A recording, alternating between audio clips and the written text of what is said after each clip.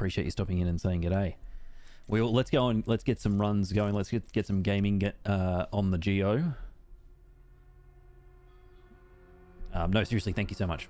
Yeah, because I know it's not a great stream time for people in North America. Tintin, hello.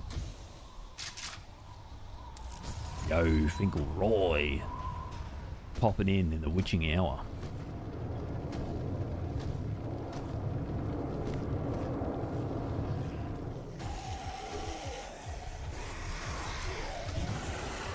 Sometimes I wonder what things would be like if I was, you know, just with respect to people being able to watch the stream more if I was like a daytime Aussie streamer. Be different for sure. But I'm here and I got here doing what I did and I wouldn't have it any other way. Stonkers with the full heckin' degen hours. What's going on? Thick game, it do be quite thick, it do be quite impenetrable.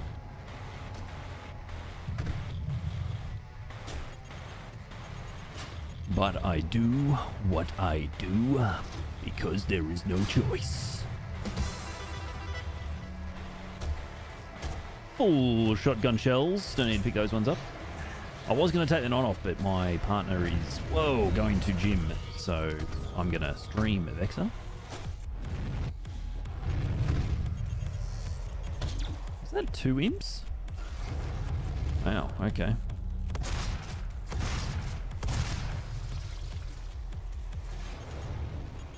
Just wait for this guy to ascend to the heavens. I'm just going to make sure there's no other imps spawning. No, okay, cool. I try, Colin. I do try. I don't always... Whoa, okay. I don't always do what I'm aiming to do, but I keep trying. Yeah, sometimes, you know, doing these runs, not so much streaming, because streaming is always a privilege, but sometimes doing these runs, it's like you don't do it because you don't want to start doing it. Sometimes if you just start a run and then it just starts going great, you're like, oh shit, I should have done that, you know? But you never know if you don't try. Nothing ventured, nothing gained.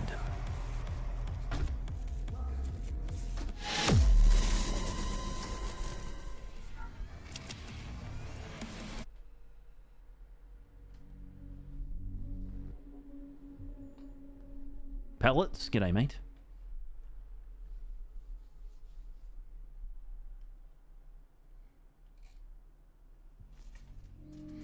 It's like going to the gym, you know. Sometimes the hardest part is just going there. And then you get there and you're like, ah, how fortuitous. Hello, I am Vega, the sentient intelligence assigned to Mars. After running diagnostics on the Praetor suit, it appears that I can activate optional challenges that, when completed, will assist in upgrading your arsenal at an accelerated pace. That's the hardest part for me, always getting there. Yeah. Yeah, it ain't easy sometimes. I was always a big fan of having separate places for separate things, like not having a gym at home.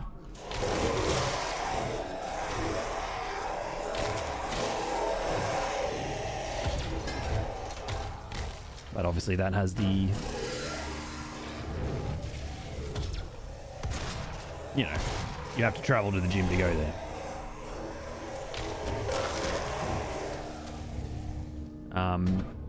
Because I went through a phase where I had all of my work, like, I had all my workout stuff in my, like, I used to live in this shared, like, student shared accommodation, Cullen. And I lived with 9 other people in this one building. And I had this tiny little shoebox room, and I had all my weights under the bed. And I used to pull them out and set them up and work out in the room in which I studied and I slept. I believe in honesty, especially now. The one thing that I learned from that experience moments in this world was to never do that. All the ruins, the human sacrifices, the hell portal, the demons. It's And then for 10 plus years, or really 15 years, God, I'm old. 15 years, I was like, nah, gym's got to be separate from home. And now I've got enough space to have a gym, so I just have the gym at home now. And I'm super grateful. It's awesome. Yeah, because, you know, your bedroom is where you got to sleep, right? You know, you got to... You know, you go there to relax, to start ready to fall asleep. So having all my workout stuff in there was just bad. And I learnt that very quickly. Didn't take long for me to realize how bad that was an idea.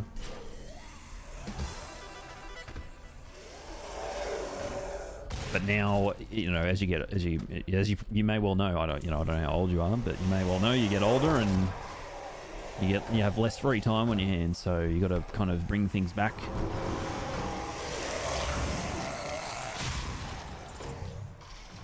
So now I'm a big home gym guy. I love having a home gym. I've had a home gym for 4 years now. Love it.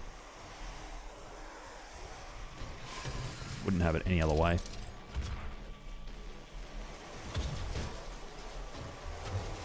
Would not have it any other way. But I'm also very, very privileged. Hey, Moldovan.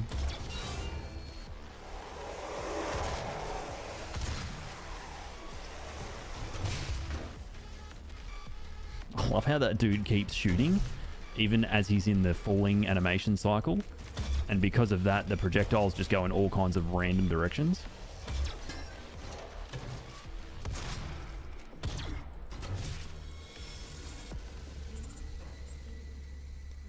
Yeah. Yeah, that sort of lifestyle is, it's, look, for me, you know, when I had everything in the same space, my life was much simpler. But I had less. But I also, in many ways, I had more free time. So in ways it was good, in other ways it was like, you know, you just don't have as much, you know, you don't have as many things. But life is maybe simpler. And in some ways it's kind of nice to think back on.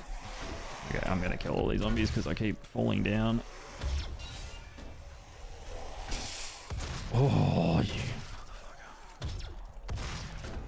I don't know why this has been happening lately, but I've just really been struggling to do this very simple piece of platforming.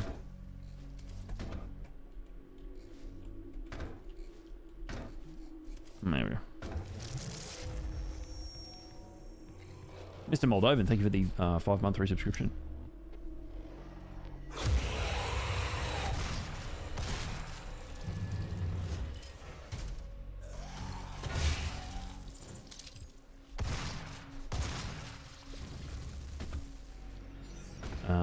After working, you've got energy to lift weights or energy to home repairs. The last few weeks, roof repairs have taken priority. Yeah, that's life, man. You know, but fitness and looking after yourself is not a it's not a sprint. You know, you don't just do one workout and become the world's fittest person, and you don't take one night off to do something that is, you know, objectively a very good thing to do and a productive thing to do, and that suddenly makes you the least healthy person on planet Earth. Takes a long time to kind of get where you want, physical health wise, and it doesn't, one day of not doing that doesn't mean that you go completely backwards either. Just constant juggling act. It's like, you know, instead of doing like a good 45-minute workout this morning, I had sort of a work thing come up, so I had to get up really early and get ready for that. So I couldn't do that morning workout, so I just do one in the middle of the day instead, and it's a bit shorter because I don't have as much free time, but, you know, you just adapt, you just change your plans and shit, and that's just life, as you guys probably know. Have I heard of a new shooter called Echo Point Nova? I have not. Hey, Rockingham. Mezagon, thanks for the good luck.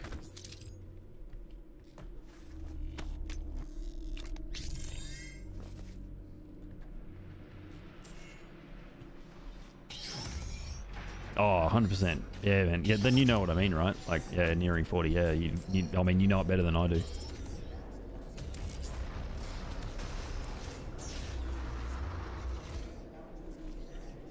And it's different than when I was in my... For me, it's different than when I was in my 20s. Like, in my 20s, I always wanted to get stronger because I was, I was doing the strongman stuff. I did that in my 20s. Competed and everything like that, and I always wanted to get stronger. I was like, I have to get stronger. I have to, like, be better, and every time I go to the gym, I've got to try to get as much utility out of this time to get stronger. Now it's just, okay, how can I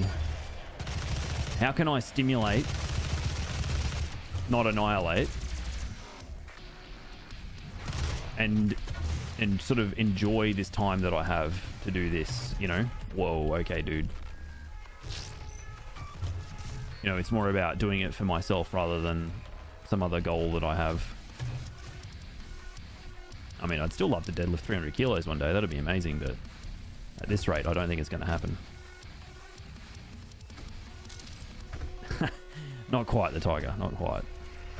A bit beyond my 20s now. Just a little bit. A's an arrow. Oh my god. Thank you. Oh, okay. Interesting.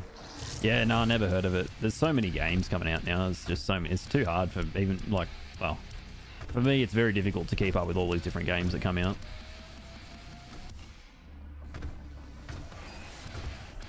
Because, I'll be honest with you, probably 90% of the time I'm playing games, I'm streaming.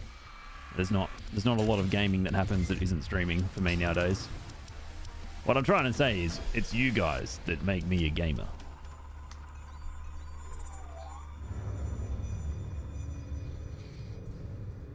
Oh, babe, you can't be saying that to me. That's right. I'm schmoozing up to chat. I rock a TikTok account, so I must be max 25. Well, here's the thing. I don't really use TikTok, but sometimes I put content on there.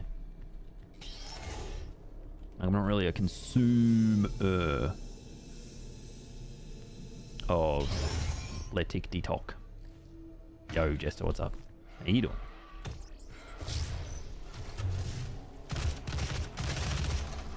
Yeah, these imps. Yeah, man. Silent Hill 2 puzzles on hard are really hard. Really hard. I think the OG does a better job with puzzle difficulty than the remake, because I've played light. I've played easy mode in Silent Hill 2 remake, and now I'm halfway through standard Spanx, and the ways that they make the puzzles more difficult are they're not great. I was on normal. Oh, okay. Oh, well, I hope you're having fun trying to work them out then. It should be challenging, right? I mean, it's normal. Normal should be challenging. Easy should be easy. But I agree. Some of them are a bit obtuse. Even some of the stuff on Silent Hill 3 is just ridiculously obtuse. Like, when I play a Silent Hill game, I don't really play it for the difficulty. Unless I'm going out of my way to, like, if I want to do a challenge run or something, Sure. But most of the time,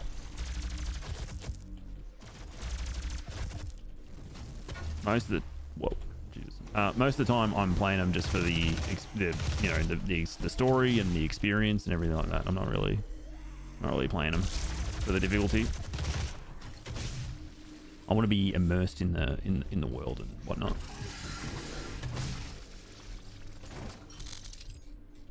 Playing some Witchfire. Nice. Good choice. Witchfire is a really good game.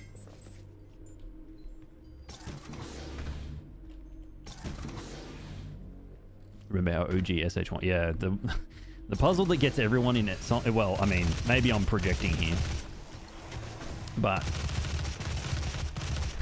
the puzzle that I spent the most time on when I didn't know the puzzle solutions in Silent Hill 1 was the puzzle with the number of limbs in Nowhere. At the very end in Nowhere, where you have to...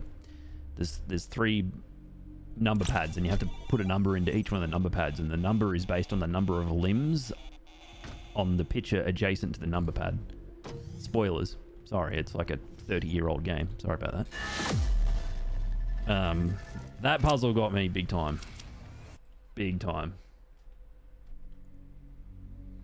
I was looking at the animals on the pictures next to the number pads, trying to work out, what astrological sign does this thing correlate to? Okay, that sign starts in this month, and then I'd use the number of the month of the year as the number pad, but that makes no sense because you can only input one digit into each number pad. So how are you going to put October or November or December? Like, you know, and then it dawned on me, it's the number of limbs. Fuck, you know. Yeah, I have played that Metal Hellsinger Dazlu, and it was not for me.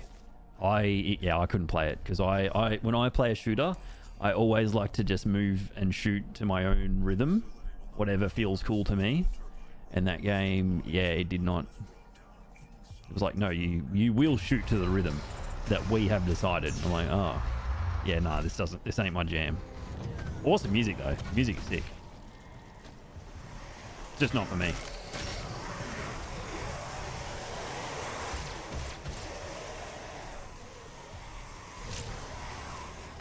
You loved it? Yeah, I enjoyed watching people play it. I remember watching Calfee play it, Maynard play it.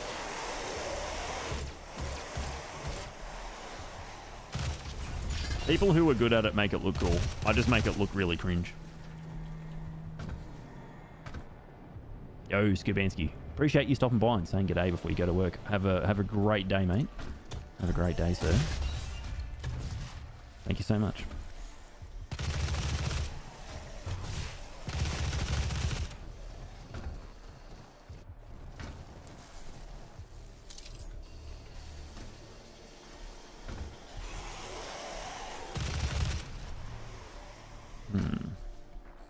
I keep forgetting to locally record these runs, but it's fine. Ah, shit. I think I can actually just leave.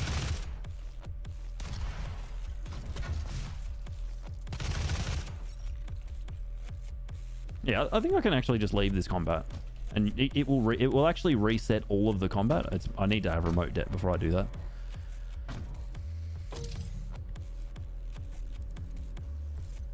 Or it may not even, because I remember there was a potential to farm this arena in the 0% speedrun for combat rating, just in case there wasn't enough combat rating, but it's all good. It's a great game, it's just a bit short. Yeah, I don't know how you would make a game like that have the kind of duration that one would expect from a full-blown single-player game, if you know what I mean.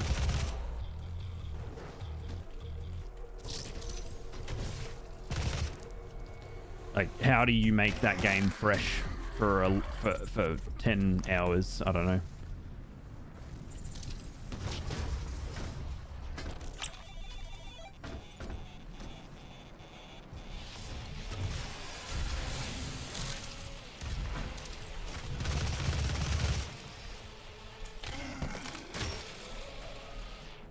What inspired me to do no-hit runs in this? I wanted to come back to this game, but I didn't really want to do 0% speedruns. I just didn't think it would be very fun. I've done it before. I've never done a no-hit run before. And initially, actually, I just started playing this game casually on stream. In the back of my head, I didn't say this at the time, but in the back of my head, I'm like, I wonder if you could no-hit this game. And when I was doing those casual playthroughs, I was formulating the impression of whether, you know, the feasibility, right? And then I was like, oh, no, I think this can be done. So just started doing it.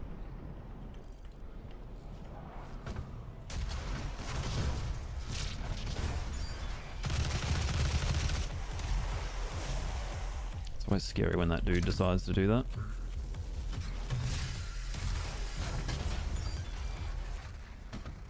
Yeah,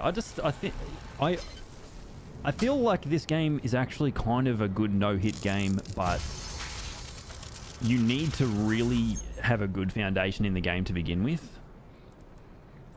And because this game has so many things in it that make you overpowered.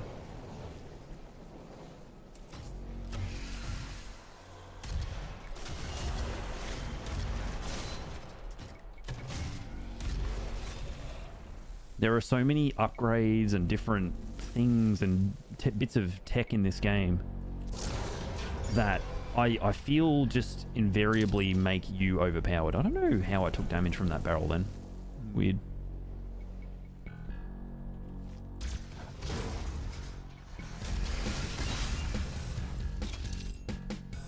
You could no-hit it if there was a Laslab skip. I mean, you can no-hit Laslabs. I've done it twice now. I've no-hit that whole level. So you can definitely do it. It's just, you need to have a lot of good strats and you need to just execute everything perfectly. But, you know, you get the stun bomb, you get the hologram, you get remote det, you get free of G, you get infinite ammo, you get all of these really just, honestly, kind of insanely overpowered things in this game. Oh, man, that imp scares me, dude. That one that spawns back there, he's just... That's why I sit behind that crate there, because... Right, this is not really like this is not a kind of a game that you can just no hit if you've only ever played it a handful of times and have a passing familiarity with it. You to do this run, you need to know this game inside and out. I'm sorry I haven't been able to tune in or subscribe. Oh, that's right, I Mark. had to get a new job and also cut back on a few expenses. Oh, Still love you, brother. thank you, mate. Appreciate that. Thank you so much for the resub. And you never have to apologize for something like that. That is life, and we're all living it. And I wish you all the best with the new job. Thank you, mate. 39 big ones. Legend. Hey, Shaz. What's going on? Thanks for having us yesterday. Much appreciated. And GG on the run. Is it sub 3 hours? I think I saw. That is wild, mate. Do you have a cheat sheet for all the puzzle solutions, or have you written them down yourself? I was surprised that they're the same on subsequent playthroughs. I really thought they would have kept the random puzzle elements.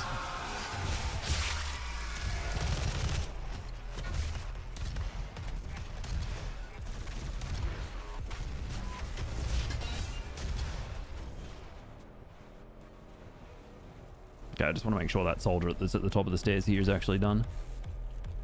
Never be too sure sometimes with this bloke.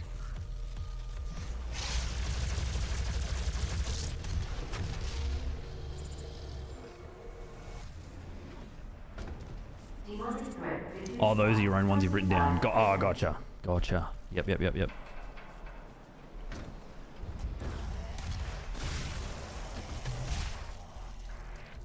I feel like I haven't played the game enough since I finished it. I feel like would definitely love to spend some more time playing it.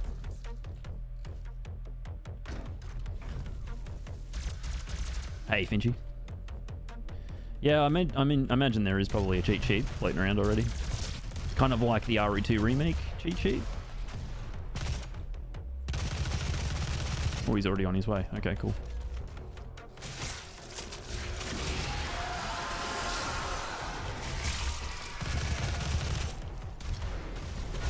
Try and get this soldier done before he decides to run down the stairs like he did yesterday.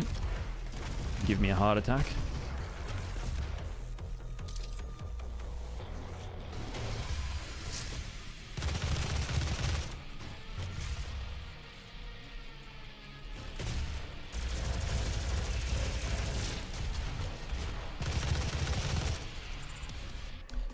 Wait for plasma to come off cooldown here.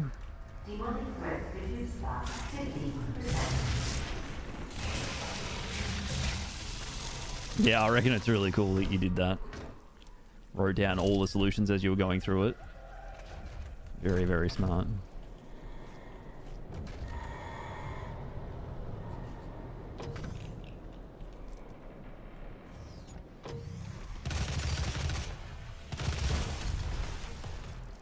I almost kind of wish that well, I mean, I could do it now because my knowledge of the game is still quite poor. So you can almost do a no map playthrough. That would be pretty crazy if you did a no map playthrough. Like you drew the map as you were playing it. Like drew your own map instead of using the one in game. That'd be cracked. Have I by chance played DRDR? I don't know what that is. Oh, the Dead Rising. Oh, yeah. No, but I was almost going to buy it the other day. Because I think that could be a really fun stream game. If I just want to mess around and have fun.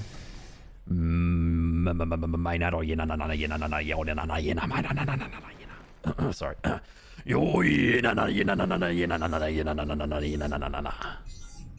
What's going on? Yeah, that would actually be pretty fun, drawing your own map as you play through the game, having to remember to write everything down as you do it. That'd be sick. Alright. Yep, okay, still can't take another upgrade, that's fine. I think I can take an upgrade after this room though. Let's get rid of that barrel too. Yeah, I reckon it'd be fun, for sure. The Dead Rising remaster, remake, whatever it's called.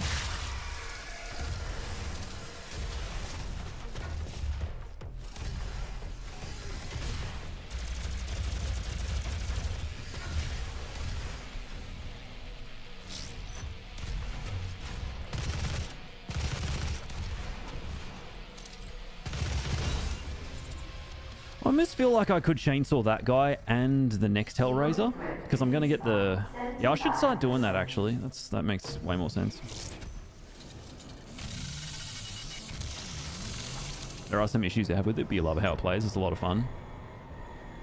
Yeah. I mean, how long does a playthrough of that take? Because, you know, once you sort of know what you're doing... Pardon me. Once you sort of know what you're doing... Shouldn't take too long, right?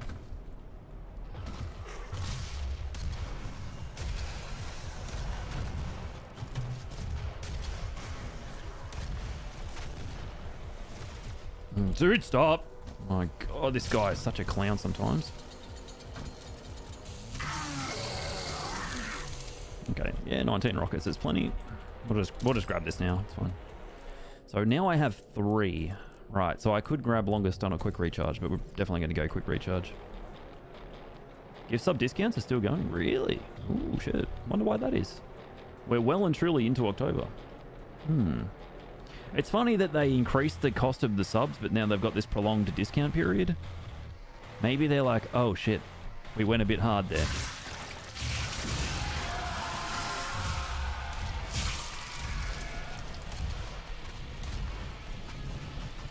Oh shit, I thought that guy was still alive. That guy's corpse floating, I was like, he's still alive. What is this?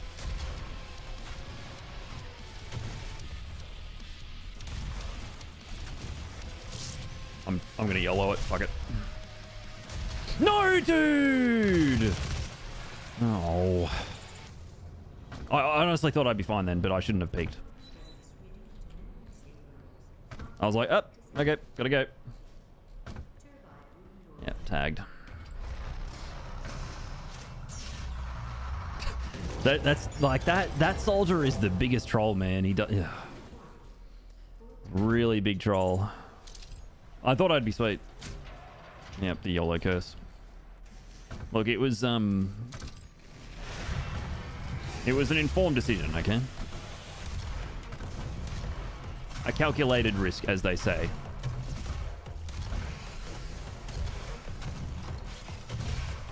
I'm gonna get this guy. Wait, where are you going? Oh man, this imp is such a knob. Also, good to see Joe. Yep, fucked around, found out.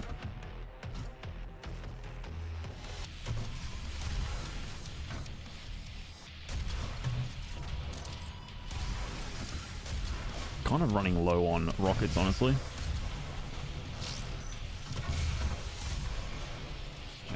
Dude.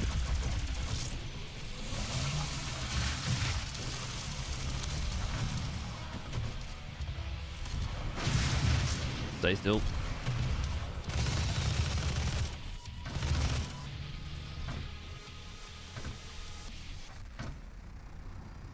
I think Spanx is playing the OG. He's playing the OG Shaz. Get a load of that. There wasn't a hit in that Gorness, was there, guys? I didn't see it, did I? Nah, there was no hit there. Honestly, though, that soldier is basically the only thing that hits me in this level now. So, you know, maybe if I'm just a bit more patient with him. Yeah, normally I would sit back and wait, but because what happened was the second last soldier went line of sight, and I didn't want that to happen. I wanted to get rid of him because I didn't want to have the two soldiers doing what they were doing there. So I was like, all right, well, I'll just reposition and kill him. And honestly, I did not think that soldier would be able to do what he just did then. If he was like half a second slower, not even, he would not have been able to shoot those shots over the steps like that. Sanitator. We can probably chainsaw this imp on the way out, actually. But I think last Hellraiser of the second last Gore Nest and the Hellraiser on the way to the very last Gore Nest, probably chainsaw both of them, because the way the ammo routing works now is that would make the most sense, I think. Oh, I'll just chainsaw you. I mean, I need to cluster strike that imp anyway, so that works perfectly. 18 rockets, beautiful. Oh my god, dude. Zenero, you know I love the OG Dooms, but I do not have that level of appreciation, and I wish I did. Do, do, do, do, do, do, do, do. So good, man. So good, right? Hey, Vasul, what's going on?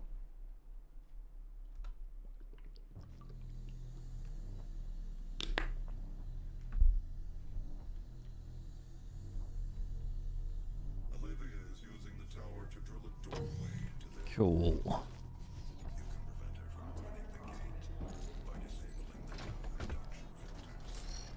I'm so glad that I got that 0% mod working. Oh, man. Is this for first playthrough, Marshall?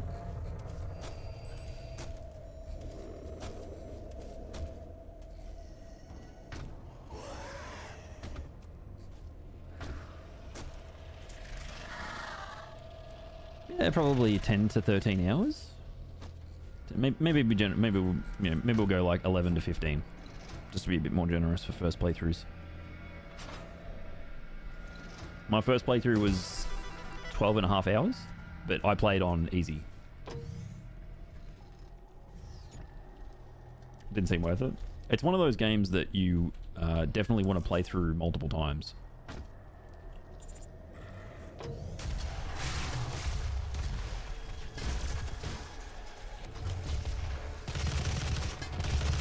It is a multiple playthrough type of game.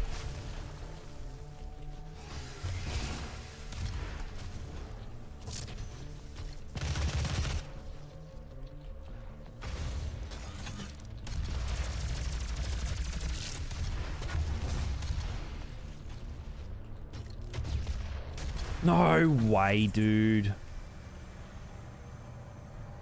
All right, let's just reset.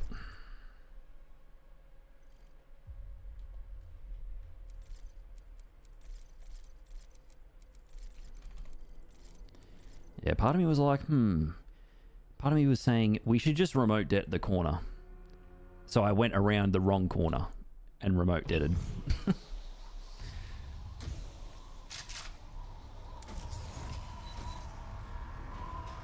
Yeah, I'm really glad it turned out good. To me, the Medium is still one of the worst written games I've ever played. The story writing in that game is honestly just... This is probably going to be a reset, just letting you know.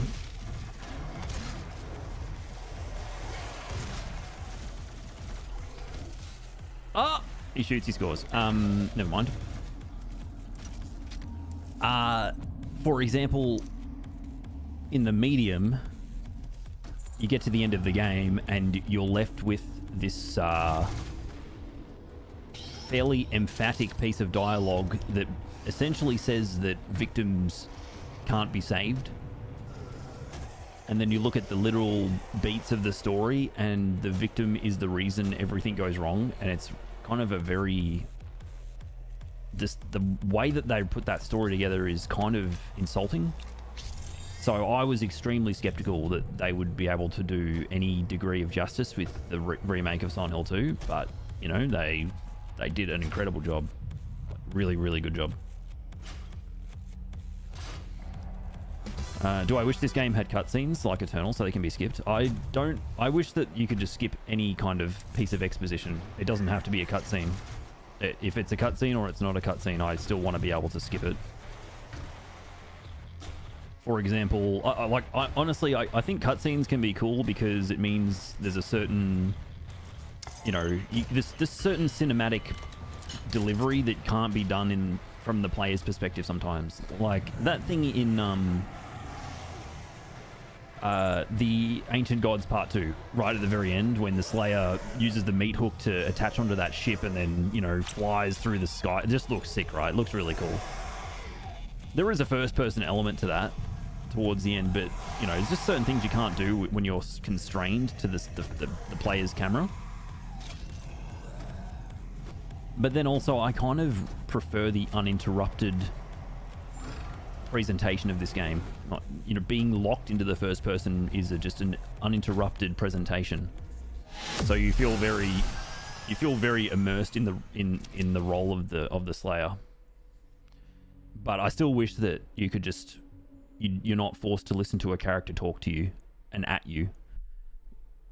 They should just be able to just walk out of the room and he could just keep talking and that's fine. Like that's not gonna ruin the immersion factor of the game for me. It's you know, I've probably already seen the dialogue and the exposition before. I'm familiar with it. Like, you know, I just want to walk out of the room.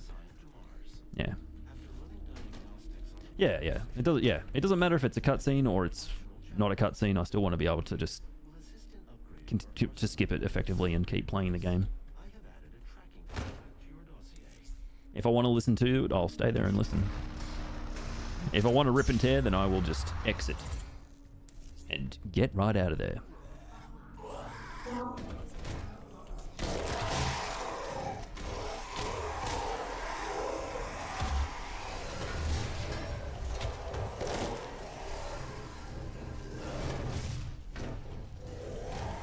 What is this guy doing? Bro, he's doing the Olympics breakdancing. Spicy. Good to see you, man.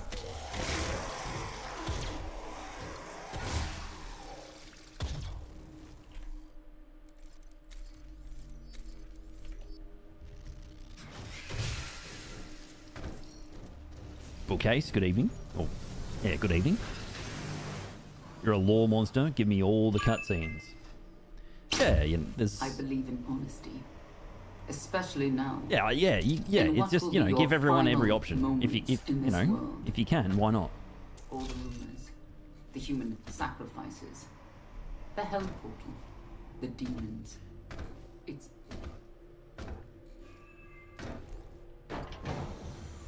You don't know what day it is, let alone time of day.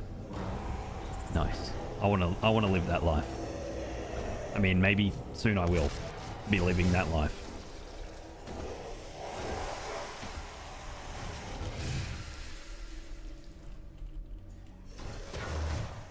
Just wait.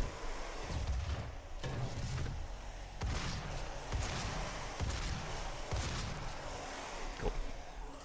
No! Oh, no. Damn it, now my helmet's gonna be there with everyone else's. Shit. That's not good. All those times that I laughed at all those people that failed that bit of platforming and now I'm there with them. Unacceptable. Yeah, it's a surprise to me as well, actually, how this game turned out, because this game's kind of like very lucky in some sense. You know what, fuck it, I feel like it's gonna be the run. I'm just gonna do all this combat. Gets hit instantly. Bang, right on cue. Yeah! You!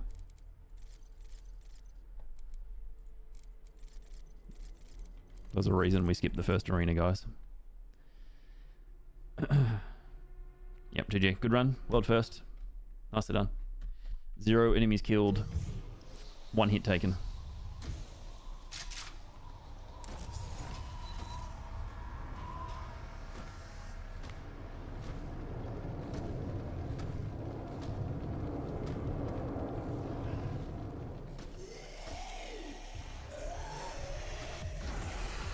Yeah, exactly, Placey. You know, if they had allowed the player to decide to discontinue having a conversation with a character, that would be perfectly emblematic of the character that they're playing, and the player has made that decision to do what the character they are playing as would have done anyway.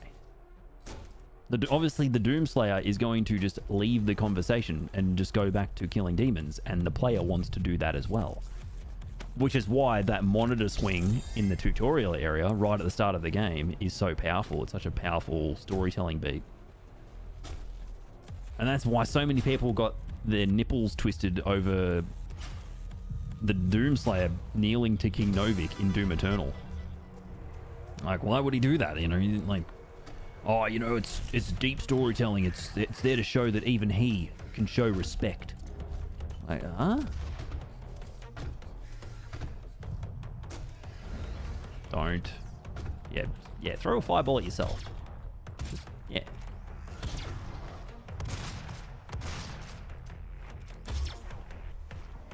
Hello, Chica. Hope the runs go well today. Me too. Me too. Don't.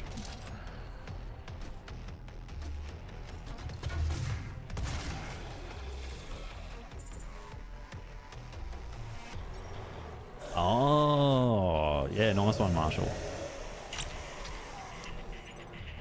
Yeah, this game's really it's just like I was trying to say earlier before I decided to YOLO the arena and get hit straight away. This game's kind of like the culmination of many things intentionally and accidentally going right. You know what I mean?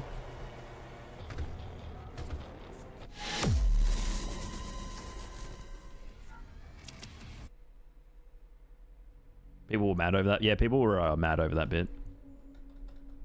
I think there's things in Doom Eternal that will make more sense once the story of Doom the Dark Ages has been experienced. You know, maybe he really respects King Novik because of events that happen in the Dark Ages. Perhaps, right? Yeah, maybe we'll understand his motivations even better than Samuel Hayden does by the end of this game. Once that game comes out. Can't wait for it. Yeah, it's going to be sick. I'm excited for how different it's going to be. It's going to be awesome. Looks real sweet. Yeah. Look, and the gameplay looks awesome, and I can't wait to see what sort of visual uplift it is. It's gonna be just, I'm really excited. Weird.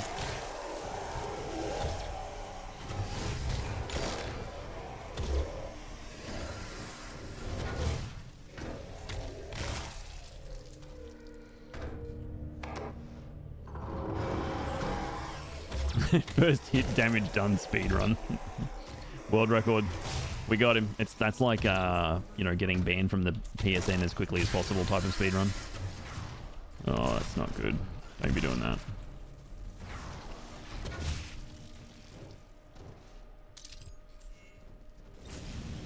that. Day one stream? Yeah, I'll probably do a day one stream. Yep. Yeah, I'll get everything sorted out with the young fella and I believe in try to do like, you know, 12, 16 hour stream. Now, in what will be your final moments in this world? All the rumors, And my the human sacrifices, the PC hell is the demons. going ham.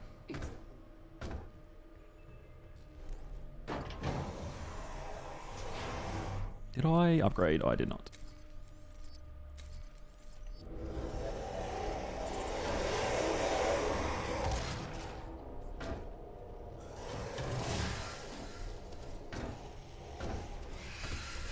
I don't want to try to do like world first Ultra Nightmare. I just don't want that. That kind of pressure would be really... What the hell? That sort of pressure will be really unhealthy. I just want to enjoy the game as much as possible when it comes out. Let's just let Dracu get it again. That would be fine. We all know that Dracu is better at learning new games than anyone that then subsequently spends thousands of hours playing it only to get, you know, better than him. He's like, oh yeah, I learnt this game in 2 hours. Yeah, my first playthrough was 14 hours long. Yeah, just learnt the whole game. In 2 hours. Like, that dude's got a knack for just really understanding what's strong in a game very quickly after it comes out, so... I mean, a lot... Whoa, man. Don't be doing that shit. I mean, a lot has changed with Doom. Like, I think there'll be... Genuinely, I think there will be a great deal of interest in who gets Ultra Nightmare first compared to Eternal in 2016. Like, obviously my first playthrough of Dark Ages will be on Nightmare. Definitely not Ultra... I don't want to do Ultra Nightmare. Like that. I know a guy who did Doom Eternal blind on Ultra Nightmare. Actually. Which was really fucking cool. Like, whoa, dude. It was actually really cool that he did that. Because you only get one opportunity to do that. You know, once you've experienced the game, like, you can't do that anymore, you know? You can't... Yeah. World's first death run? I'll leave that to the... You know, you gotta give other people a runway, Placey. Jesus.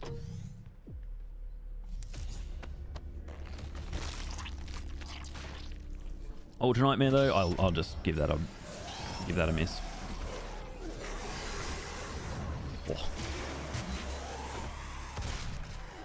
Because Nightmare and Ultra Nightmare are mechanically the same. All the numbers are the same. It's just obviously when you die, you go back to the start of the game on Ultra Nightmare. Hey, Primjit. Yeah, I mean, even still, like, I'd prefer Nightmare because then I can just redo parts of the game. And I think that's kind of important for experimenting and learning the mechanics of the game, is to just make mistakes for a while and try different things in the first few days something comes out. Not get so obsessed with finishing the game. Yeah, absolutely. I think there'll be way more... Oh my god. I think there'll be way more interest in... Like, I think a lot more bigger streamers will try to do it. Like your Ella Jazzes of the world and, you know, other various larger Sweat Lord channels will try to get in on it.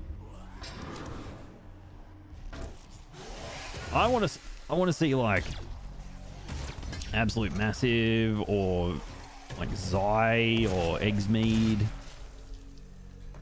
Rytro.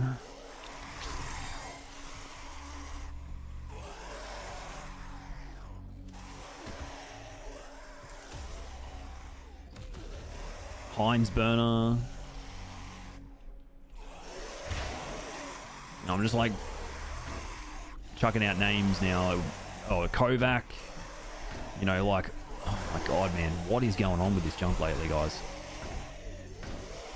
You know, all these mainstays that have really stuck around, and like American Eagle, sorry, I should say, like, you know, all these names that have really been around for a while now.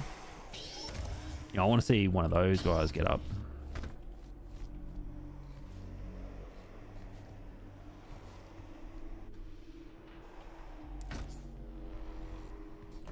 It could be, you know, world first Ultra Nightmare and Doom the Dark Ages would be anyone. It would be fair game because I think the game's going to be really different. I think it's going to be slower. It's going to be more about dodging projectiles rather than, you know, the resource management sponge soak up fest of Doom Eternal. Like, Doom Eternal is just get hit and press as many buttons as quickly as possible, as constantly as possible, and just be really aggressive and get health and armor back and everything and just spam everything. Which is fine, you know, I lived that game for 4 years, I'm down with it. But I think it's just going to be, wow, exceedingly different.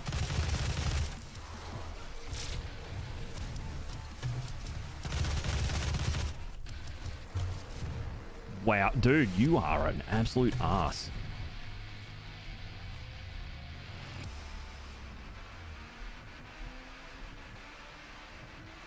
Surely there's one more imp, right? There he is.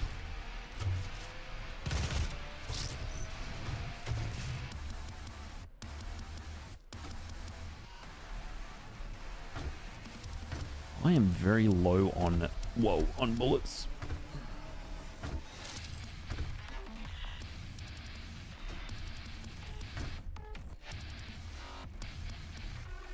Oh my god, what am I doing, dude?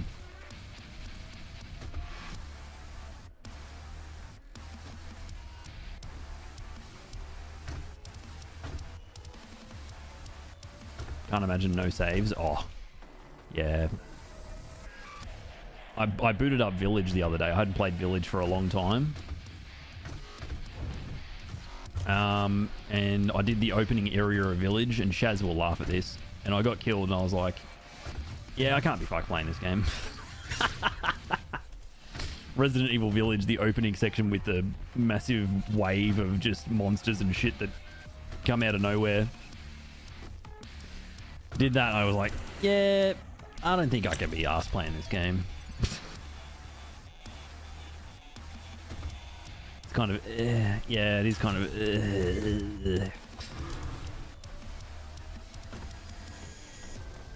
You want to do a bunch of UN runs in Eternal, but I'm going to burn my wrists out. Yeah, I actually am pretty sure, Zanero, that I have this like weird thing going on with my left shoulder. Like I always have like this dull ache in it, and whenever I play Doom Eternal, it's kind of worse after I play it for a couple of hours. I'm like, yeah, that's not great. And I think it's honestly because I'm so like my left hand, I'm like so active, where in this game, you know, I'm not really lifting my hand or moving it around the keyboard that much, whereas in Doom Eternal, dude, you are like you know, the whole time. And that could be just something I fixed with ergonomics and adjusting things, but it's yeah, it definitely aggravates it a little bit. Mr. Muckworm, thank you very much for the raid, mate. We get a shout out for Signore McWorm. Please, Shaz. If you don't mind, if you're busy, no worries, mate. Welcome in, guys. Hope you had fun. Like an emote, dude. I feel so violated by it every time I see it. And right now look, you know, hey, maybe that's all right.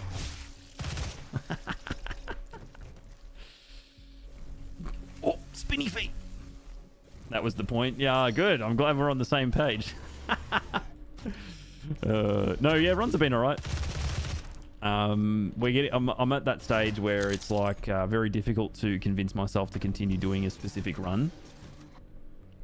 If I get hit once, and then twice is just it's Jova. You know, it's actually Jova. Like I just stop.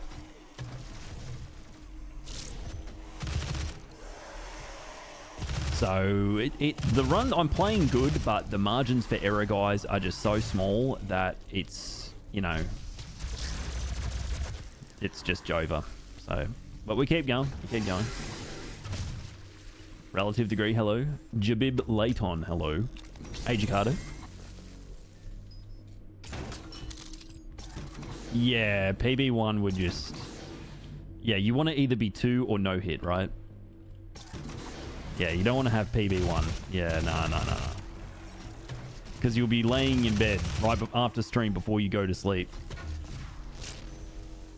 And you'll just be thinking to yourself, fuck. If I'd just not done that one tiny little thing, I would have been sweet.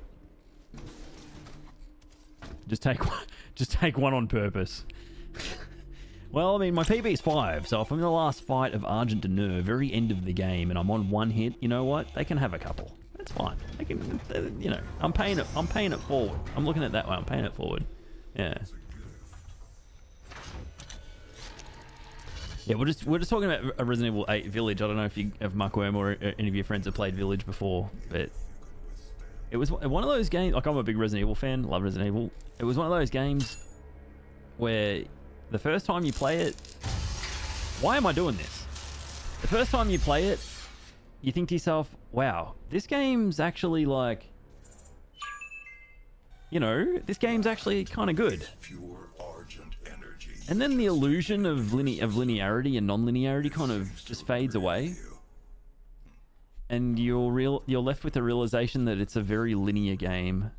It's like a Ghost Train game with a lot of missed potential. If you could do each house in a different order every time you played, that game would have been so cool.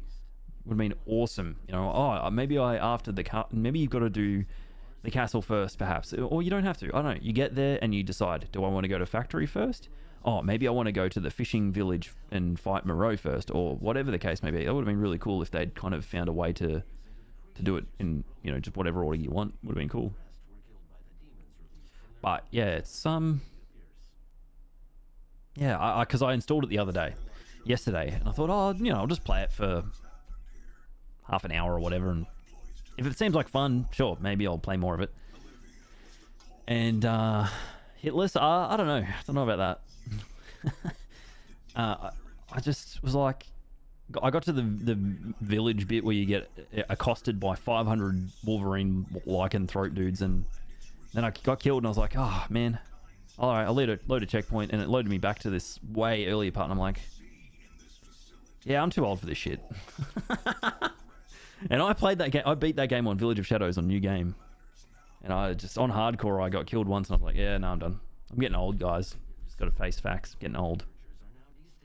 Ethan really sucks. Yeah, he's a bit of a. He's not even an everyman, is he? He's a supernatural everyman because spoilers. He's like basically a zombie, but he's just very vacant.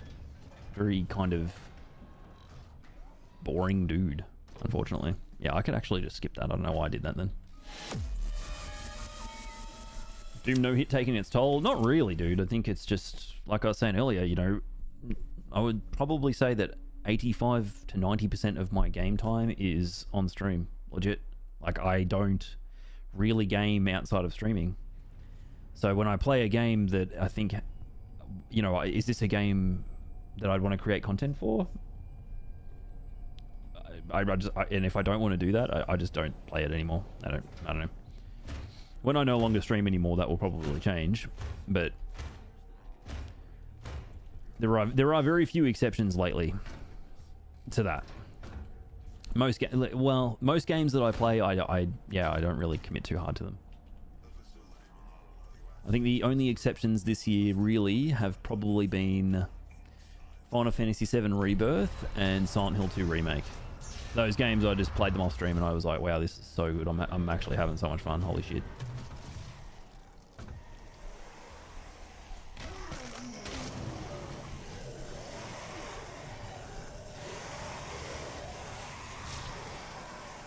Ethan's hands. Oh yeah, it's funny, Jakarto. At the very start of the game, Village, Ethan goes to lift the barbed wire fence up and just cuts his hand straight away, and it reminded me of everything else that goes wrong with his hands.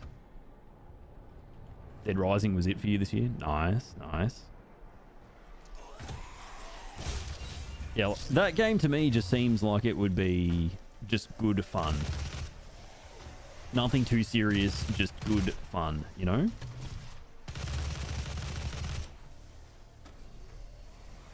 SH2 Remake is awesome. It's, yeah, like I was saying, Bloober, you know, not a huge fan of Bloober. Medium was, woo, I didn't like that one bit. But, oh man, they absolutely nailed that remake. Holy shit. Kicker, hello. Hitting doors opens them faster. What about kicking them?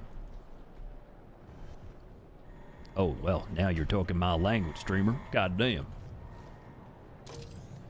Different dialogue depending on which bosses you sorted out in your chosen pattern. Yeah, would have been cool, you know. They could have made it a bit more like you get different upgrades from different bosses, just to, you know, like, oh, maybe if you fight Heisenberg first, the mutamycete or whatever, you know, the mold inside of Ethan kind of mutates and it takes on some property from Heisenberg. You know, maybe you can like manipulate metal or something like that, you know, and you use that to solve other puzzles later on in the game, or, you know, open up other optional areas in other parts. And so every time you play, you're getting one ability before you get the other ones. And therefore, when you go to other subsequent areas, you can open up optional areas using some ability that you get. Like, what if for Moreau, you get the ability to, I don't know, swim underwater or some shit? I don't know. He was a fish, right? Fuck.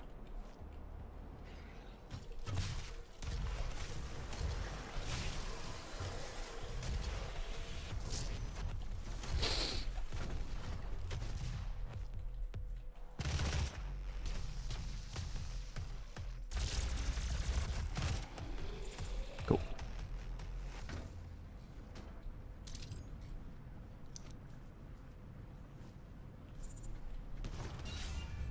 That sounds like work to design and code. Yeah, well, you know, fucking anything worth doing, right? Jesus.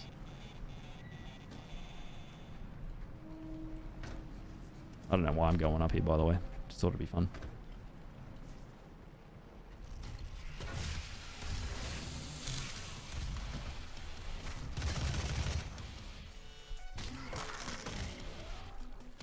SH1 Remake needs a fixed camera? No, I don't really agree with that, but I understand where you're coming from with that example.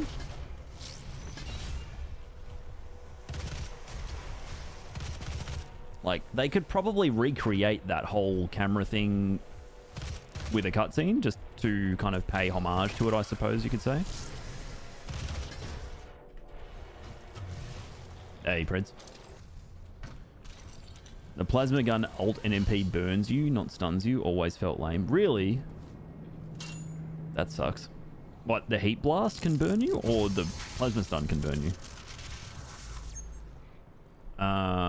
Oh, Novaload, thank you for the 2 years. Legend, thank you so much. Yeah, that's also true, Shaz. Yeah. It has this kind of weird camera that it feels like it's fixed camera because the default position of the camera in most sequences obscures your view of things. So it's sort of, you know how fixed camera angles are usually set up so that they can obscure your view of enemies and make things scarier than they are.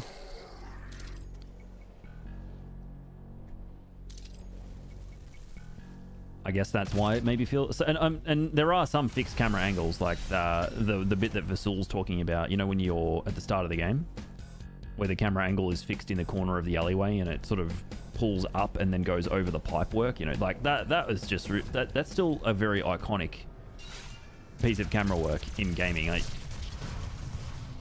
I don't like it's. I'm sounding like a boomer, but there's honestly, I can't think of a single better use of a fixed camera angle, just even though it's only a few seconds, in Silent Hill 1 than that alleyway with the pipes. And as you move through the alleyway, it like kind of moves. So I guess it really isn't fixed, it's moving. But you know what I mean? It starts in that fixed position and then moves. But I don't like. I think that, you know, if they remake 1, they should just do an over-the-shoulder camera angle anyway, because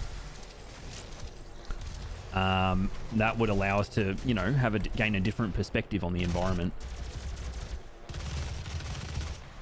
You got to be careful to really like balance things with remakes. You've got to stay faithful to the original, but you've also got to be prepared to do new things. Because if you just listen to the purists, like, what are you making? You know, if you just listen to the purists who say, oh, it's got to be exactly like the original, everything has got to be the same, otherwise cancelled. If you do that, then what are they doing? Like, what are they going to make that could be possibly any different? Nothing. Like, it's basically just going to be the same game, right? Fuck.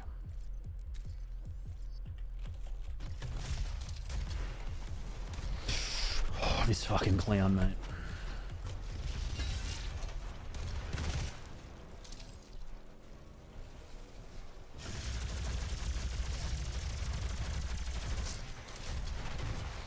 God, self-damage in this game is so cooked. God damn.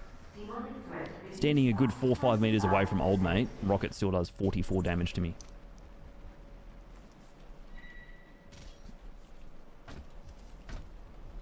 Heat blast only. Plasma stun.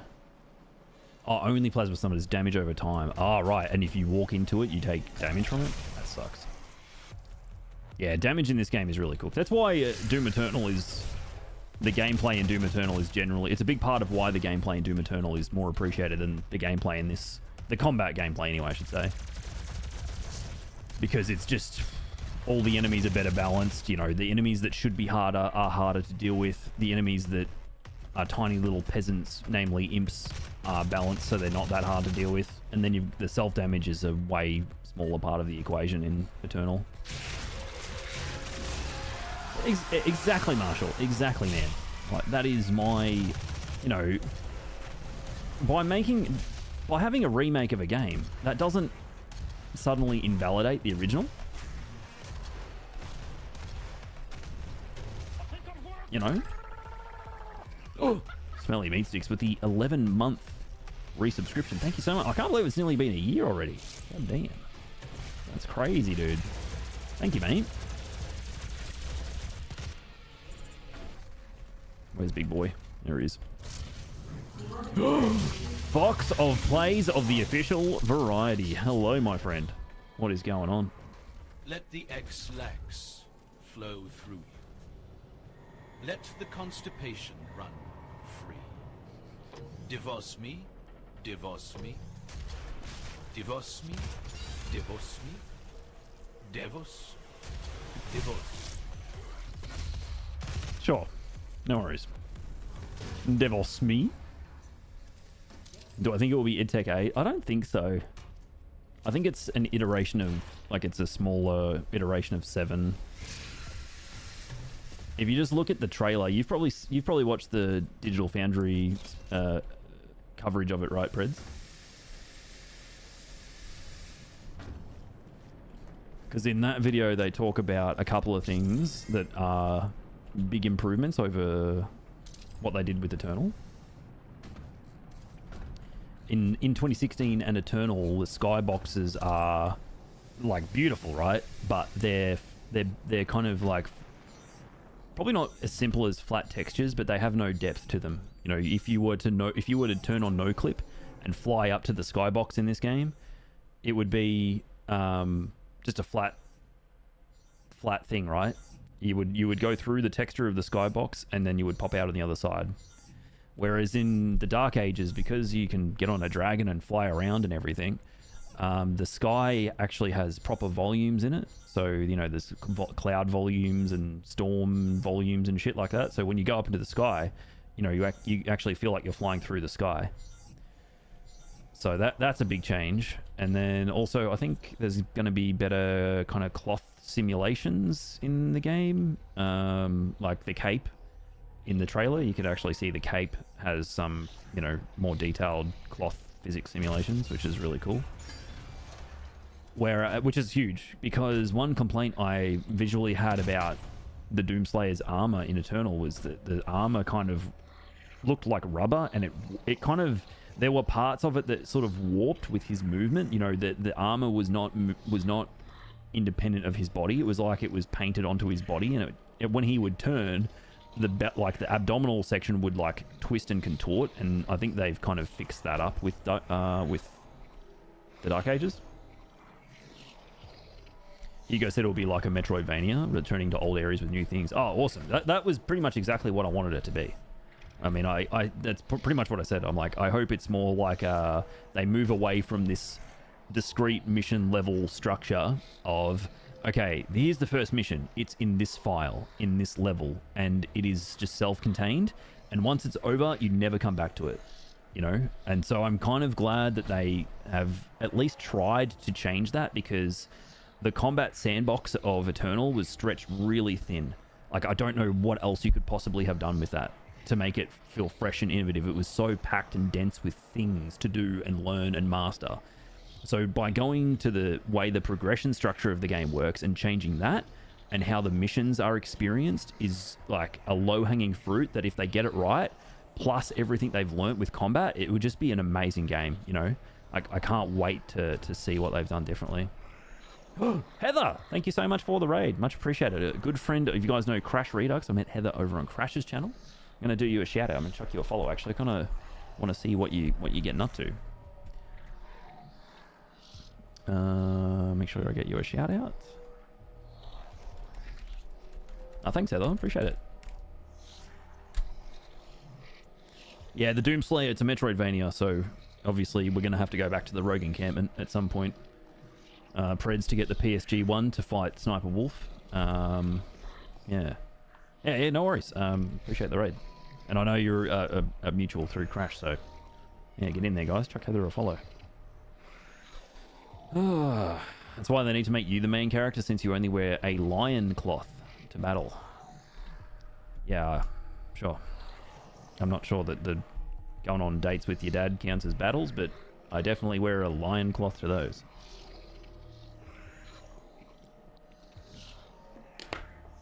So yeah, if they are in fact doing a Metroidvania, that'll be sick.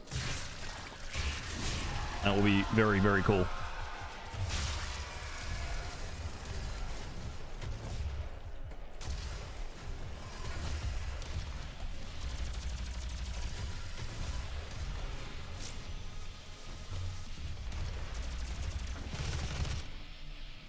So, chainsaw this guy, right? Oh my god, why is that imp alive? Holy shit.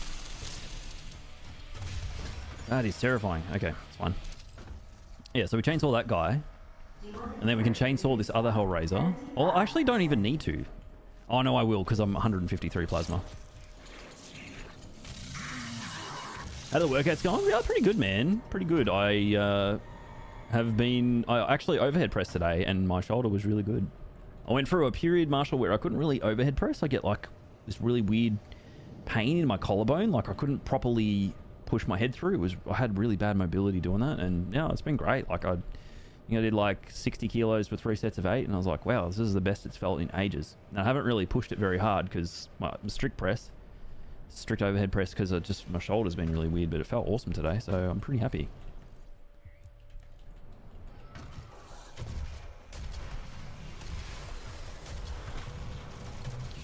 Oh, dude, this guy.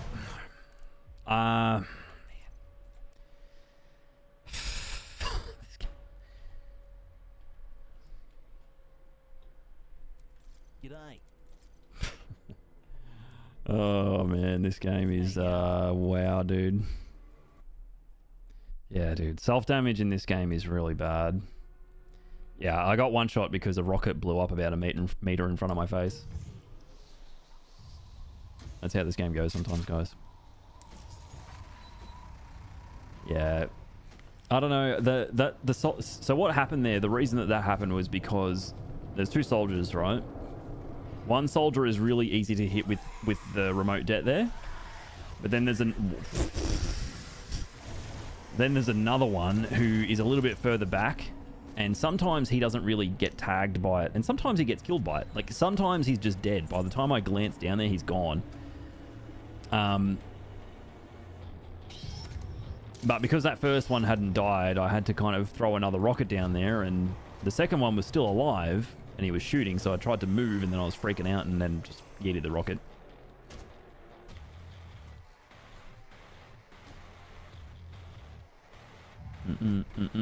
Yeah, I think Ultra Nightmare in this game actually, no shit, was just a thing they tacked on at the end, just as a little fun challenge.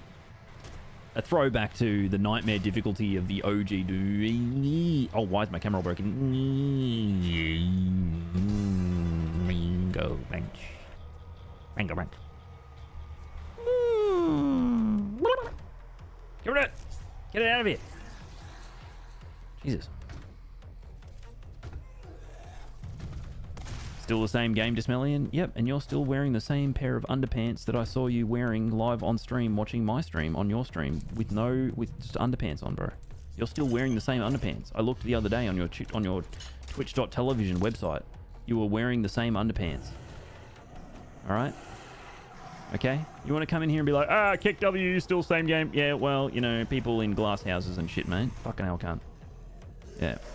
You're scared, dude. How do you think I felt when I saw your fucking budgie smugglers live on Twitch.television, mate? Fucking hell.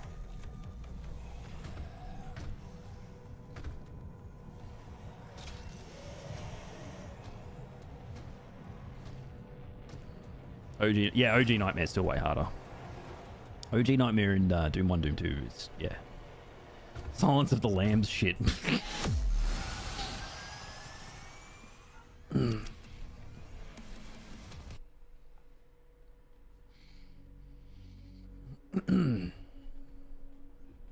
Yeah.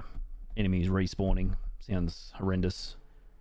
Richo Stevens. Have I tried not detonating rockets in my own face? Well, you know, I was with your dad the other night, and look, you know, he's only human, Rich, okay? He's only human, mate, okay? Hello, I am Vega, the sentient intelligence assigned to Mars. After running diagnostics on the Praetor suit, it appears that I can activate optional challenges that when completed... I have not played... I have not played Rage 1. I've played a bit of Rage 2, though, and it didn't do much for me. But Rage 1, I probably should check out at some point. The Mike goatee. It's pretty good, right? Corkscrew. Alright, low out. Left low out. Left upper. Nice.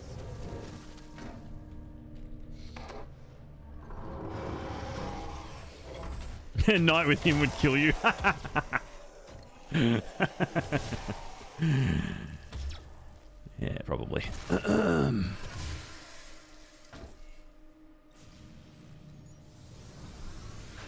Oh, no, I thought you were saying the other way around, Rich. He would kill me.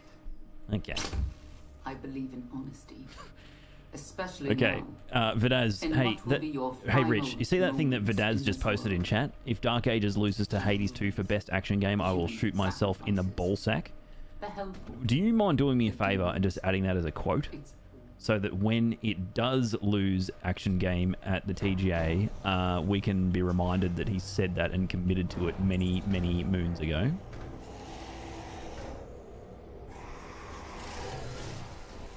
Did I upgrade it? I don't think I did.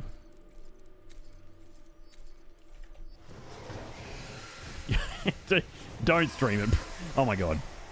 Don't do that, bro. Don't do that.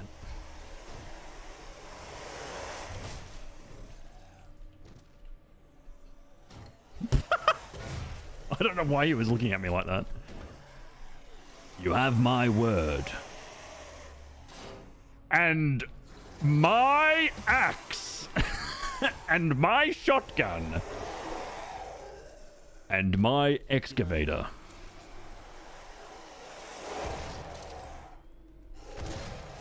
Oh, no. Yeah. Yeah. Look, honestly, I don't give a fuck about it. Like, I'm always curious to see who wins at TGA. I'm always curious. I always like speculating on it. It's a lot of fun. But honestly, guys, at the end of the day, I do not give a fuck who wins. Because the TGA is like... Some years, it feels like a popularity contest. And then other years, it doesn't. I don't know. I can never get a good read on, you know, where it's going to go. But at the end of the day, it's always, to me, it's like a pulse check on the industry. And a pulse check on gaming journalists and what they want to see in games. It's not about whether the game is better or worse or whatever. It's just a pulse check. Okay, what are journalists, what are critics telling game publishers that they want to see more of? Right? As opposed to people in C-suite positions, CEOs and board members and shit. As opposed to what they're telling developers to make. What are critics telling developers to make? What are critics telling publishers to endorse? It's more about that than it is about the actual, you know, my own personal preferences, right?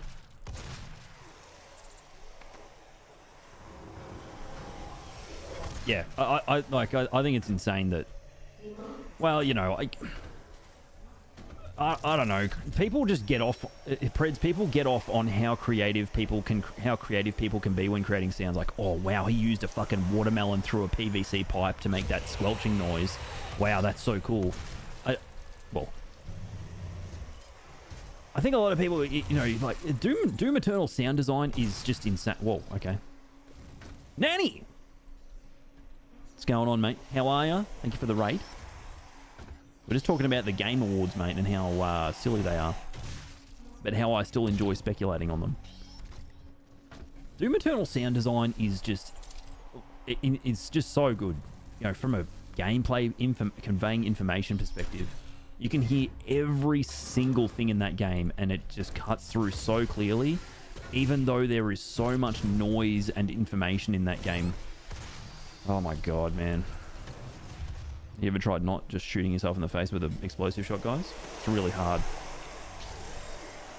You know?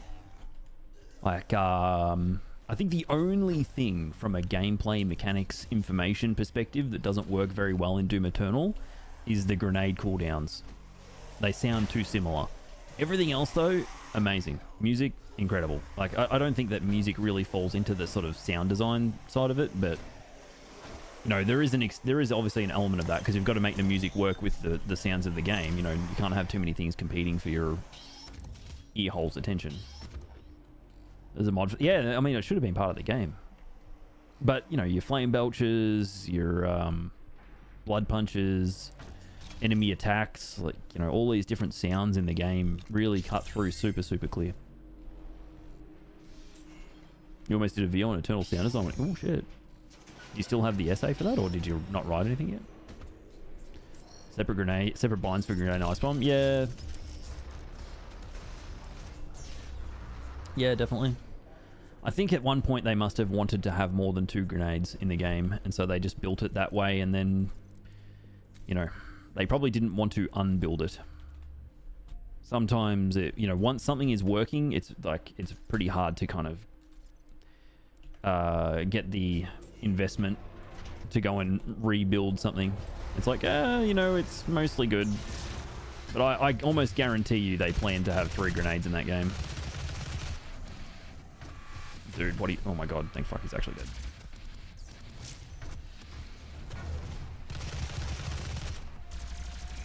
No way, bro. Mm-hmm.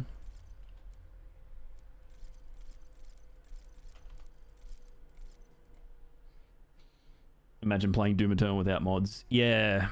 Yeah, now that the mod launcher is around and things like the tutorial remover and obviously the Hugo Hammer, you've got to play with the Hugo Hammer mod. That's really important.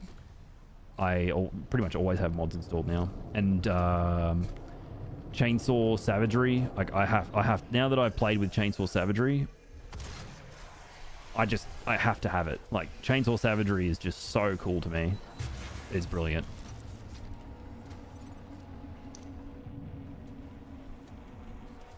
Come on. All right, guys. Okay, Vidaz, I think we might be pulling at straws and just saying shit for the sake of saying it now. I don't like that, therefore.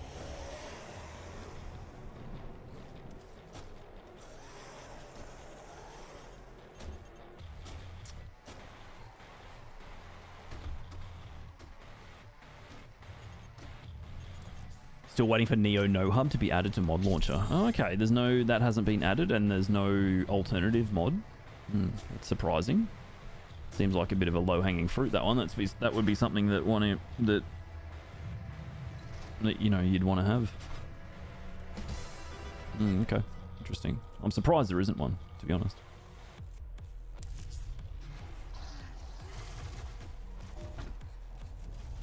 I think. Hey, Roger. Game Studio City in Texas is not right-wing. Yeah. Guys, please, let's not make assumptions in chat.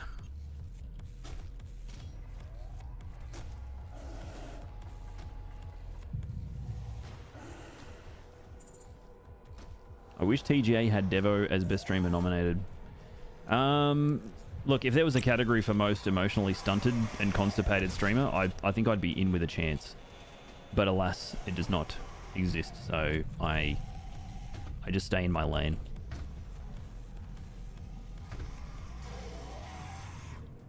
I mean, look, to be honest, half the cunts that get nominated, I've never heard of them anyway, so maybe I do have a chance.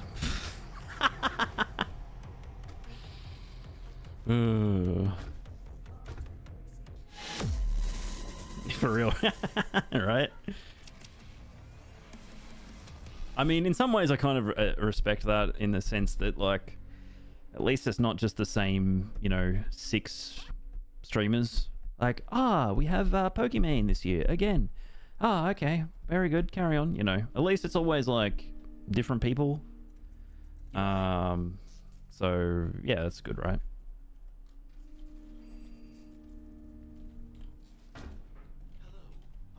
They're like, best stream, and I'm like, who? Yeah, it's probably just a matter of, well, it's, I mean, it's a journalist thing as well, right? And journalists, you know, like a lot of, I remember this one guy, it was like this Spanish dude, he won this year, who won 1 year, and the reason he won was because he was part of that meme about explaining things, and he was like this dude drawing on a whiteboard really fast, and he was trying, it was like an explaining me, I can't remember what it was. It was some trend that was really viral on social media that year, and he was kind of the face of it. And I think that's why he won. So it's like a very weird sort of,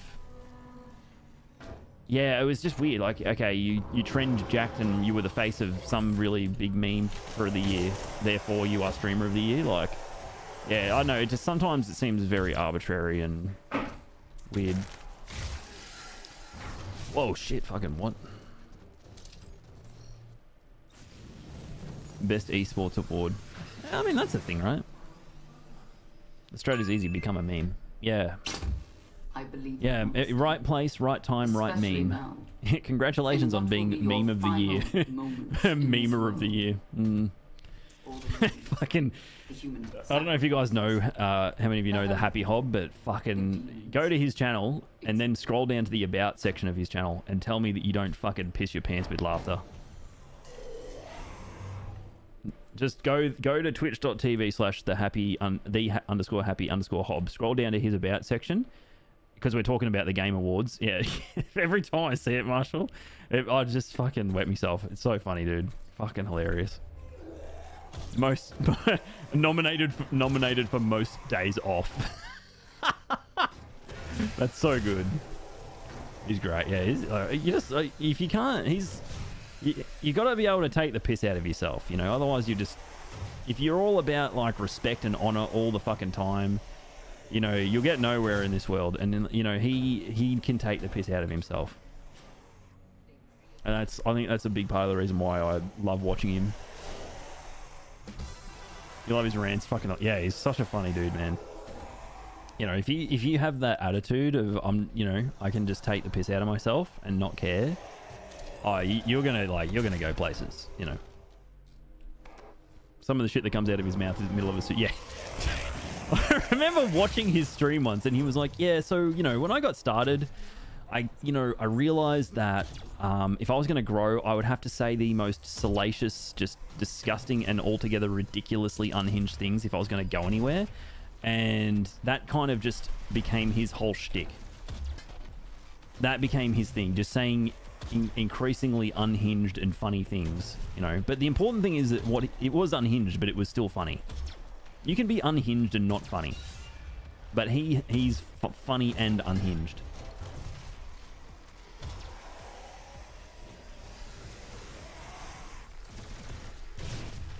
Whoa, don't do it, dude. Oh my god, that imp, sometimes he throws a fireball right as he spawns.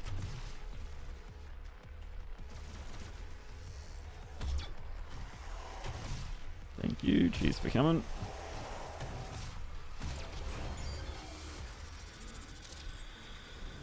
If you can't laugh at yourself, you can't laugh at anything. Exactly. Exactly. Like, I'm sure that my kid, when he's a toddler and as he gets older, beyond being a toddler, is going to say some shit that will probably be slightly disrespectful towards me. But I probably won't. I mean, not probably, I won't see it as disrespectful, because I'll probably honestly laugh at it. And I mean, I think that you've got, you know, if you have that ability to just be, to get sledged and just laugh about it, you're sweet, you know?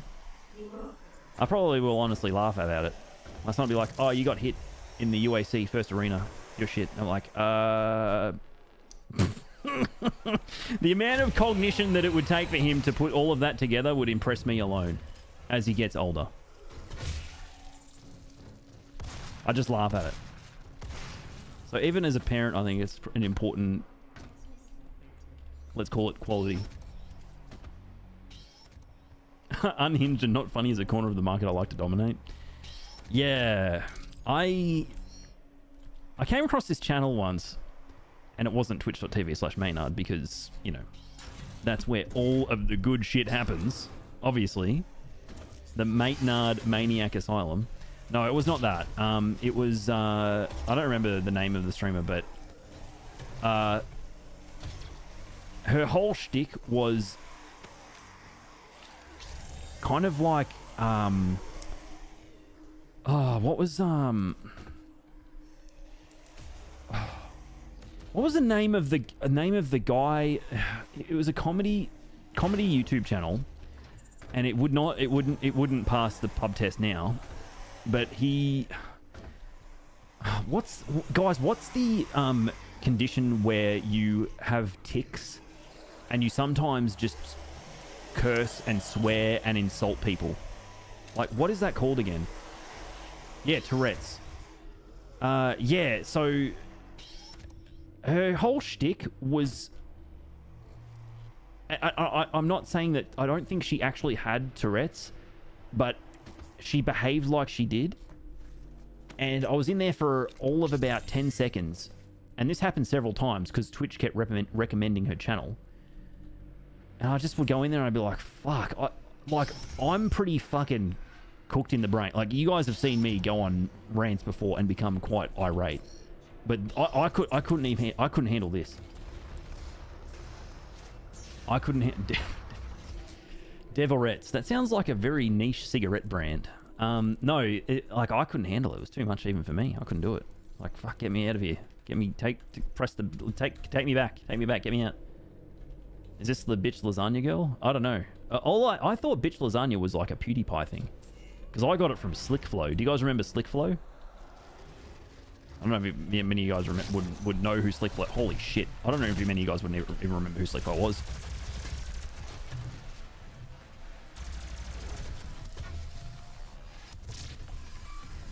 Man, what is going on with these imps? No. No. Man, I don't like it when the game spawns so many of them at the same time and you're juggling... And there's one right in front of me too. I still haven't gotten rid of him. Dude, you need to stop. Like, big time.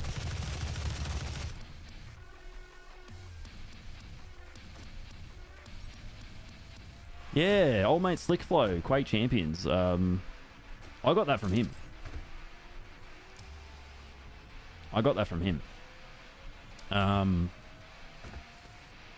So, yeah. But I think he got that from... And even, this is going to be a history for some of you guys. The My Goodney, that comes from him too. That's Slickflow. Oh my goodney, that is from him. But he got that from watching an American Call of Duty player on YouTube.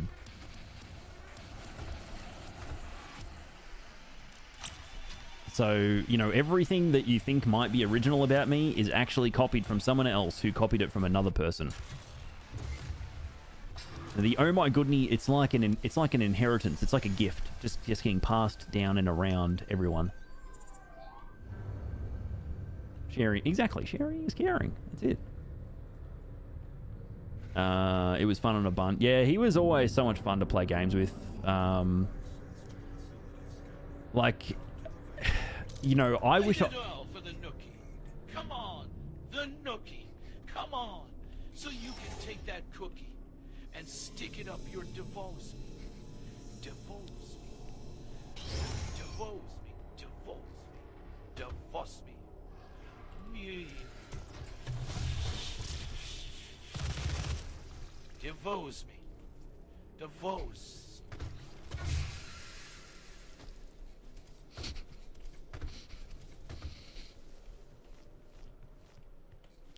Fuck's sake. You know, like, he like, the whole thing with the pensioners and him pretending to be an old dude, right? So for those who don't know Slickflow, yeah, he was Quake Champions. He streamed heaps of Quake Champions around 2019, 2020-ish. And he had a gimmick, right? And when I say gimmick, I mean in the professional wrestling sense, right? So he had a character. And it's interesting looking back on it now, because a lot more people used to do that. A lot more streamers back then focused on having some kind of gimmick. Even you guys know the Spud Hunter, right? Like, if you watch him, if you didn't watch him in 2020 and 2019 and all that sort of stuff, like in 2018, he never took the mask off. Like he the whole thing with the mask was that was like a wrestling gimmick, right? It was kayfabe almost, right? And he never took it off. And I wish I could do that. Like, I genuinely do. Like, I always admire people who are able to do that and do it. Well, shit, do it for a really long time, because it takes a lot of effort, especially when it's really hot and uncomfortable in the room that you're streaming in. If you can sit there wearing a mask over your face for 4, 5, 6, 7, 8+ hours, like, that's hard work, man. That's really hard work. But even just, telling stories and storytelling and all this kind of stuff, like what professional wrestlers did, right? It's such a fascinating part of that entertainment, that sort of sports entertainment, right? And it's sort of it definitely has disappeared a lot over the last few years. And yeah,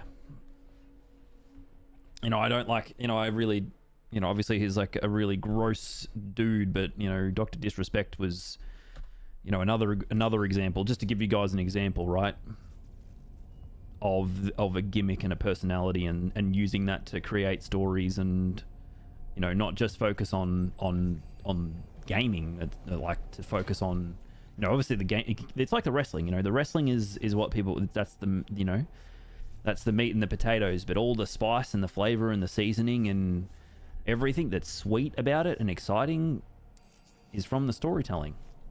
And it's kind of missing in streaming. It's hard to do. It's really hard to do in streaming, because you're on camera for so long. Like, how can you, wrestlers might go out and the longest match they'll ever do in their careers might go for an hour, maybe, right? They have to stay in character for an hour. Maybe they cut a couple of minute promo or something, and that's it. Streaming, it's so hard. Like, eventually your real personality is going to come through. So the best gimmicks, I reckon, would be the ones where the gimmick is an extension of who you are. Yeah, like the QC, it's just insane, man. He squeezed blood out of a rock with that game with Quake Champions. Spuddy with sitting in queue for 20 minutes, and there's just rave music playing, and he's like all dancing all over the screen and shit, and there's multiple Spuddies all over the layout, and it's just crazy, man. But it's so hard to do. Like, that is hard to do.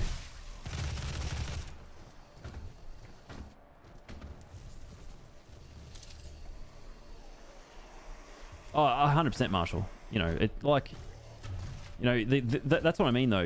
Like, his gimmick worked probably because when he was that character, that's to some extent who he really is. And that's why it worked. It wouldn't work if you were, fucking, me trying to be someone else. Like, I just can't, I'd have to find a gimmick that's like my alter ego. It's like me exaggerated. And that would then probably work to some extent.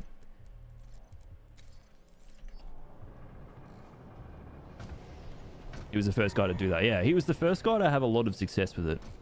For sure. Like, it's just...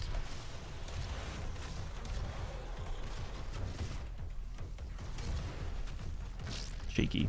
I don't like how this imp sometimes spawns in one spot and then sometimes spawns in others. This is kind of shit, but I don't want to use it. I don't want to use another rocket to get rid of this dude.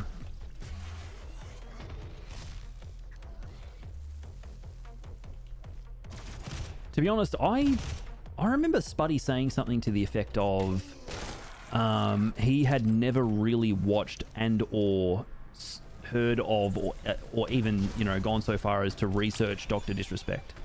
And he had people coming into his chat saying like, oh, you know, this is just like Dr. Disrespect. I don't think in an insulting way, but like, hey, you know, this is really similar.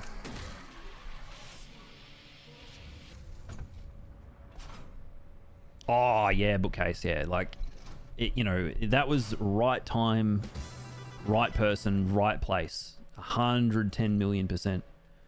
You know, like the DayZ streams, and especially for me, like watching the PUBG stuff was just on a different level. When he was doing that, it was insane. Like, just wow, you know, this is it, man. And then when he got kind of stuck on the BR rotation and just sucked into that world of bouncing between Call of Duty and Apex Legends, he just lost his pizzazz, mate. H1Z1, aka H1 shit one.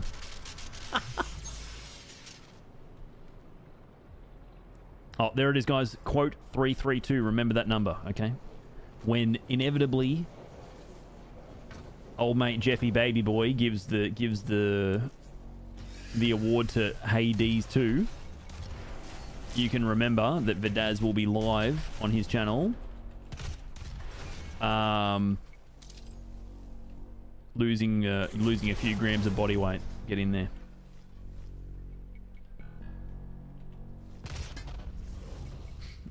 I'm being facetious, guys. I'm being facetious. If the Dark Ages loses to Hades 2 for best action game, I will shoot myself in the balls.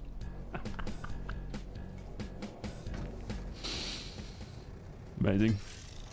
Incredible. So good.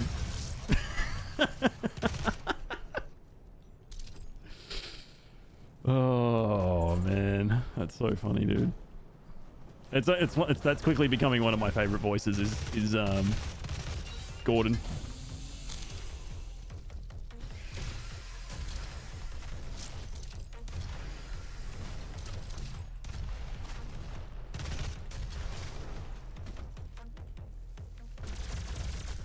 See ya. Oh man. Hey Shika. Yeah, man, I've been doing a lot of Doom 2016 lately. A lot of Doom 2016.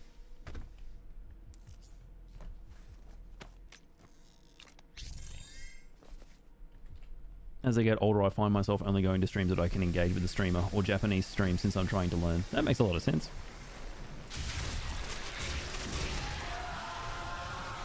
Oh, I almost forgot to start doing this. Oh my god. You didn't let Hades 2 win. Who are you? An idiot sandwich. Yes, an idiot sandwich. An idiot sandwich. Where did you source this? From a can? From a can, yeah? It's fucking rotten, you idiot. It's rotten. It's frozen, you donkey. It's rotten. Oh my god. A lot of good voices in there, guys. Get into ! TTS Monster. You can see all of the voices there if you want to try something different out. That is a really good voice. You know, I'm pretty sure the custom voice thing that they offer to paying subscribers of their platform, TTS Monster that is, I'm pretty sure that it's a different model altogether. Like, you don't get the same quality of a voice for something like Gordon, you know?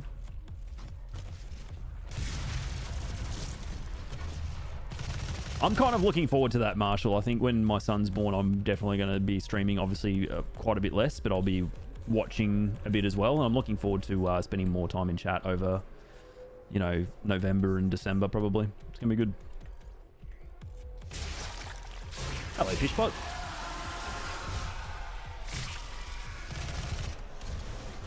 See, that was risky. I don't know why I just did that. All right, he's gone. Good.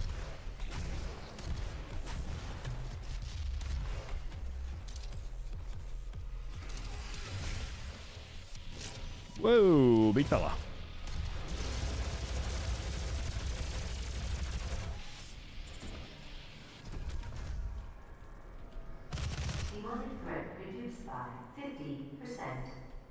Yeah, so we are 36 weeks now. So 4 weeks, roughly. You can watch the Game Awards with your kid. Yeah, that'll be the moment that I teach my son what disappointment looks like.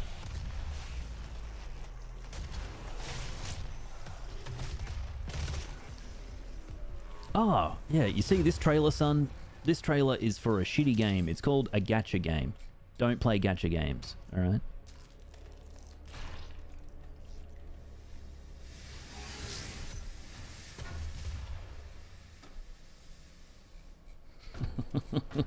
I think this is the best voice if you ask me about it. Don't be Thor if you have a different opinion. You be the judge. The judge. I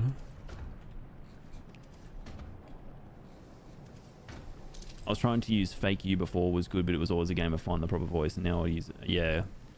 I don't know. Not all of the models are very good. Dismelian. We need a Gorman Freeman TTS voice also. Yeah, I imagine it would just sound like this.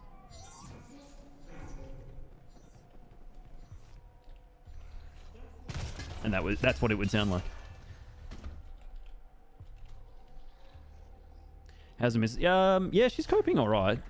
She's you know, uncomfortable during some parts of the day, but I think overall she's doing amazing, mate. She's doing an incredible job.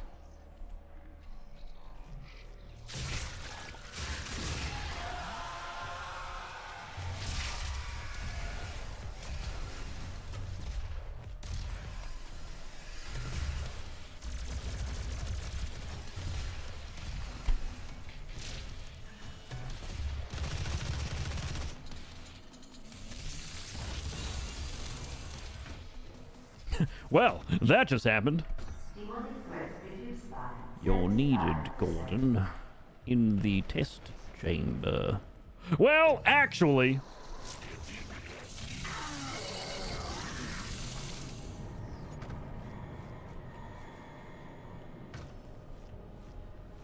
Yeah, 1 month left, pretty much. Yeah, it's crazy, Natural. It's gonna be awesome.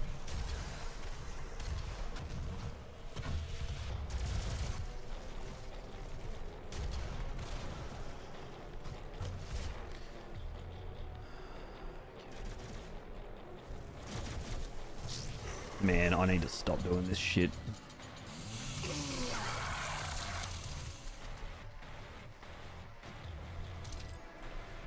Oh, actually. Oh, nice solo. Congratulations, man.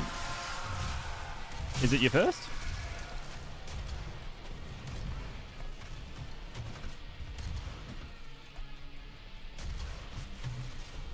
Oh, dude, that was so fucked up. I nearly yeeted myself then. Okay, now we just hang back. Chainsaw this guy.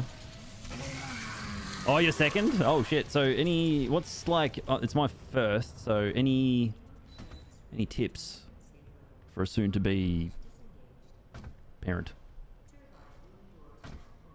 Dude, that was... Dude, I would have just ended the stream if I died then. But I would have, obviously I would have let the Terminator 2 thumbs up cutscene play. Whoa, what is going on there?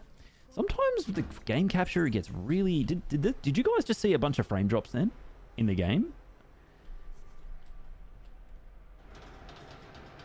Yeah, Dismelian, yeah. No? Oh, okay, because for me on OBS, the capture card is like getting really weird. But I'm glad that you guys aren't getting them. Didn't notice? Okay. Very good, very good.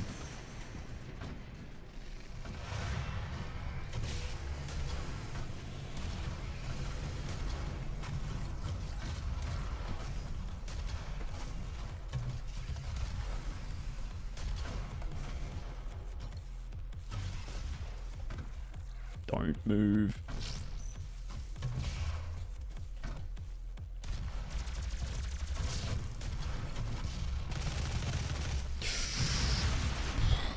I honestly thought that he was dead then. Wow. Hey, cheers, Marshall. Thanks, man. I need those rockets.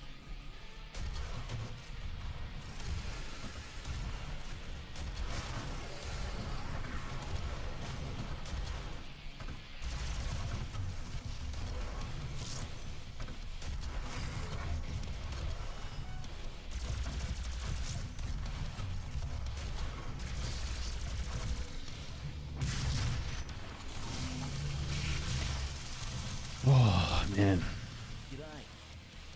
that was messy.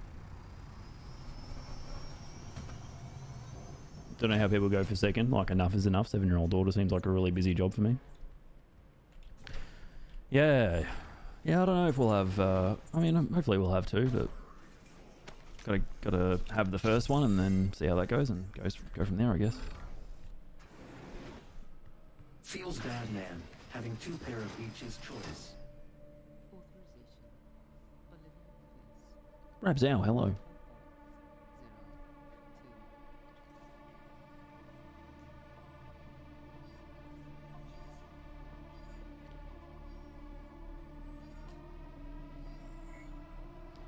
How we going? Going pretty good.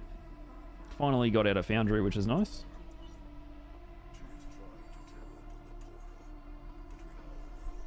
All my mates with kids say the second is way easier, but there's no chance in hell they'd have a third. Yeah. I heard yesterday actually that in Sweden, if you have a kid, you get 400 days of paid leave that you can use in installments at your discretion. And I was like, 400 days. And then I'm like, wow, they really don't want people in Australia to have kids, do they? You know?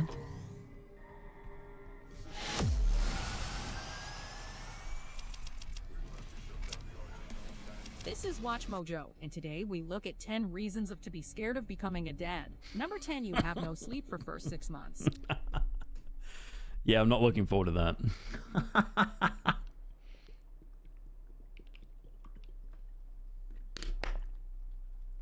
Harder to wrangle as they get older. Right, yeah, I can understand that. Just the physicality of it. You got to always have your hands full with the youngest one, and then the oldest one is just so much more independent and able to move around and get away from you. Yeah, for sure. Does Australia have to... No, we don't have enough people, honestly.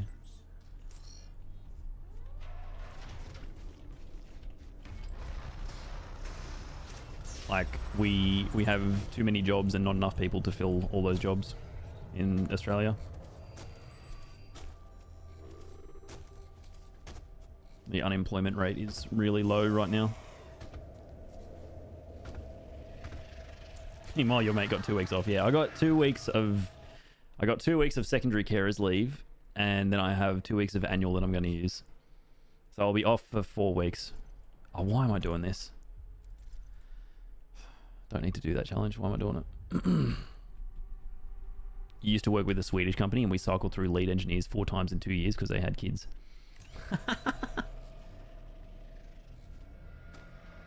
Logistics. Sweden has less people. Overall is easier to run properly. A true first world country. Yeah, I mean, that's what you want, right? You want to have a country that is productive without having to... Well, I mean, that's productivity in a nutshell, right? Is just creating more with less. You know, and by less, I mean less people. Like, that's the utopian vision.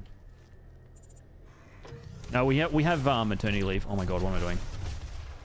We have maternity leave in this country, but my leave is secondary carers leave. My missus obviously gets primary carers maternity leave. That was so scuffed.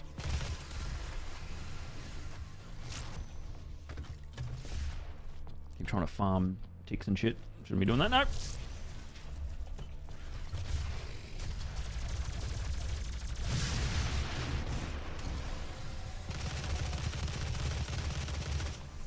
Oh, that was scuffed.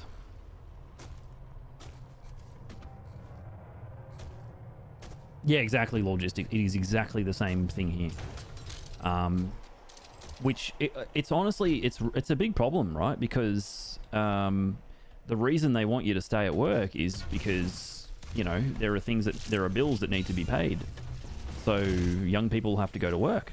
Like, oh shit, we've got an aging population, so, you know, got to go to work to, you know, help pay the pension and any other, you know, services, etc., right?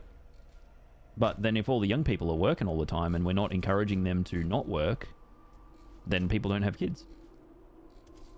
you know. So you know, like you got this like real short-term vision of how things should run, which is ultimately going to, I'm going to hide behind something because I know there's probably another imp here somewhere and I just can't see him right now. This is Watch Mojo, and today we look at 10 reasons to be scared of becoming a dad. Number 9, you will never see the Golden Shore the same way again. The Golden Shore. That is true.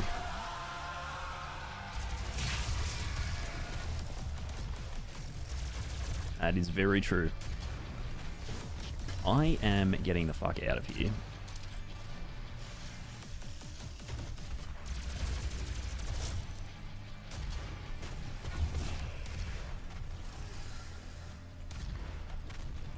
No way, dude. No. Whoa. That was so cooked.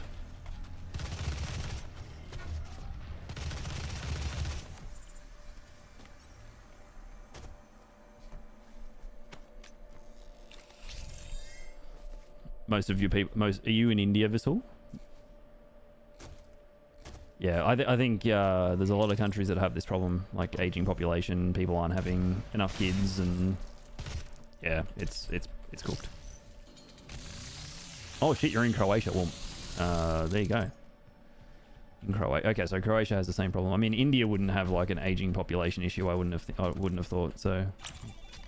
Croatia, that makes a lot more sense.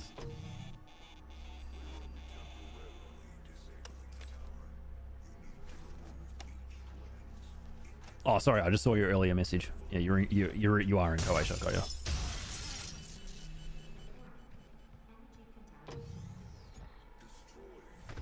Japan, yeah, that's kind of wild, honestly, because Japan isn't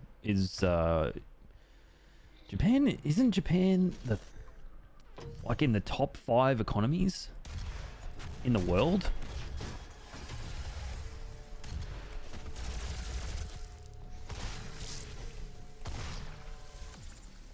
Japan's 3rd. Gotcha. Yeah. So Japan, China, the US, right? So what's going to happen there?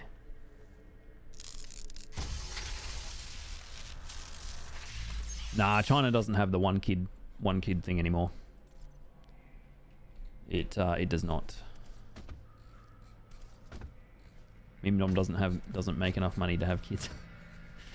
I should ask him actually, but what's he do? Like what's he doing over there? Is he working over there?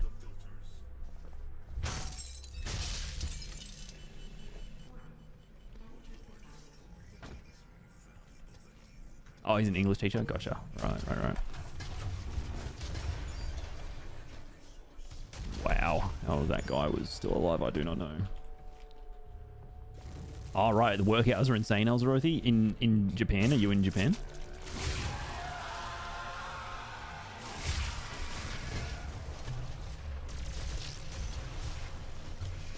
This is bad.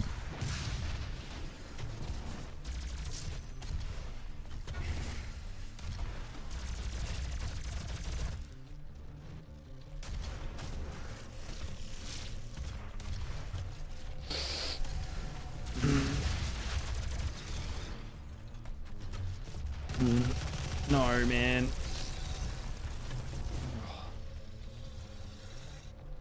No. Oh my god, dude. This is bad, man. Like that whole thing getting that out of control is not good. Oh. That usually doesn't go that badly. Oh, you are? Alright.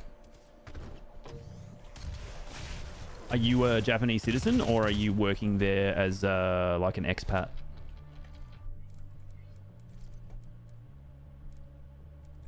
Yeah, that was bad. That room hasn't gone that badly in a long time.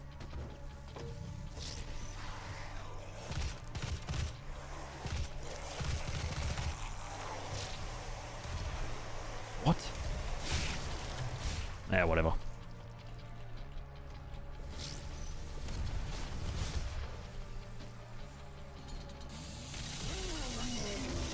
Estonian married to a Japanese. Gotcha. Yeah, right. So how would you describe it then? Being that you're not a citizen and you're not, you know, you're kind of experiencing this different work culture. Is it like, like are they productive all hours of the day, or do you feel like they could work less hours and still get more done, or is it just like how conversation works, how agreements are made that makes things take as long as it does?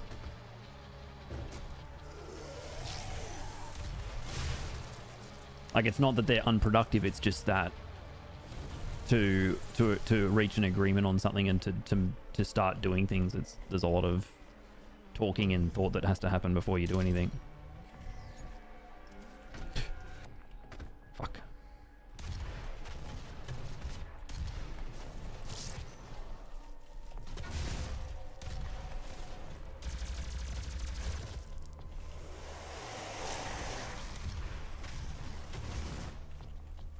I'm pretty sure there's still a zombie alive here.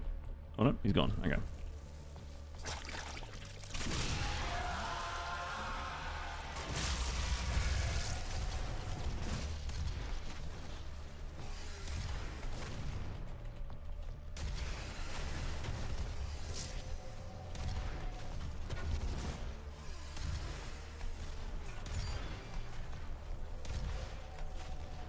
Man, Hellraisers are jacked in this game.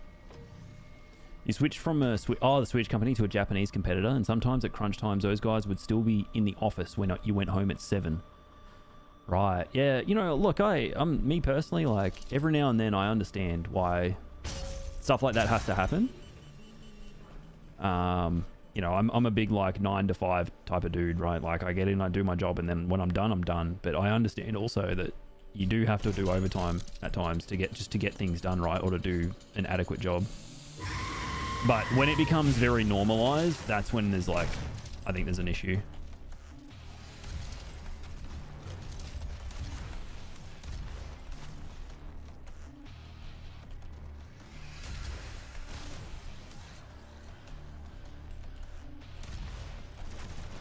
Oh my god. People like doing meetings. There's also a culture of not wanting to leave, so late hours almost nothing get right. Got you. So it's kind of like a respect thing as well. And you know, the other thing is, I don't know if this is relatable at all, Elzerothi, but when I was living in a house I was renting, and I was living with people in situations where I didn't really want to be home very much, I honestly just preferred to not be home. You know, and having been to Japan and been through some of the residential areas, why am I taking this? Home in Japan is probably a place that you only go to sleep. You just go there and you go to sleep. So if there's not really a whole lot to do at home, then, you know, maybe you're just better off having more fun staying out with colleagues. Maybe, I don't know.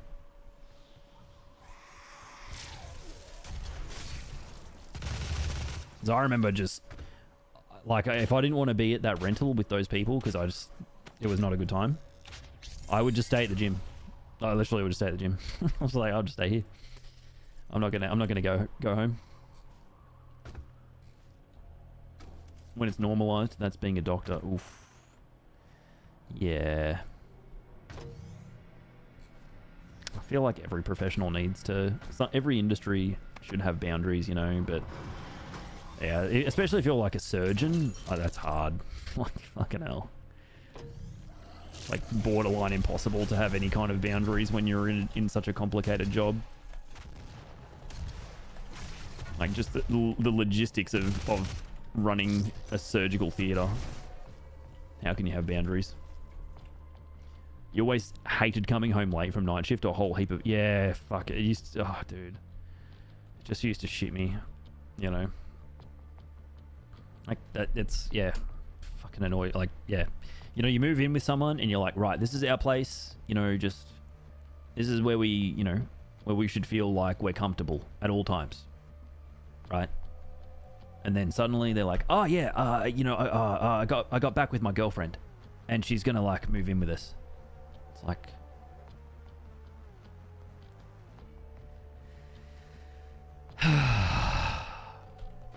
you know? Fucking annoying. Don't do that.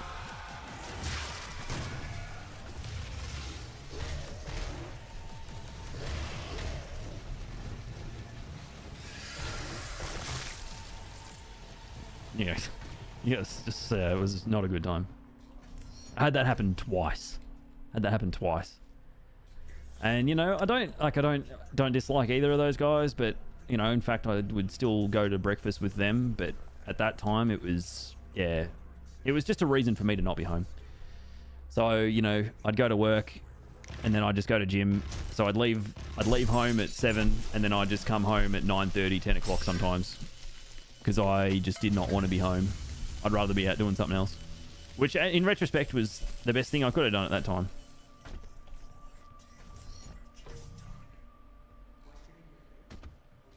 Yeah, 100% my Loxel, yes. Yeah, right to disconnect. It's a good thing. It's a good thing to be able to fall back on.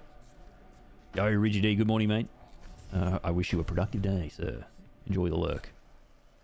That whole right to disconnect thing is yeah, it's a good, it's like, you know, there's a lot of kind of conditions and sort of grey area in there, but, you know, if I finish work at 5 and then one of my colleagues, he wants a promotion or something, right? So he's prepared to do some extra work, you know, good for him, right?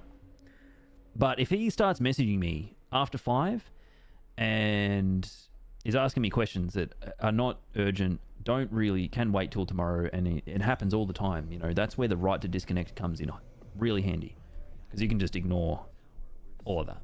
But, you know, if production goes down or customers can't use the platform, then, you know, and someone's messaging me say, hey, shit, you know, this thing's broken, can you jump on? Like, that's fair enough, you know? Like, I'm not going to use the right to disconnect to ignore something like that. But it is great that we have it, yeah.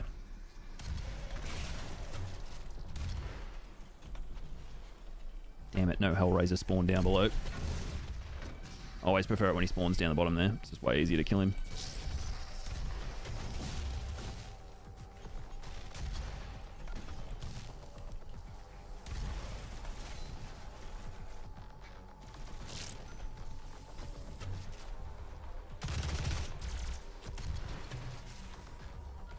That is why I like it when that Hellraiser spawns right underneath me there. Okay, where's the second soldier? There he is.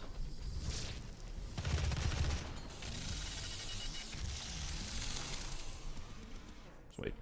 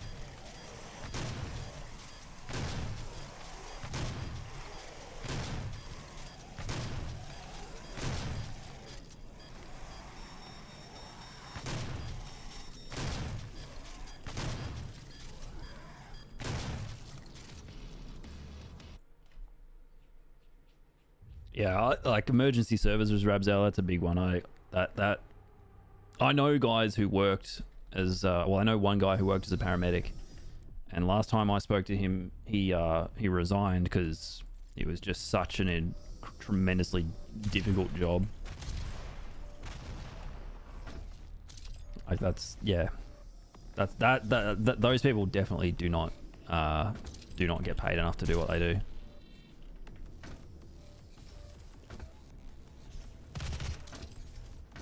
Yeah, it does, Arch. Yeah, if I get hit in a rune trial, it counts. Yep. But, like, I can fail a rune trial, I can exit a rune trial, I can retry the rune trial if I want to. But getting hit counts, yeah.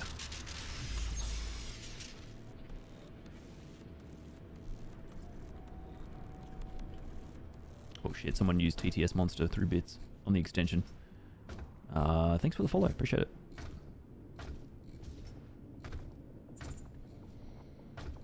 I Wonder if we'll get the imp spawning here this time. Shouldn't happen. It's only happened one in probably about 50 runs. This time I'ma let it all come out. This time I'ma stand up and shout. I'ma do things my way. It's my way, or the divorce me. Divorce me. Divorce me. Divorce me. Okay, you got me pretty good at the end there. I'm not gonna lie. Divorce me. Divorce. Divorce me. Divorce me.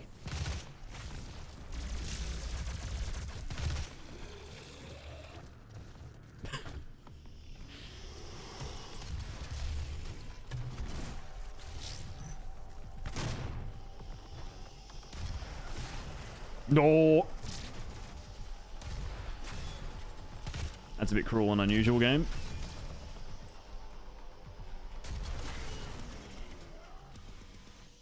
Yo, R-Type, what's going on?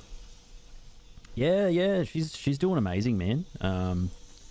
Yeah, like I'm so proud of her. She's just absolutely crushing being pregnant. We're about 4 weeks out, mate.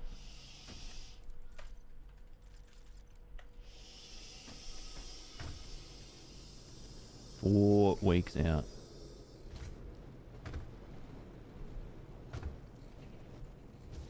Oh shit, R-Type with the resub. Thank you, legend. 16 months of R-Type devastation. Subby and Shubface. Subby McSubface. Best, hardest shit ever, dude. Looking forward to it.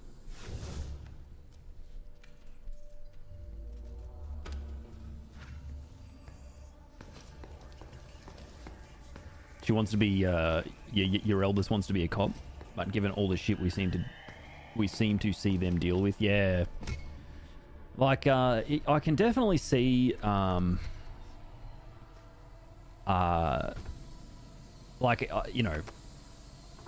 there are, as a, you know, I have sort of, unfortunately, like, I lived experience with, seeing police in the community,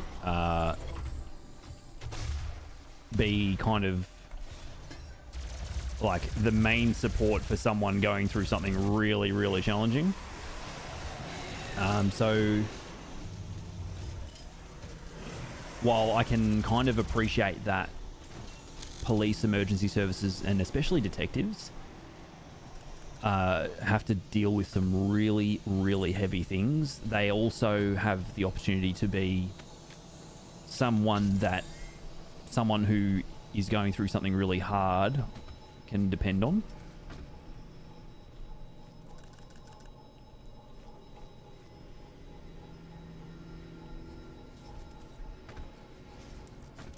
Detective, tell me I do things I done run. Oh, sorry about that, Roger. Yeah, it's a good one, that one. You have to be very careful in this chat, mate.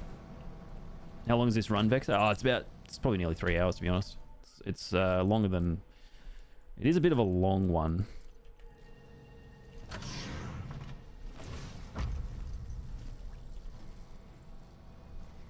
Should probably update the splits.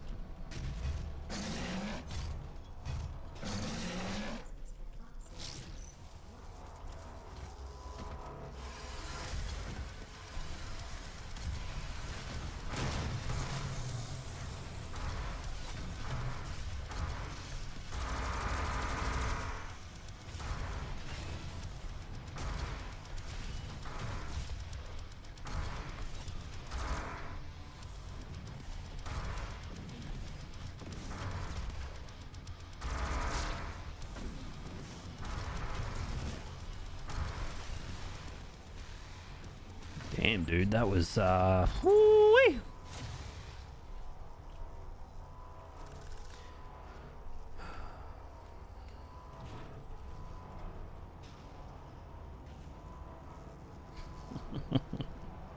Number 8. Are we going to get to number 1 eventually? This is Watch Mojo, and today we look at 10 reasons to be scared of becoming a dad. Number 8. You might find your wife more energetic than you are. Get ready. Get ready. This is not Watch Mojo. This is Scuffed Lieutenant Titus. Oh, take it easy, Fasul. Have a great day, mate. left. And then if we go right here, we'll get the hidden toy. Yo, Rach, what's going on? It's always good to see ya.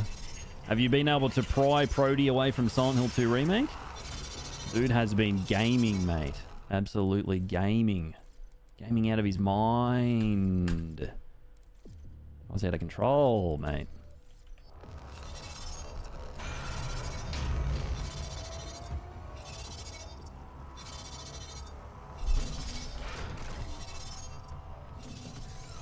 Is there some bussing going on in the chat right now?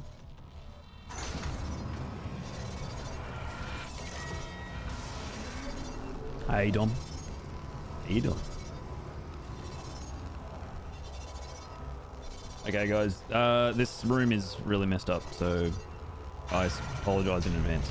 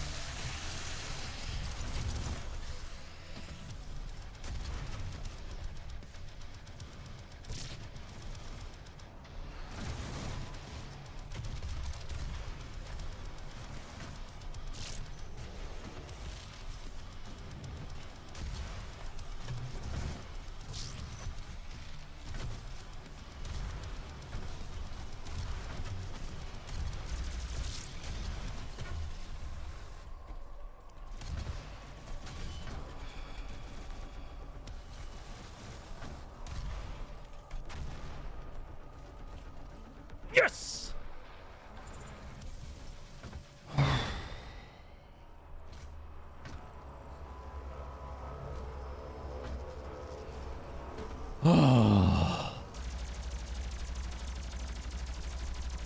That was so lucky. Like, getting both of those revenants right away off the bat in that was really good, because you just want to go bang bang, like chainsaw, chainsaw. That's what we want. Oh shit, I'm actually going to take this ammo, aren't I? Because I'm behind on ammo now.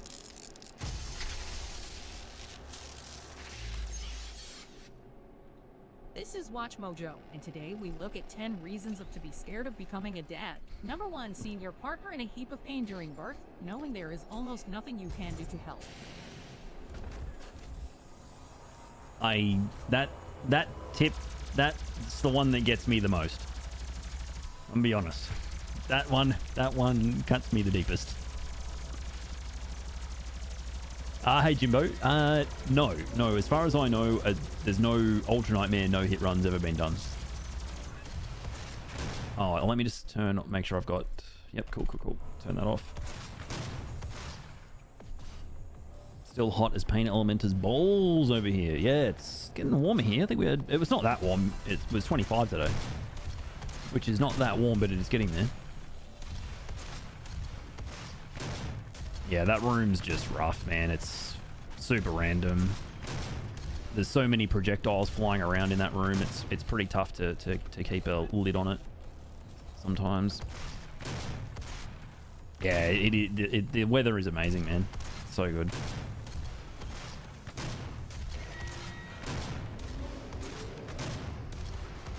I'm not gonna punch my own son.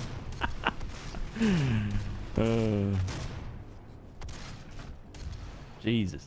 Yeah, 25 is amazing, mate. It's such good weather. Oh. About damn time, too. It's felt like the longest winter in the world.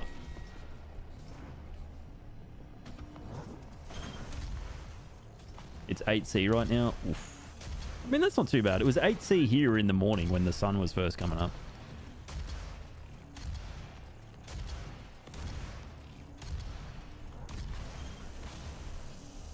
Watching them bounce back within an hour or so. Oh, yeah. Yeah, C-section notwithstanding.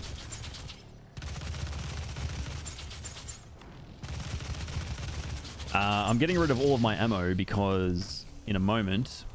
I'm actually just going to chill here for a sec. In a moment, I'm going to get an ammo crate and collecting all the ammo is going to level up ammo boost for me.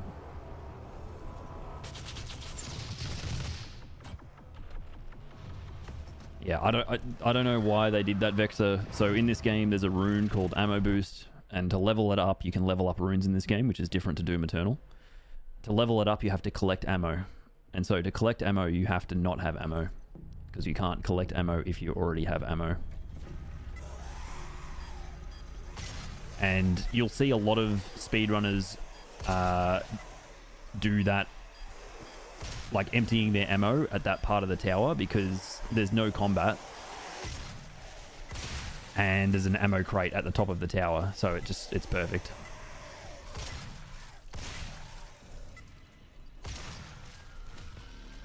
Yeah, you really want to have ammo boost too, because it gives you free BFG ammo, which is huge in this run.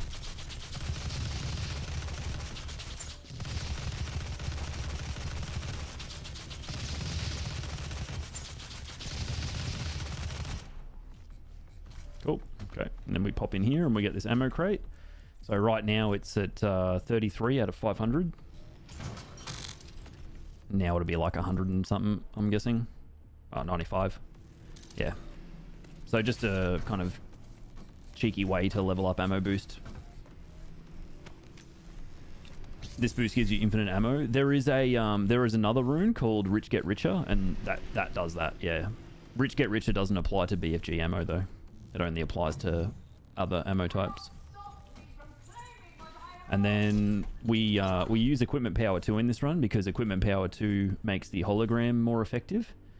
So to level up Equipment Power, you have to use equipment. Like literally you just use it and it levels it up. But there's a glitch in this game where you can basically, if you hold down the alternate fire of a weapon with the hologram equipped and then you just use the hologram, see below my camera, it's leveling it, but it's not triggering the cooldown on the hologram. So then you can just instantly level it and bang, done. No problems.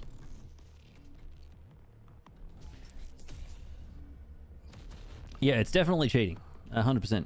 But also it just makes the whole experience a lot smoother. I don't have to spend a million years doing something trivial to level a rune up.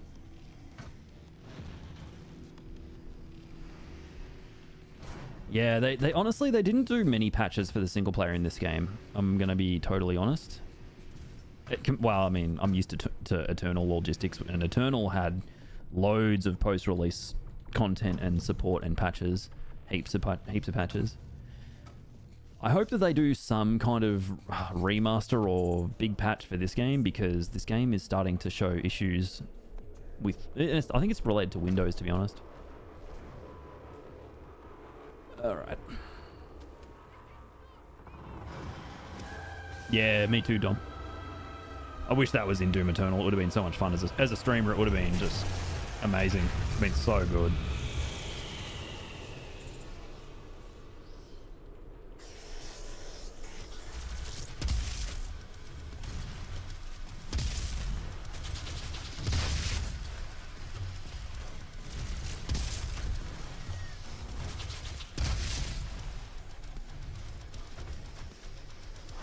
Man, there are a lot of demons alive still.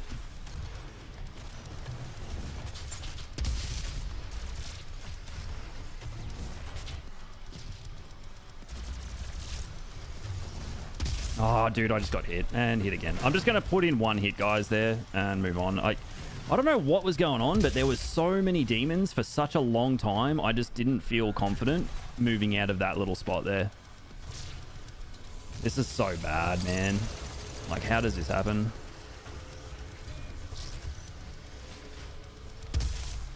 Yeah, I don't know how that happens, honestly. I haven't been hitting that arena a long time either.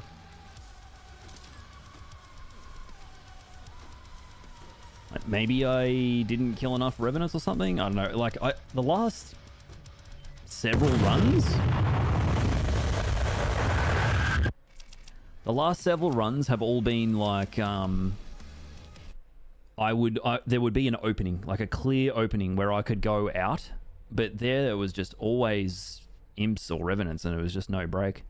And then the mank wave started. I'm like, oh shit. I didn't expect to get hit though, honestly. It's reminding me how much I enjoyed this game. It's so playable and nice to look at. Yeah, this game's 8 years old and it still looks this good. Hopefully they might pull it off for TDA. Yeah, I guess we'll see, right? It'd be nice if they did. Because I just really don't think they've had... Look, I'm not a hater. I don't want to be a hater, but I just don't think they've found success with dedicated multiplayer modes at all. Like, you know, I mean, look, this game's multiplayer was pretty, like, you know, obviously it wasn't like a screaming success or anything, but there are still people that play and enjoy the multiplayer in this. Battle mode is kind of like this very toxic kind of closed community of like really avid players. And I just don't, well, he had places to go clearly. Like, I just don't think it's really had much long-term success and like a healthy, organically growing player base, you know. It never has had that. It's never had like a player base that's kind of just grown independently.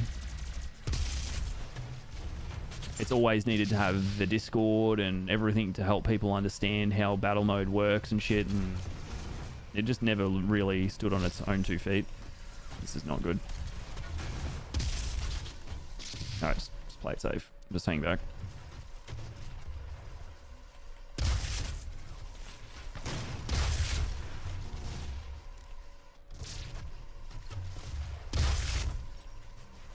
I just like doing this arena like this because there is just so much dumb shit that can happen in this fight. Like that. Or this Hellraiser just doing a random as fuck laser beam fucking meme shit. Like, what is this?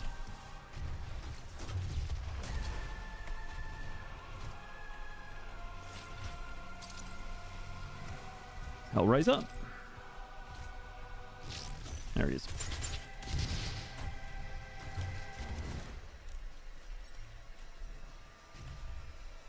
There's one more imp over there. Yep. And we should get these guys.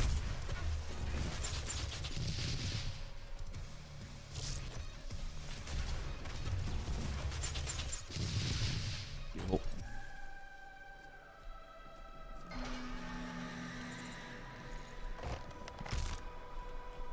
Throw some microtransactions, make it pay to win. Yeah.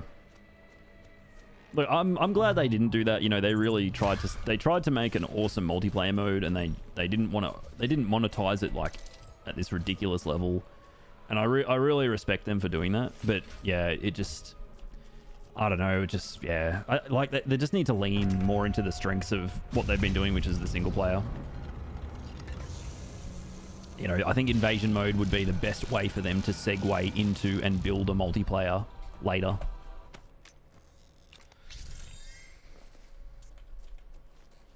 Like, I honestly, like, if they did invasion right in Eternal, it would kind of acclimate people to the idea of asymmetrical multiplayer, and then at least maybe for Doom the Dark Ages they could have gone like the whole hog dedicated battle mode multiplayer, because people have already maybe like warmed up to the idea of asymmetrical multiplayer in Doom. But they just kind of like went way too left of field with it, I thought. Way too quickly. It reminds you of Evolve. Oh man, I remember Evolve. Hey, Sil.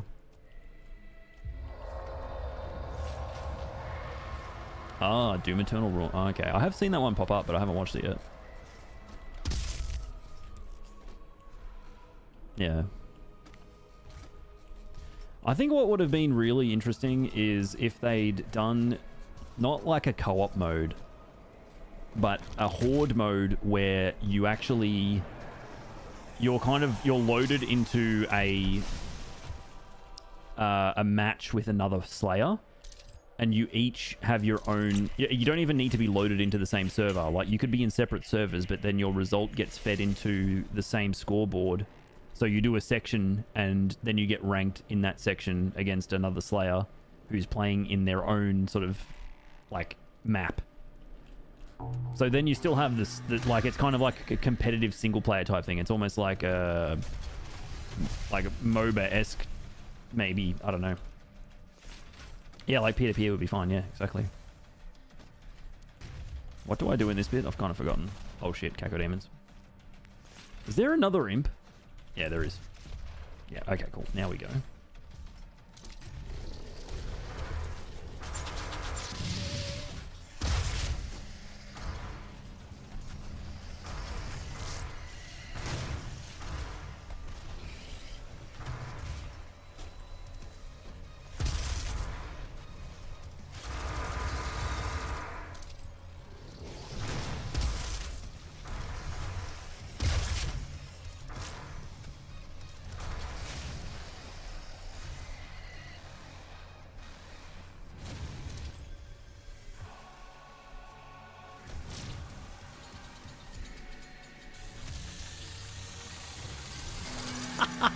That's actually pretty sick logistics. That's actually fucking really cool. Like, I mean, I feel like BR has been beaten to death, but fuck, that's actually pretty sick. Can you imagine being like, okay, so if that would be fucking awesome. That would be so cool.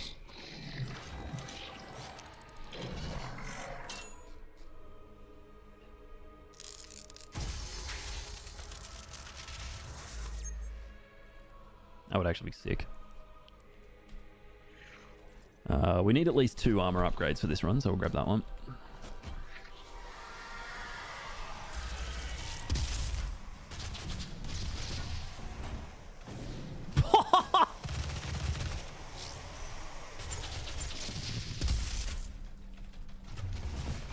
Sorry, I just found it really hilarious. This Mancubus shooting that dude right in the back of the head.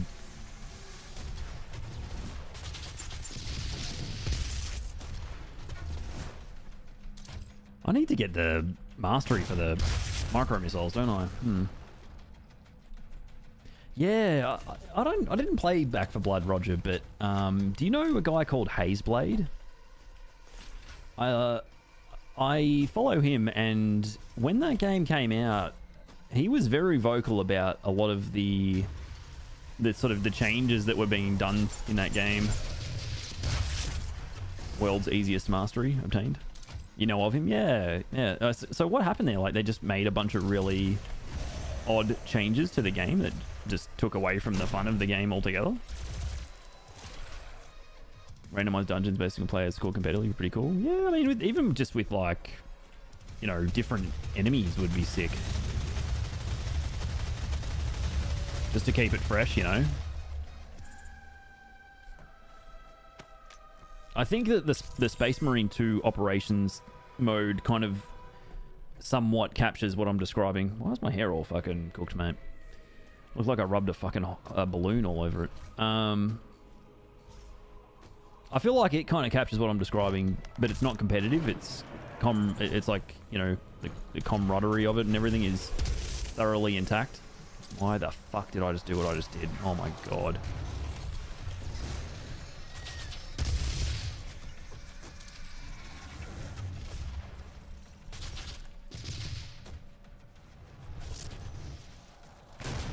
I fucking hate this game sometimes.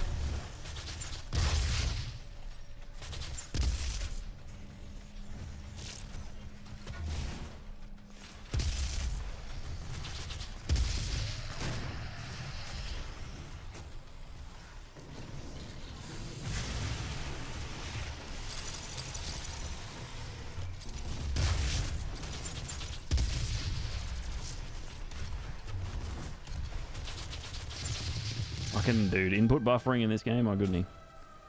It's fine.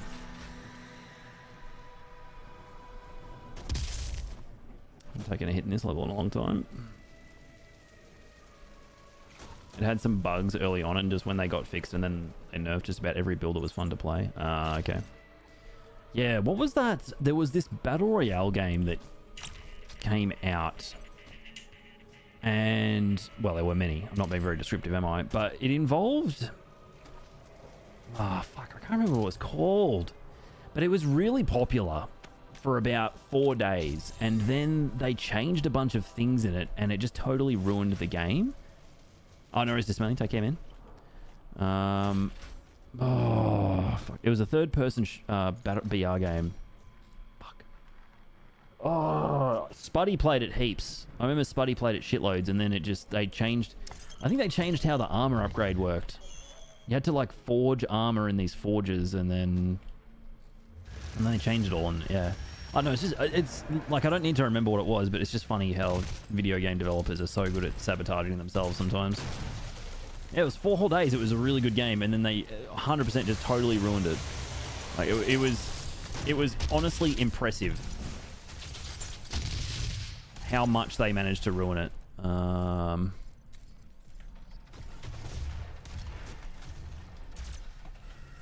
This is Watch Mojo, and today we're not looking at anything, if that. I am so tired of looking at things I've done. Go Google some Reddit post about it.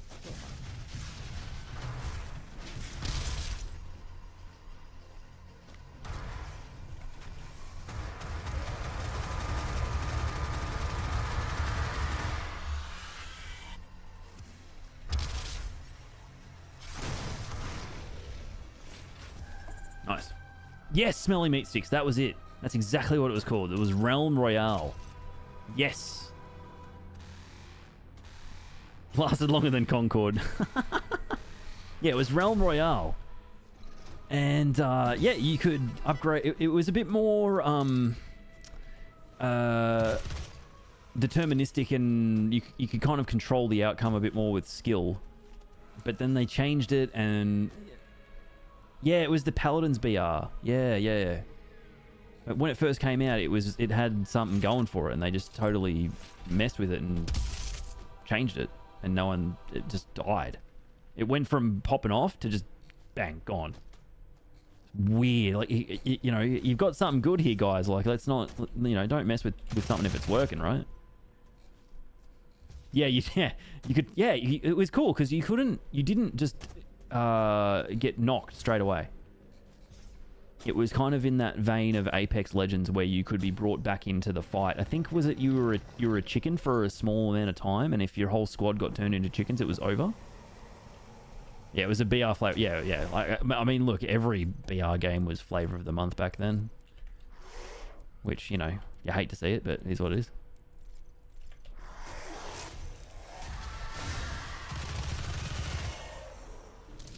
I'm just going to skip this combat, actually. Oh, man, I shouldn't skip this combat. Because I think it messes up my combat rating a little bit more than I would like, honestly. Stop that. Although, this is actually probably a safer way to do this. In all fairness.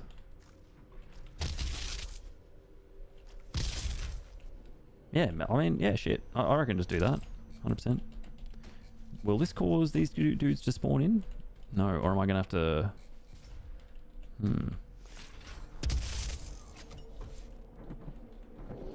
Ah!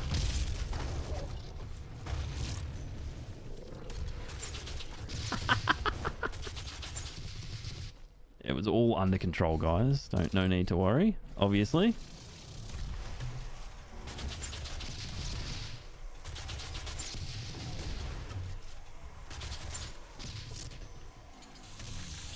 Oh, hey, Dua. How you doing? Hope you're going okay.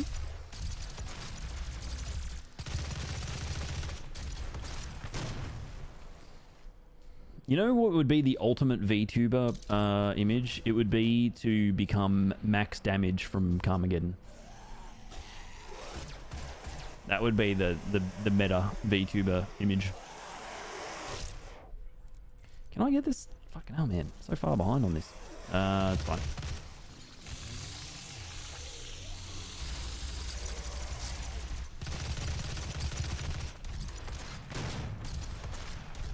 Everyone in chat was born after the year 1999 and they've got no idea who max damage or what Carmageddon is.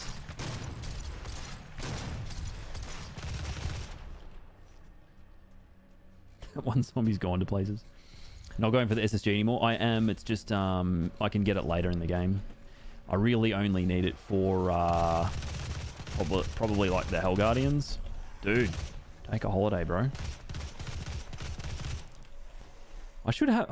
I'm honestly surprised I don't have enough combat rating for it. Like, I usually would have it by now. No, that's fine. Now I can do... Okay, whatever. That's all good.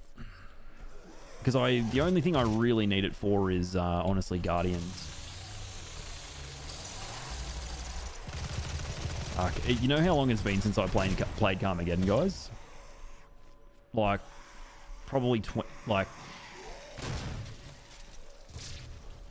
28 years. Yo, AJ, what's up? 28. I reckon it's been about 28 years since I played Carmageddon.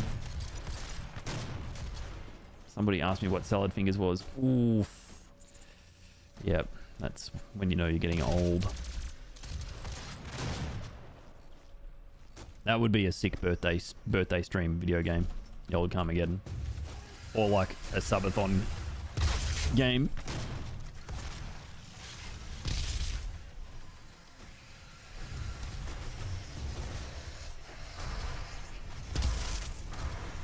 Alright. Oh, he's dead? Okay, good.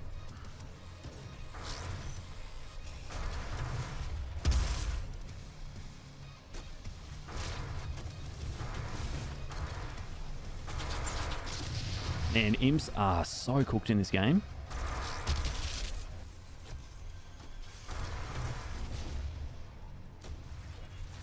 Come on, big fella.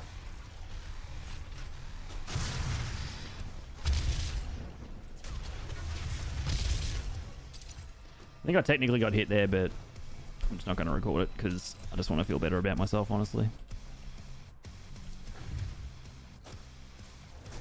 Although I do think that I probably need to...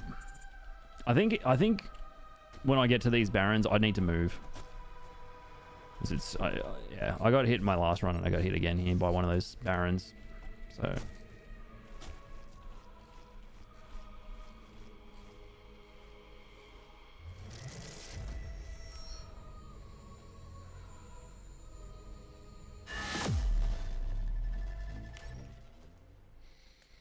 something on the horizon.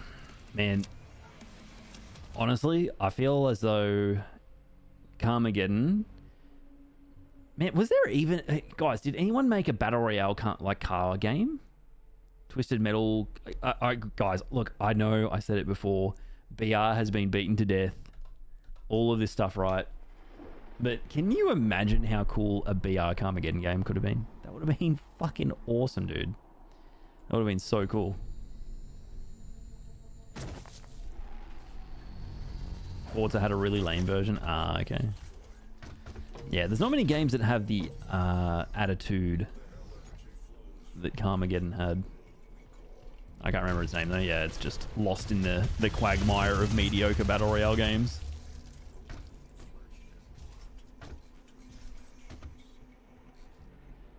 Twisted Metal was that? Was it? Did Twisted Metal have a Battle Royale offering? God damn it, Neutral.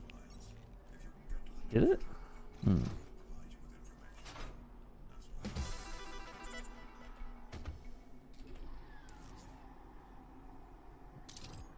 It's almost 6 a.m.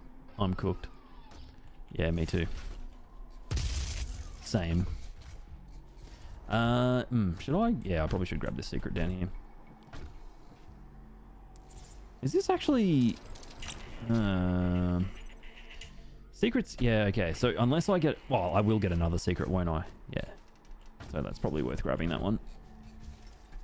Because the way that secrets and weapon upgrade tokens work in this game is you have to get like 2 or 3 secrets and then you'll have obtained enough secrets to get a weapon upgrade token. Okay, so there's that one. Does that then mean that I don't need to bother collecting the doll later on?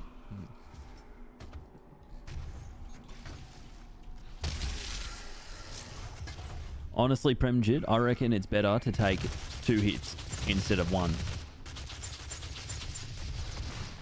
Mark Worm in Twitch chat earlier was saying, yeah, you really don't want to have a PB of 1.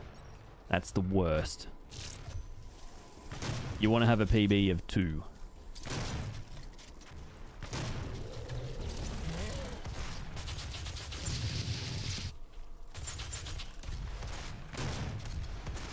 Yeah, having a PB of 1 Recthan, you would think so much on that little tiny mistake you made.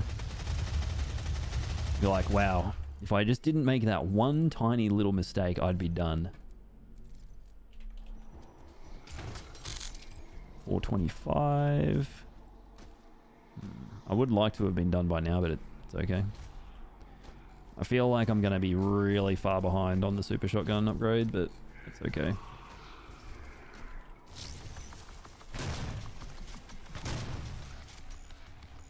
Just try and get this dude away from these zombies so I don't accidentally blow all of them up.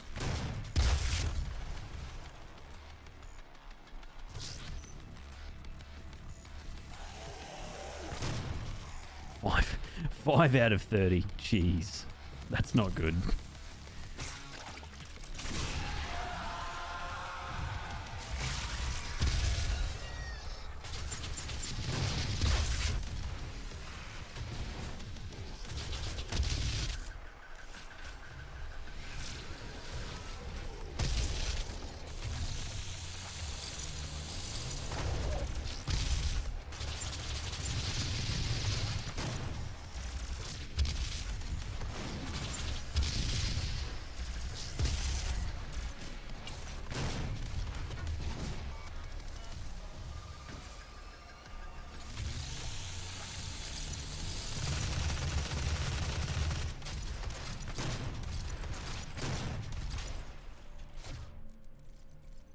.484, it's a bit better.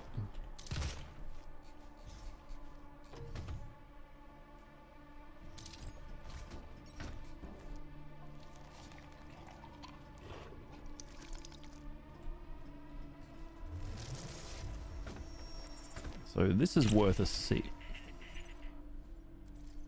Yeah, so it's probably not even worth grabbing that one. Unless... Nah, because you're not even going to get a weapon upgrade from it. Do I need this guy? I don't think I do. No, so I have that, I have that, I have... Oh, I don't have faster mantling. Okay, I need this. Oh, really, Dom? What? Did you play Deus Ex on PC? I'm sort of in... I think I'm going to get this run soon-ish, and I need something to jump onto next. On PC? Is it... Do you need a few mods to get it going?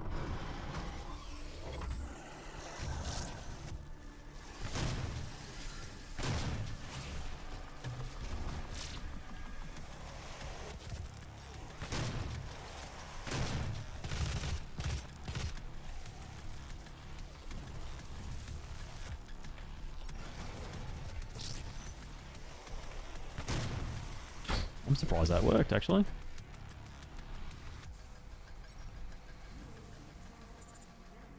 Oh, no, I haven't Rectangle. And I have it. Yeah, I do need to play the Trepang 2 DLC. Don't need mods, but you'd mod a little bit? Okay. I've never played Deus Ex. And I've only... Like, I've played it a little bit, but I've never really gotten past that opening area. It'd be cool to commit to playing it, because I've only ever really heard good things about it. I've played Mankind Divided. That's not sorry. I've played not Mankind Divided. Human Revolution. I always get them mixed up. Have a blast with it. Oh, okay. Yeah. Once this is done, I'm gonna need some sort of new thing to take a break with, just chill out with for a bit. Stimulate me brain with something I've never done, never played before. Brain tends to just want new things when I do these runs for a long time. Trepang 2 rage grind? Nah, I'm good. I'll leave that to you, Nantrol.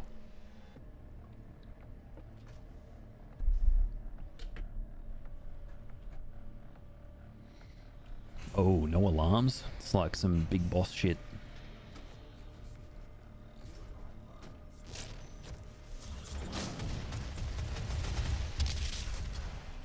Oh, man. I wish you didn't kill all the zombies, mate. Ammo boost is done.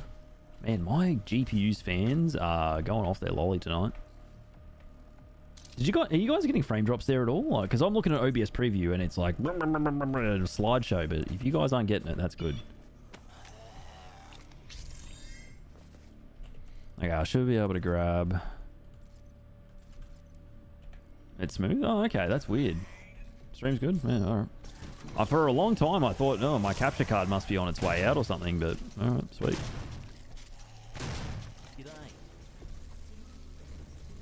Team DX, hello. What's going on? My monitor's a 360, but I usually have it at, yeah, 360. Fuck, why did I just do that?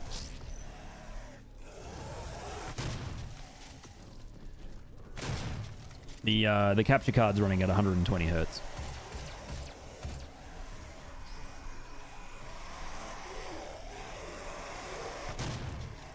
Kenty's launcher, DX10 renderer. Oh, shit. Okay. Oh, no, it's about 30 hours for a playthrough, you reckon? Okay. Right.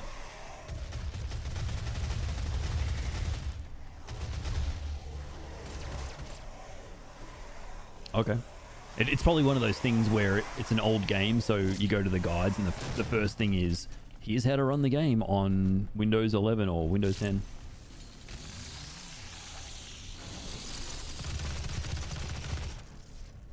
Yeah, the panel that I'm using is a 1080p 360 hertz panel, but NVIDIA have this thing called DLDSR, and basically what it is you can use upscaling technology to basically increase the resolution scale of the game. So it's 1440p on a 1080p panel. It doesn't make much sense, but it just, if you look into it, NVIDIA DLDSR, it's really good if you have a really powerful GPU relative to your monitor's native resolution. Because I want to, the card can do more than 1080p in most games, but the panel's a 1080p panel. I'm just not a big fan of, like, most 1440p panels are 27.5 inches, and I don't know, I'd like the 23 is, for me, with like where I'm sitting, is perfect. Any bigger, it would just be like visually taking everything in gets harder for me. I don't know how my brain works. I can't do it. Like, I could get used to it, but I totally prefer 23.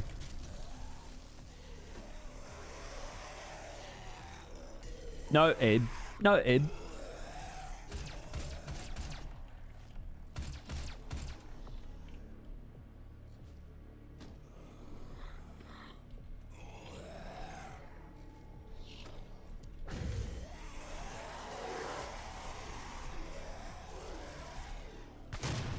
Sweet. No, Ed. No, Ed.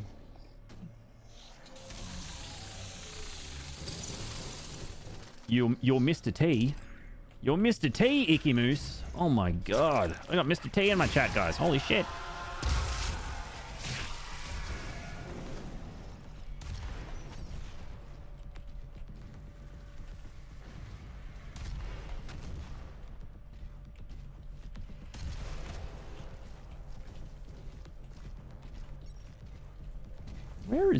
What is bro doing? Oh, he's still down there. Okay, never mind.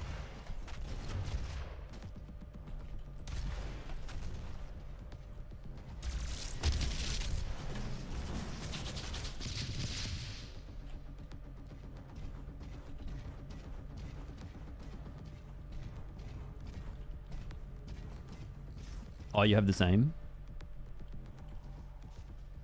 Except for Sim 4IG that has 1440p monitor. Oh, radio, gotcha. Shit.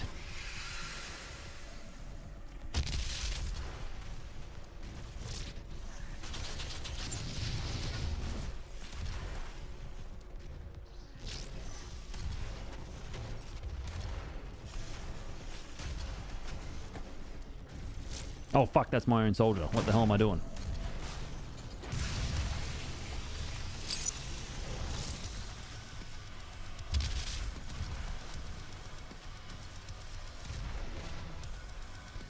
Yeah, I use motion blur in this game.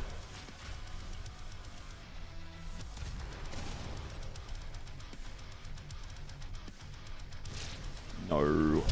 No.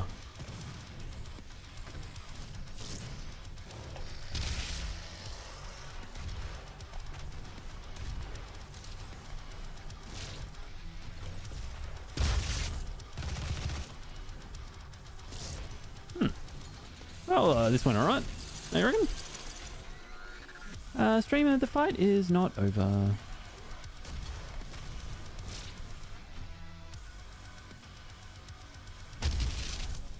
GG.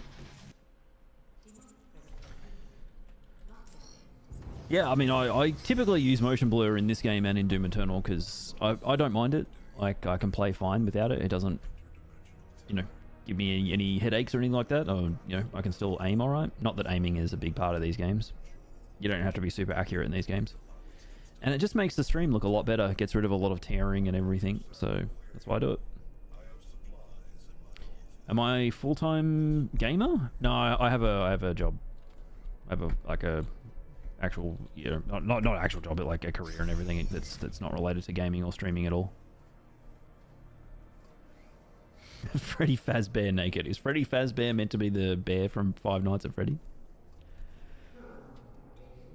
You made the mistake to buy a 33-inch 21:9 screen as your first monitor. Had to move your head to constantly see everything. Yeah, I had another monitor that was a 4K monitor, 27 inches, and I kind of got used to it. But then the second I went back to 23, I couldn't go back to 27 again because I had them both at the same time. And I just was like, man, how did I use a 27 for so long? It's way too big.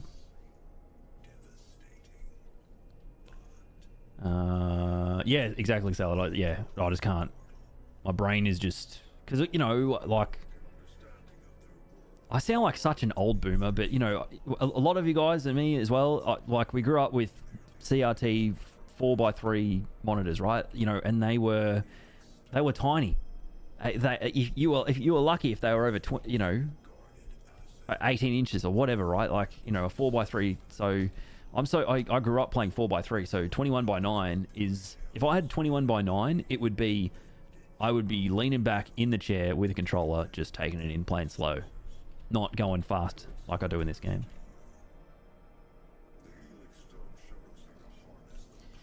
Yeah, Mango. I've always wanted to have a full-time job that's not related to this, just to, because I'm the kind of person, if this was the only thing I did, my brain would just be like atrophy. It'd be like, I need something else. So the full-time job keeps me stimulated.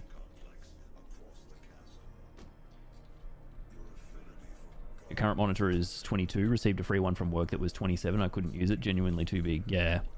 I think the 27s and especially the 31s, 31 plus, to me, that is I'm sitting, you know, right now I'm probably about a meter from the monitor.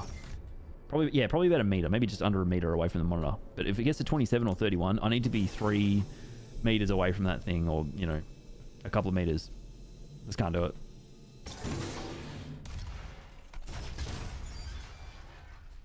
That's why I think that companies like Nvidia have to come up with things like ray tracing to, you know, help consumers justify that new graphics card, you know. Man, Double Trouble works from, wow. You know, because the resolution is like, is becoming less and less relevant. 1440p is this very solid, very cemented resolution that is the sweet spot for so many people. 4K is there, yeah, but, you know, with 4K, you can't really, unless you have a 4090 with, you know, or a 40 series card with frame gen on DLSS, you know, you're kind of going to limit yourself to some of the bells and whistles, right? And with monitor sizes, 4K for most enthusiast PC gaming people who want to be a meter away from the screen, mouse and keyboard, 4K is not that relevant because 4K is nice on a bigger screen, not on a 27 or a 23. What GPU do I have? I have a 3090. It's an iChill 3090, and it's been awesome. Ultra wide is a meme. Yeah. I mean, I've got a mate who loves it. I think he's got a 21:9 and he loves it, so I reckon that's great. But yeah, right now I've got a 1080p, like the one I'm gaming on is a 360 hertz, and then this other one is an old Asus 240 hertz 1080p, and I've got that in portrait, just because streaming and whatnot. Portrait orientation's awesome for OBS and chat and everything.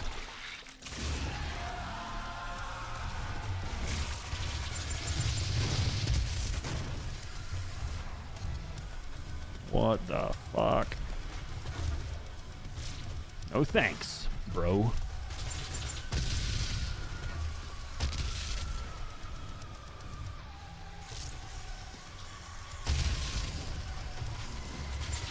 Is there an imp alive? Yeah, nice, there is. Just want to chainsaw you, mate.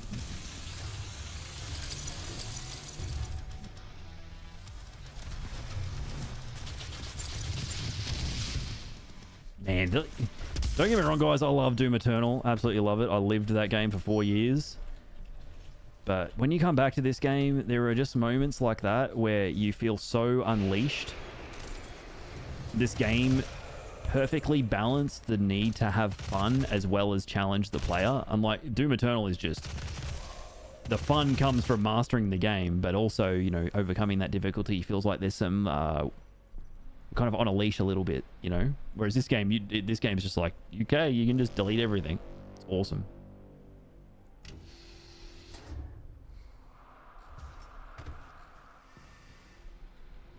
You have an ultra wide, but it's a pain when you're trying to make something full screen. It stretches instead of having the yeah, when the application takes up the full 21:9 rate, yeah. Yeah, exactly, AJ, yeah. 100%. The whole thing with even 8K. Even 8K seems like a joke, and Sony are really pushing it as the selling point of the PS5 Pro. Hey, Porky. Good to see you, mate. What's going on? You know, like Sony's like, yeah, 8K, bro. Like, who is going to use 8K? Am I going to go and rent out a cinema to justify using 8K resolution on a giant cinema screen? Like, what? Because that would be the only real application for 8K. Oh, Linny, what's going on? Have you finished the Silent Hill 2 remake? Yeah, no, yeah. Who's going to game in 8K, mate?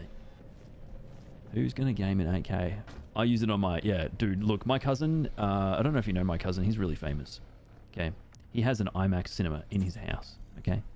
So, you know, I just go over there and, you know, just be a better person and have a cousin that has a personal cinema with an IMAX, you know, Christopher Nolan IMAX. Okay?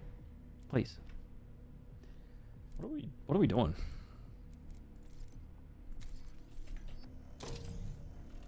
Well, my uncle is an IMAX. Look, dude, my dad works at IMAX. Okay?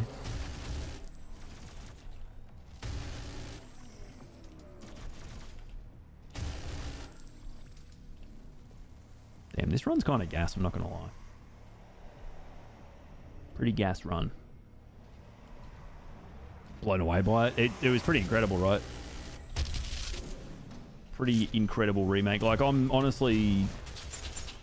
so happy that it turned out the way that it did, because I've said this a few times, but Bloober, the studio that made it, they also made a game called The Medium, and that game to me was just an unmitigated fucking disaster of writing and gameplay mechanics. So I'm so happy that it turned out the way that it turned out. The Silent Hill 2 remake, that is. I was not a hater. I was not a hater. I wanted the game to be good. I wasn't getting on Twitter and going, oh, look at me on my digital soapbox complaining about a game I haven't even played yet. I was not that, but I was extremely skeptical of the Silent Hill 2 remake. I just thought, yeah, no, I don't know about the, like, Bloober, I don't know. But, to my joy and surprise, they absolutely nailed it. Like, just such a good remake. Holy shit. Love it.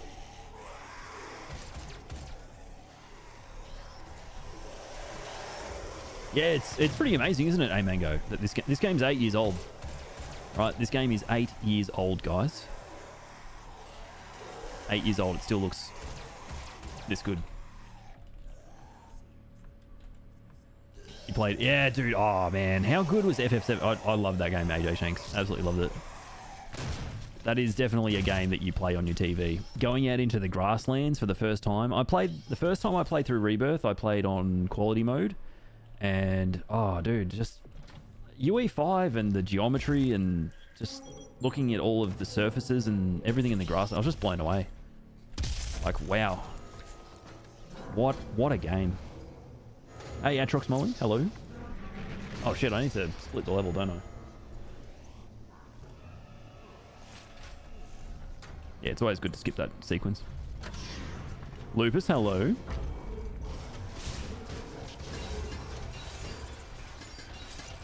Right, so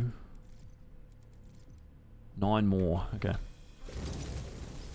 The only thing was some of the dialogue, but just great. Yeah, the only thing I would nitpick. Oh, actually, sorry. There's 2 things. There's 2 things I would nitpick in. It was amazing overall, but if I was going to critique anything, it would be, I thought that the chase sequence at the end of the hospital was a big missed opportunity. They could have done so much more there mechanically to make it a kind of an intense part of the hospital. So it was just, you hold W and it's over. So that was a missed opportunity compared to the original. Like, it was objectively a step backwards from the original, whereas in the original you get to these points where there was this chain mesh and you could shoot Pyramid Head through the holes in the chain and you could slow him down and he wouldn't do damage to Maria if you slowed him down. It was great. Whereas in the remake it was just, okay, hold W and it's over. And the other thing was, and I understand it's really hard to do enemy variety and enemy diversity in Silent Hill 2 because the enemies are based on the story and, you know, there's some limitations there, but a number of nurses outside of the hospitals was a bit like, oh, okay, you know, like it wasn't a big deal. It was just like, oh, okay, you know, but yeah, but you know, that's just like a nasally, very, very nasally, very, very nitpicky critique. That second one, like, oh, I could just totally forget about that one and it wouldn't mean anything to me. Okay, I just blew all of them up and didn't get any ticks at all for Double Trouble. Thank you, Doom. Very cool. Well, we're kind of going to be... We're going to struggle to have the super shotgun done, I think. They were very limited. I thought there was quite a few of them, honestly. I thought it was a lot of nurses. And a lot of them not in the hospital either.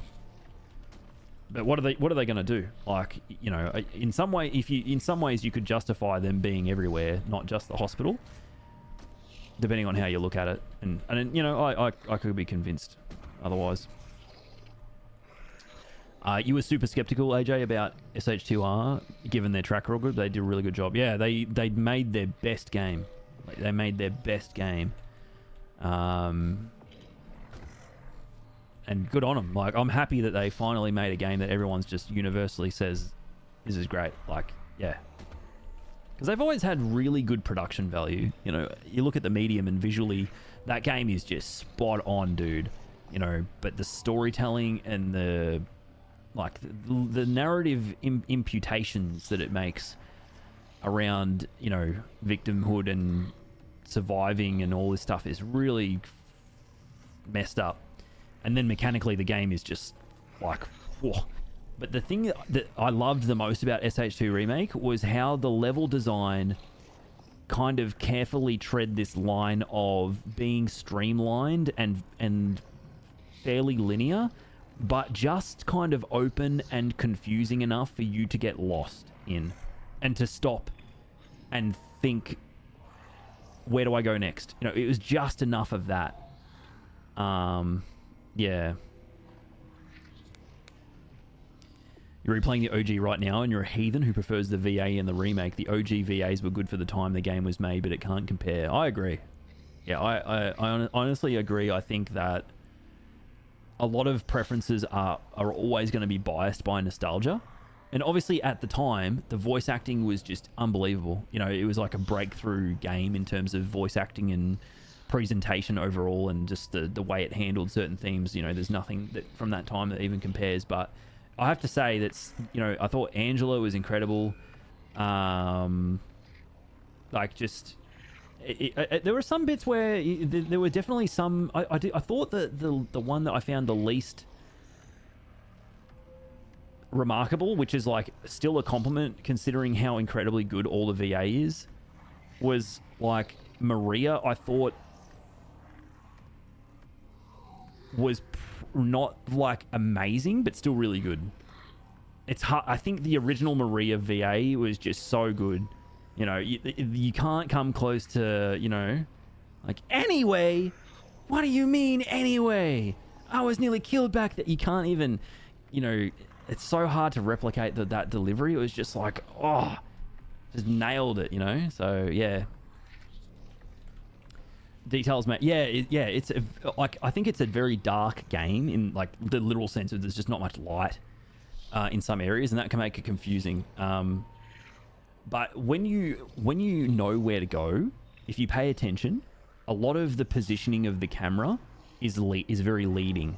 Like there's so much signposting that is not yellow paint or tape that it's like, okay, you exit a cutscene and then the camera is pointed where you should go, or you get a key item and then you go through a door, and when you go through that door, the camera is already facing the door where you're going to take that key.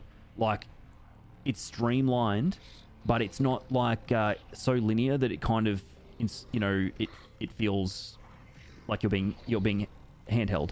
And there's so many optional areas that you can just decide to ignore that signposting or leading with the camera and just go to a different room because, oh, I want to get an item that I missed, and then you're lost again, you know. So yeah, it's like they tread the balance of like making it streamlined and accessible very, very well, I thought.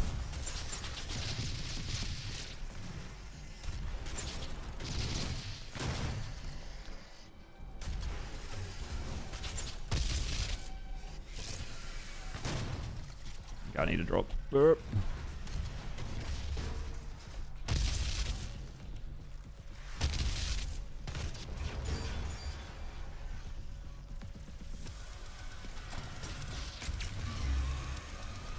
Whoa, dude. Okay.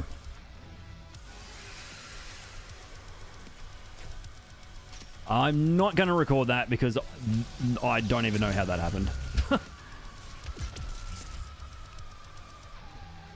Dude, you're just going to ignore that hit? Yeah, I am. I actually am, because I don't understand how that happens. I mean, this run's dead anyway, so it's not going to no-hit. So there's no point recording a hit that just I can't even account for.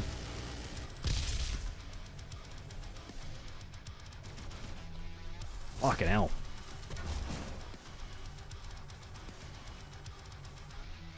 Good old Crouch coming in to save the day. Yeah, dude. Dude, you're going to be exposed. You're going to be exposed by Carl Jobst in a Carl Jobst video about how much of a cheater you are.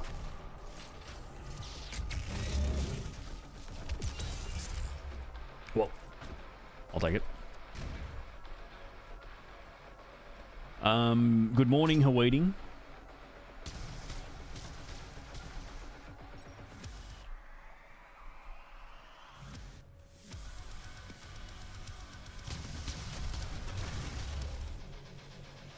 I reckon I'm going to chainsaw one of these barons, to be honest. Dude, I actually saw him streaming this morning, Marshall. And his stream title was something like hold W speedrun or press W speedrun or something like that. Oh, man.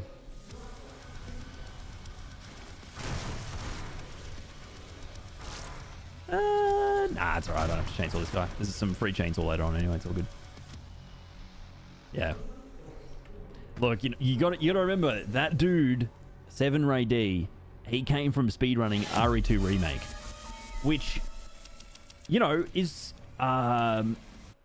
more mechanically full on than most other horror games, but it's still a bit of a W simulator in some play. Not insulting. I'm not saying I'm insulting anyone by saying that, but you know, he's used to something that's a bit more full on than SH2 Remake. He's gonna have to like take his expectations down a few notches of the adrenaline secreting through his fingertips as he speedruns games at the speed of light.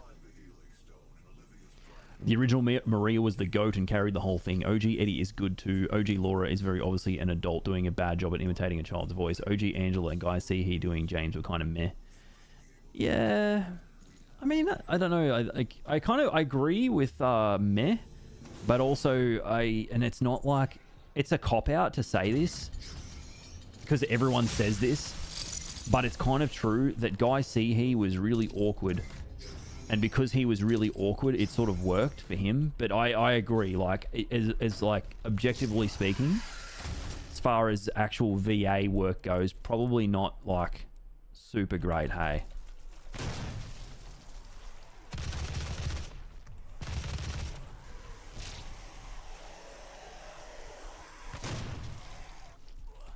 Weeding, what are you even saying, bro?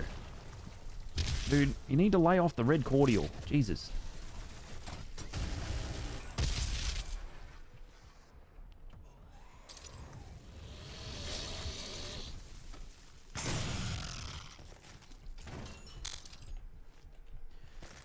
The people shitting on the character models. Oh, dude. I don't... Dude, AJ Chan, I don't go on Twitter anymore because going on Twitter is like putting a fucking Dyson vacuum cleaner inside of your fucking ears and putting on max suction and just pulling the trigger on that thing and sucking the brain out of your head. Twitter is fucked. But I heard that there were people on there saying things to the effect of like, oh, Angela's in the remake. The game's woke. They made Angela really overweight. It's like, dude... Do you understand the irony of anyone who says who comments on the appearance of a character who is a victim of sexual abuse? The irony of that comment is just, it's mind-boggling. Like, how can you do that and not be aware of the fucking stupidity of what you're saying? Oh, yeah, dude. The character got sexually abused by her father and brother. Therefore, the first thing I'm going to comment on is her physical appearance. Like, are you that thick in the head? Fuck, it makes me angry. Like, and you know, maybe a lot of them are just little trolling knobs with no fucking things better to do than say stupid things on a website designed for people with fucking giant chasms between their ears. It's fucking insane. Like, dude, the character,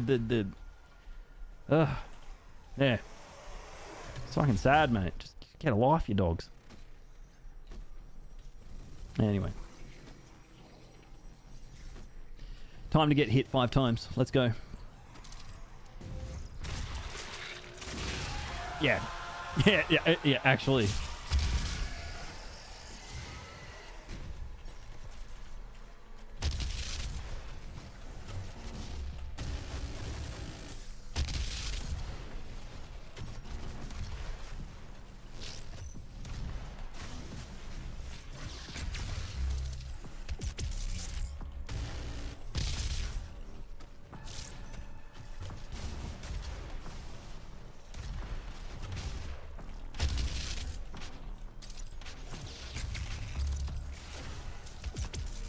Come on.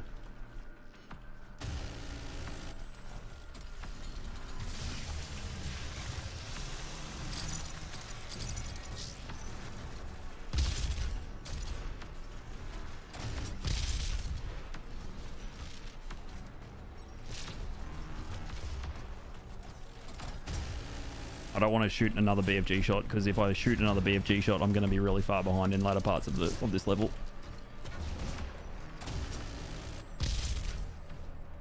Fuck me, this is fucked.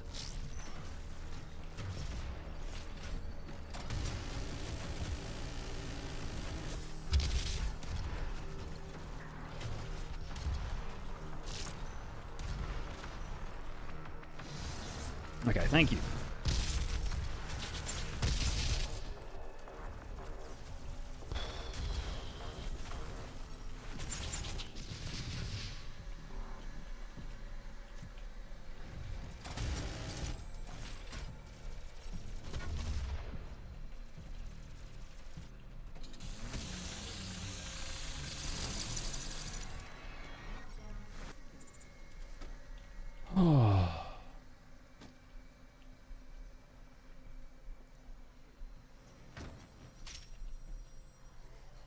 You had a Twitter account for 2 hours, got even more depressed. Cesspool needs to be shut to save some sanity. Yeah, like I have a Twitter account still because sometimes I need to reach out to people here on Twitch, and the best way to reach out to them sometimes is like on Twitter. No worries, Lenny. Take care, man. Be good. But it's just, yeah, every time you like read things on Twitter or like going to Twitter, it just feels like a disaster.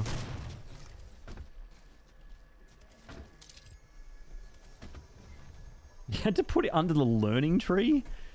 What is the learning tree? Sounds like a punishment involving a dunce cap. Yeah, I just never will understand people who make comments about the physical appearance of characters in video games, especially when like the whole thing about Maria's character is her demeanor is born out of a wish for something that the guy James couldn't get, so he him wanting to be rid of her because he couldn't get what she wanted from her. He couldn't sexually gratify himself, led to it was one of his motivations for killing her. And then people make comments about that character's appearance, like the irony is just completely lost on them. Like, you just got to use your brain for like 5 seconds.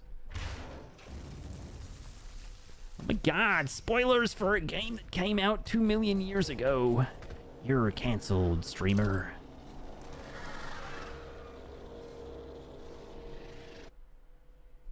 You're on Twitter for a week, you got rage baited 3 times and just decided, yeah, you see, well, that's good, right? You're above it. You're above it, meat sticks. Fuck, I need to update the splits. Anyway.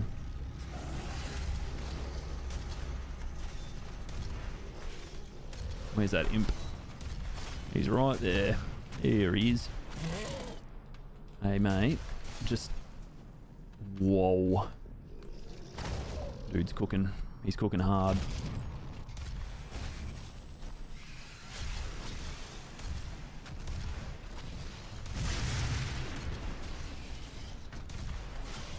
Oh, you're joking.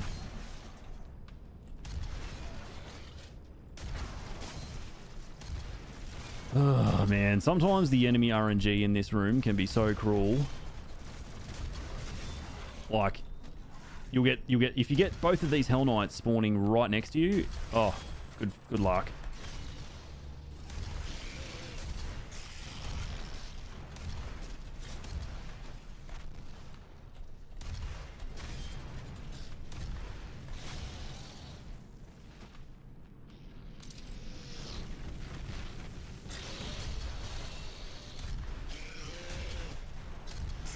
Right on that booty.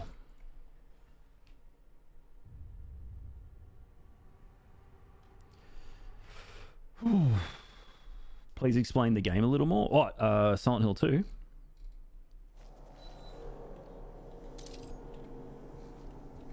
Why is he seeing Pyramid Head? Oh, well, I think Pyramid Head is meant to be like, a symbol of the punishment that he desires, which is why he's got the large, heavy cone on his head. It's meant to be a reference back to the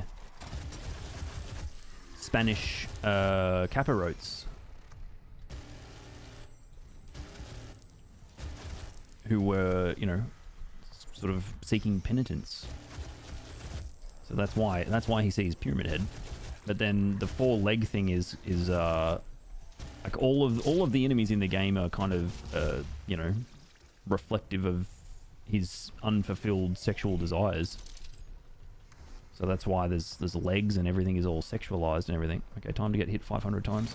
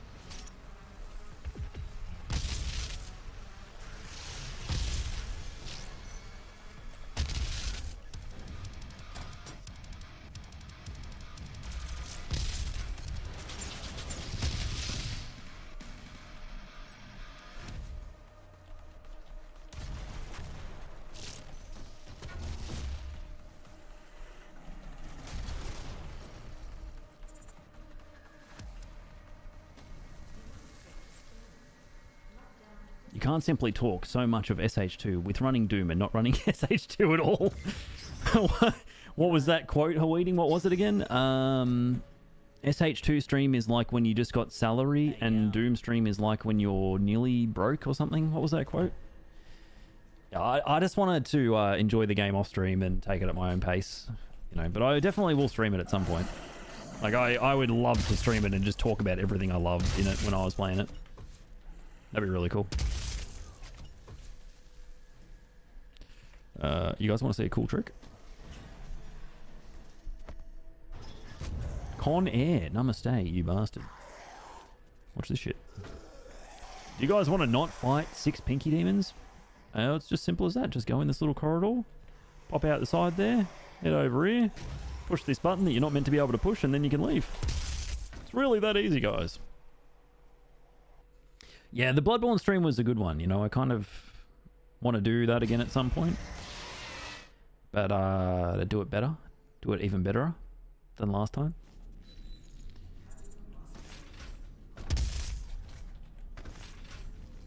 But yeah, SH2's awesome. Remake. The remake especially. I mean, obviously OG is incredible. Remake's amazing too. So we'll get a BFG in here, and then we're going to have to take another armor upgrade, I think, right? Because I've only got... Pretty sure I've only got 1 armor upgrade right now.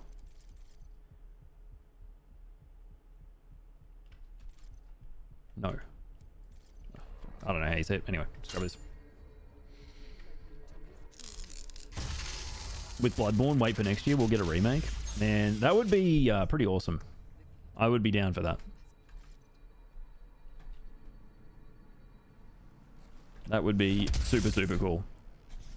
Hey, Connie, I tried to play Shadow of the Colossus and, yeah, I don't know. I don't think it's for me.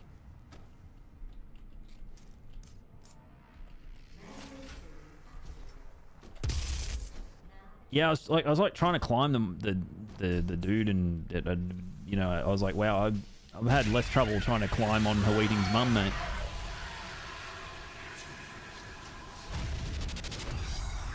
Devo too small to Colossus. Ask your mother about that. I think you'll find that she disagrees with that statement.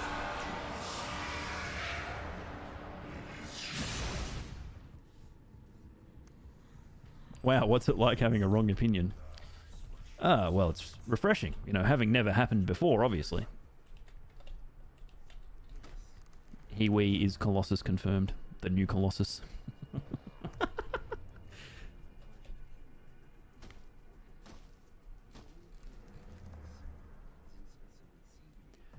The only accumulator in this sector is in specimen CD's nuts. Whoa, jeez, what was that, streamer? That's cheating, goddamn. You can't be cheating like that. Oh, wow, it didn't go. Oh, my God, holy shit.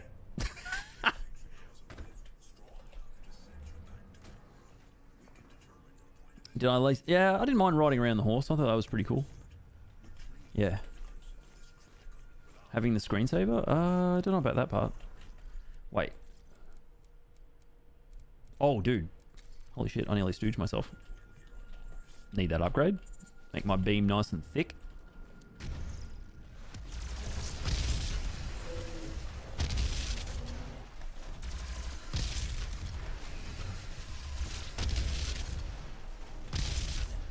Wow, dude, are you going to do anything other than DK SMS everything? Probably not.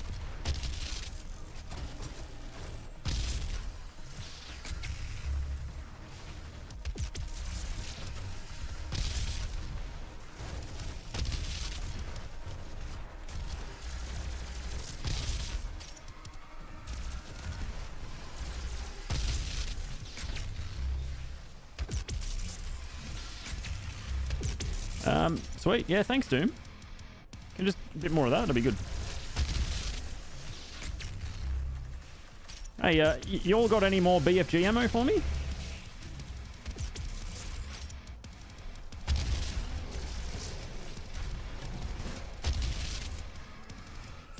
Oh, okay. Thanks.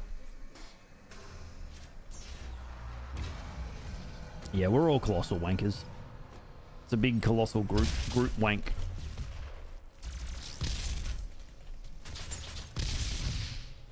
More BFG, wow. Watch me get absolutely zero BFG in Argentina. Hey, Berkbay, how you going, mate? What's going on there, Cobber? Sony made Concord. That's the statement. Full stop. Sony made Concord. My poor name. My poor name. What's a poor name? Sorry, Team DX, mate. Sorry, mate. Sorry, mate. I've been porked into oblivion, mate. I'm just dishing out porkerisms every time I can. I'm not proud of it, but I will continue to do it. No, fuck off. I'm not including that. No, they get fucked. Oh, dude, you fucking cheating, fucking dickhead. I'm not going to include that hit. That was a really dumb hit.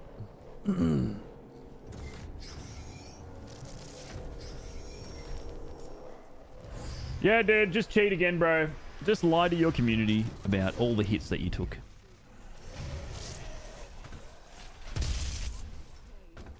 The only problem with this is I now do not have enough. Shit, this is going to be a bit fucked, actually. You know why this is going to be really cooked, guys? Because I'm going to run out of ammo. And that's going to be really bad for business.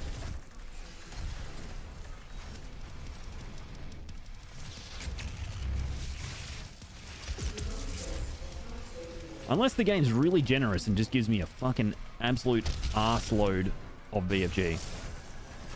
Oh, thanks, game. Yeah, just hit me with like one of those really fucking shitty instant fucking fire fucking ball sacks and dicks, goddammit.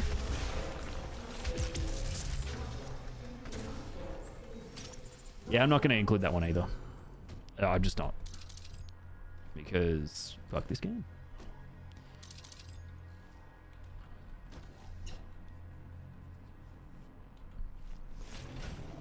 Did you ever see that episode of SpongeBob where he's trying to teach Squidward how to blow bubbles? Concord was Squidward's bubbles. Yeah, if I was a shareholder, I would be extraordinarily concerned by Concord and everything they tried to do with that.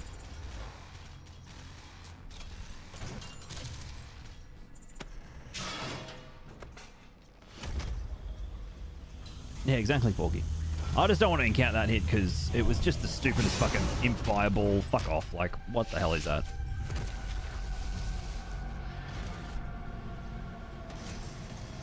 Yeah, if I didn't count any hits, I would have had this done in 2018. Would have been great.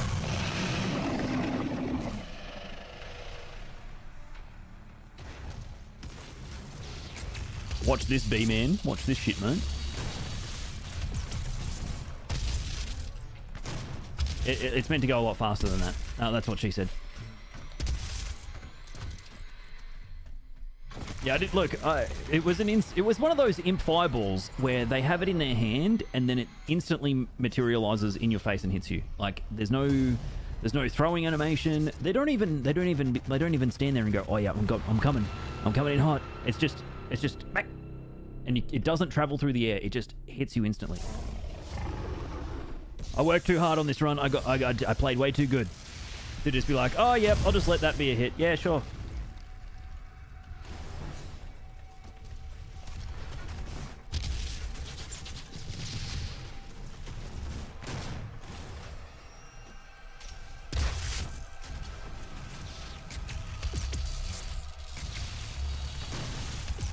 Man, what is going on here? This game does some weird shit sometimes with... Oh, it's because I don't have fucking double trouble. Oh, dude.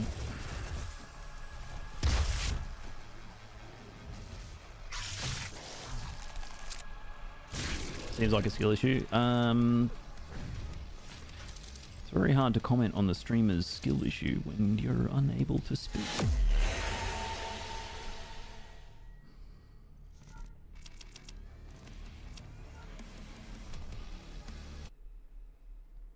Weeding, when I don't understand the content and the nature of the question, I am forced to not answer your question. Okay?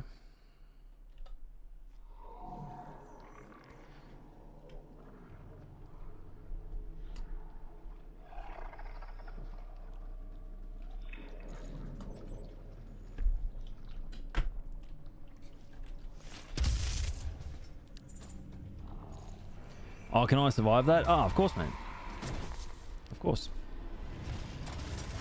I'm a professional, mate.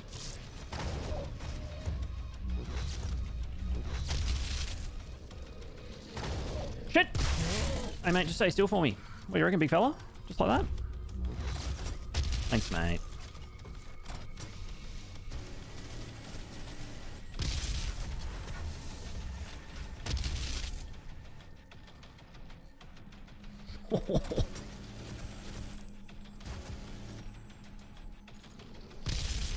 Oh, thank you so much, dude. Oh! Damn, dude. Imagine if this was actually the run. Holy shit.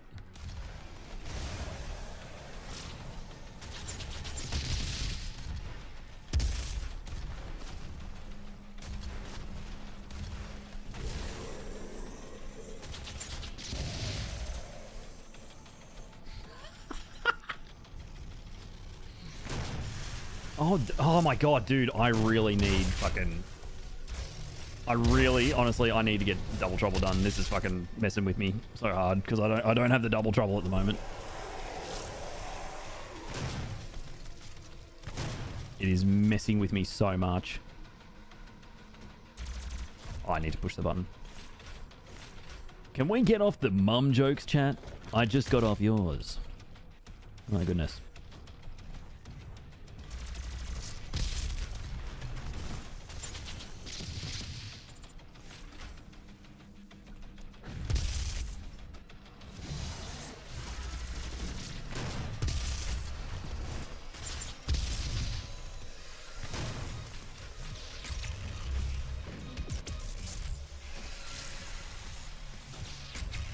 Well, if you're going to keep giving me BFG game, I'm going to keep using it.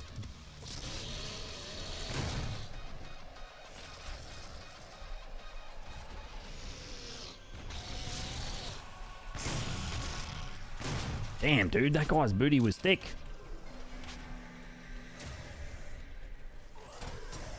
Yeah, it's this rune here. It's called Rich Get Richer. Firing standard weapons will not cost ammo when you have 100 armor or more. It is very, very strong.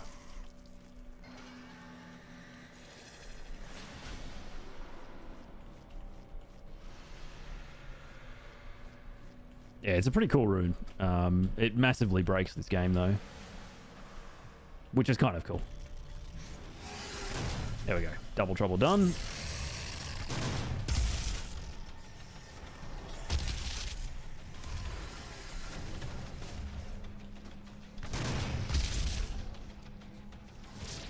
Oh my god. Like, see, this is what I mean, guys. This run is gonna be so fucked to get. I'll include that here. Alright, game. You know, you got me, bro. Yeah, you got me. Like, the fact that an imp can just do that in this game is really messed up.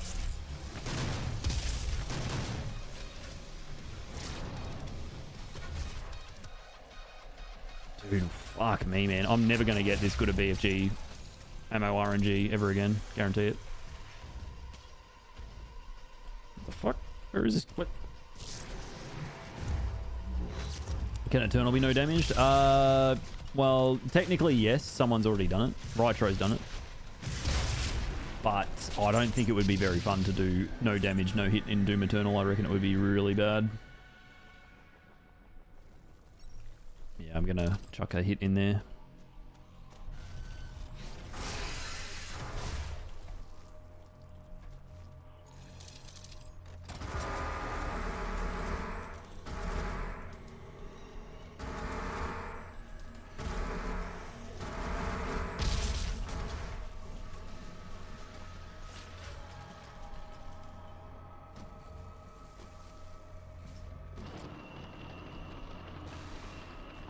Because you came faster. Look, Weeding, I'm sorry, he's got you there, mate. He's got you there. Hook, line, and sinker, buddy. Pork, your ex called me Ferrari and called you Fiat. Don't know why. Because, Weeding, you came faster. SMH my head.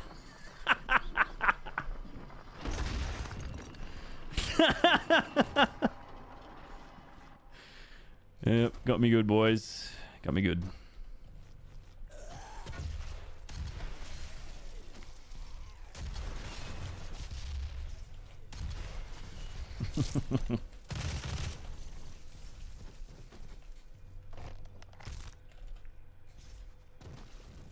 uh...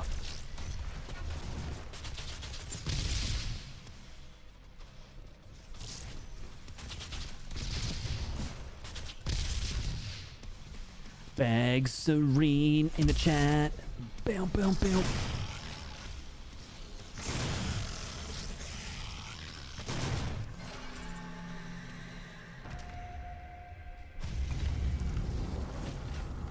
Yeah, I think Doom Eternal no damage. Burke Bay would be like trying to play Pokemon and not get hit. Like the way that that game is rigged up, you are going to get hit.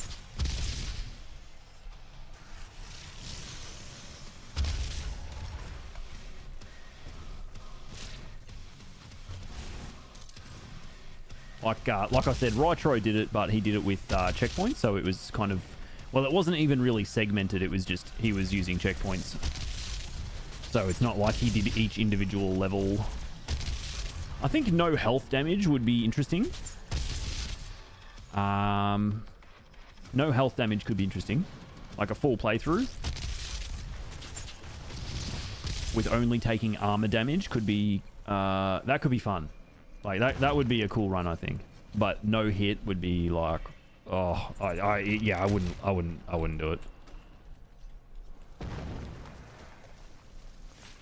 Oh.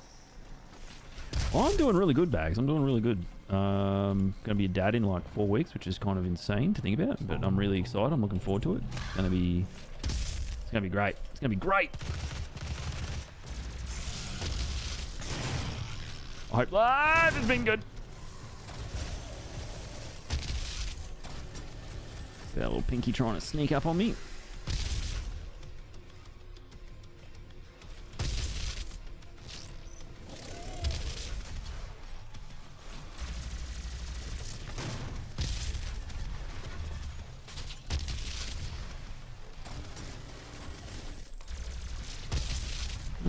That imp must have died already.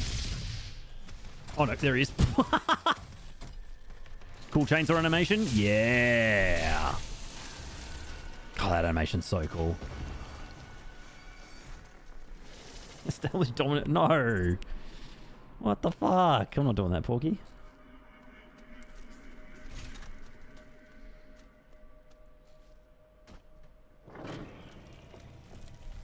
Oh, definitely Salad. Like, I'll for sure be streaming far less, sadly. I'll be watching a lot more Twitch though, which I'm looking forward to. I'm looking forward to spending a lot of time in other people's chats and just chilling, vibing, while the baby's, you know, trying to settle the baby or whatever. I'll definitely still be streaming though, just obviously not nearly as much as I currently do. But I think with this run, I'd still do runs, like maybe a couple of runs, like 1 to 2 runs a week, maybe. Yeah, I should really, like, try to leave that summoner till last. Yeah, Missus is doing an amazing job, Bags. She's just incredible. Like, she's actually at the gym tonight. She's 36 weeks and she's at the Brazilian Jiu-Jitsu gym, probably trying to do something, but very limited at the moment. But I think it's really important that she still is exercising and moving and everything like that. It will make the pregnancy a bit easier. And, you know, she's got to kind of maintain that social connection. Don't want her to lose that, obviously. But yeah, she's amazing. You have farted on babies and dogs and cats. I've farted on cats. Like, I've farted on Pat thousands of times in my sleep. Like, I'll just be asleep and he'll go under the covers and try to sleep with us, and I'll just fart right on his face every time. I reckon I do it every night at least once.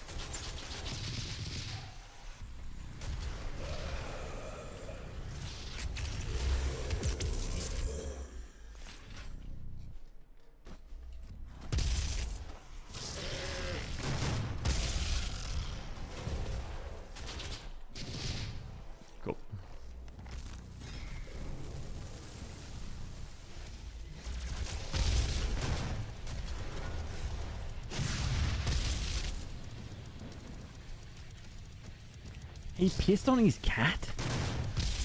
I hope that wasn't on purpose. Oh, right. Okay, in quotation. Okay, geez, that's a bit...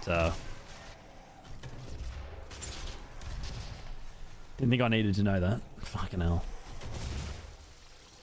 Dude, if I pissed on my cat by accident, I would bathe him straight away and probably get ripped to shreds by him while I'm trying to do it.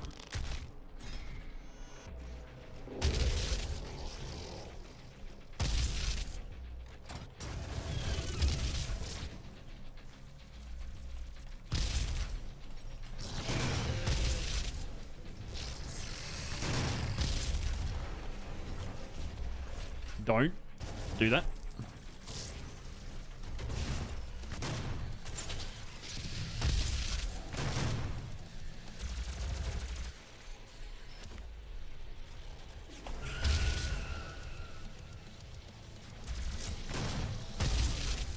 What? Why'd that guy die so fast?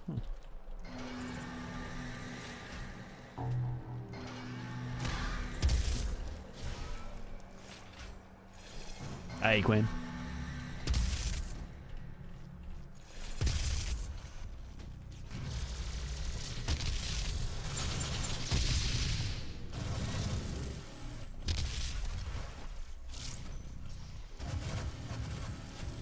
And I'm lucky that I did not get hit by either of those fucking things then.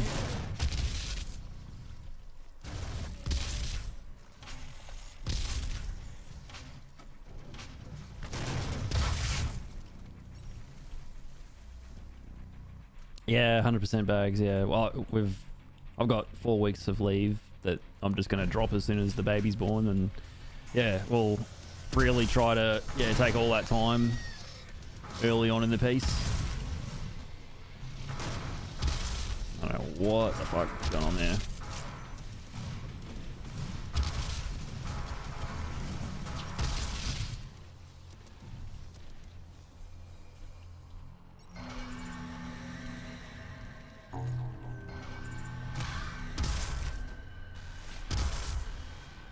I love your aspirations of 1 to 2 runs a week. We'll see.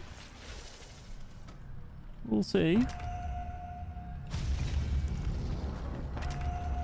Hey, Princess in the YouTube chat. Yeah, this would be a world's first. As far as I'm aware, no one's done a full run Ultra Nightmare start to finish, no hit.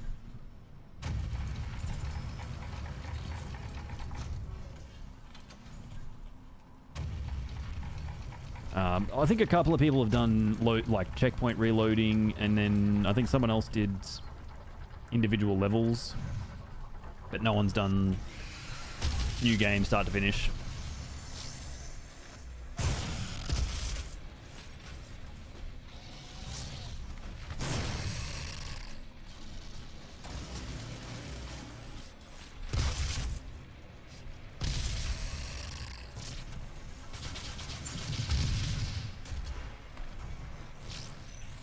No way.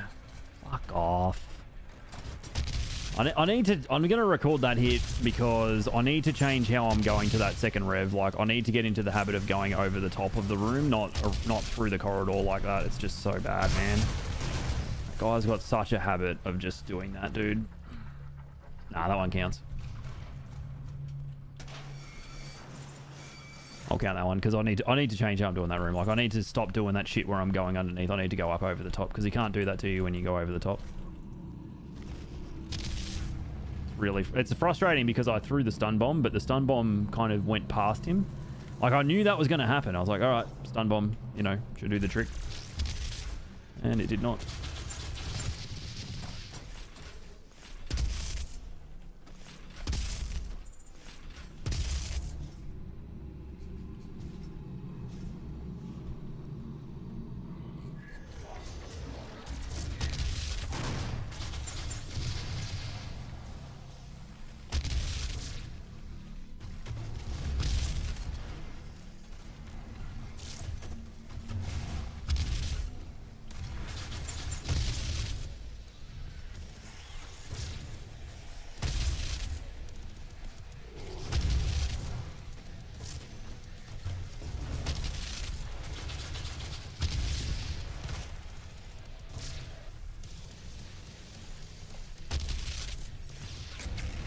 God, I love this room now, man. With this strat, it's so much fun. Like just chain stunning and DK SMSing multiple enemies all at once. It's good. It's good fun.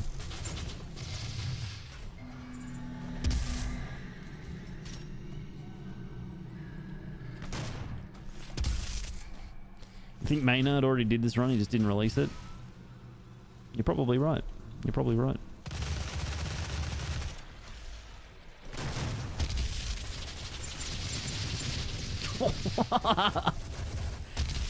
I kind of forgot how much fun MM is in this game. Legit.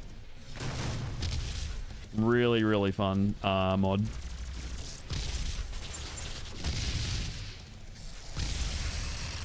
Wow, dude. This BFG. Oh my goodness.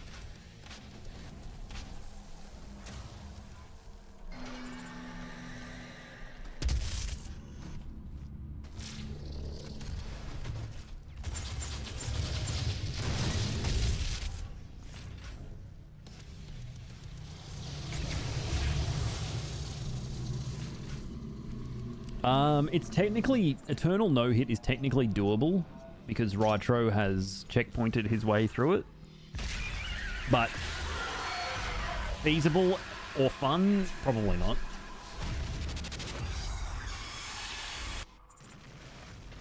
I mean, you could definitely do you know, obviously you could do any percent major glitches run unrestricted out of bounds. I think that would be one way to do it, but it wouldn't be a very I don't know. You know, you'd rather do any percent inbounds, no major glitches for a no hit, and I just don't think it would really be feasible in Eternal. It would be such a shit run to try to pull off.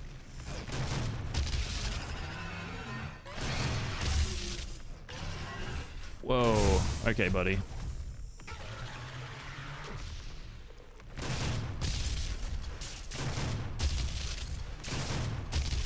Nice, dude. Good damage.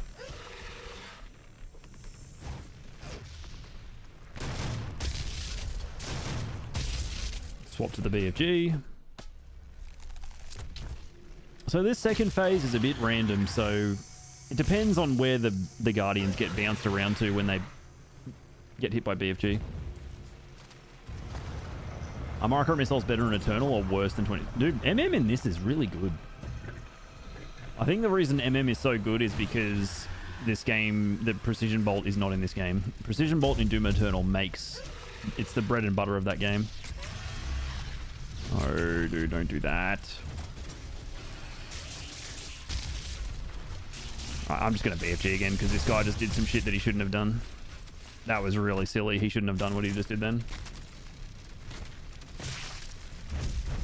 Okay, so just remember we've got to keep our distance here. Until this guy sort of settles into a bit of a groove. Yeah, sweet as. Yeah, exactly. The fact that Precision Bolt exists in Doom Eternal Vidaz just makes it it's a cornerstone of the weapon roster for any serious player. Really, really serious player. It allows so many combos to happen because if you look at it, the base weapon swap speed in Eternal is much slower than this game. Way slower. But Precision Bolt just unlocks so many things in Doom Eternal that it makes it a faster game. There is a Precision Bolt, we don't talk about that. Yeah, that's true. Yeah, Precision Bolt in this game is actually, I kind of like it. It's cool, but Arbalist is way better. The Arbalist mod that superseded it in Eternal is way cooler. But just the way that Precision Bolt affects weapon swap speed is... Yeah, if Doom Eternal didn't have that, oh man, I feel like the game would be so limited skill ceiling wise, it'd be crazy. You'd only get so far in Doom Eternal before your skill ceiling just... you butt up against it. It's the Precision Bolt just unlocks so many crazy, insane combos. All right, not a bad Necropolis. We have a. What have you got, Sam?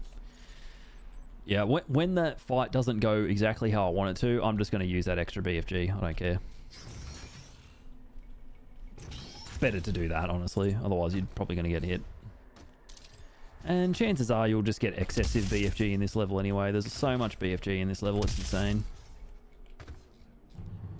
Who am I going to cosplay on Halloween? A guy called Dadvo, who's like me, but he's a dad.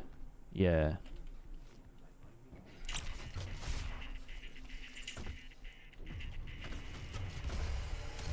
Damn, dude, that imp was moving and shaking. He was not sticking around for nobody.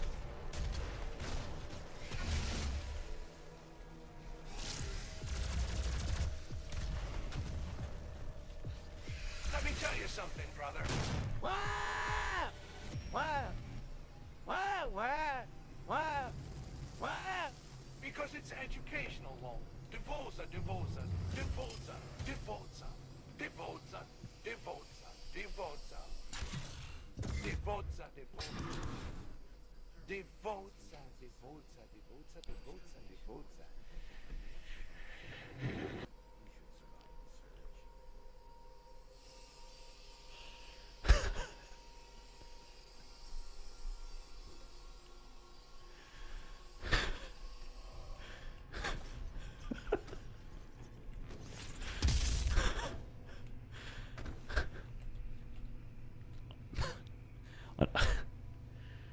Okay, I probably shouldn't. I don't think I need 2 BFG cells, but I'll just grab this extra one just in case. Oh, amazing. Devolza, Devolza. He sounded like Russell Crowe in The Pope's Exorcist.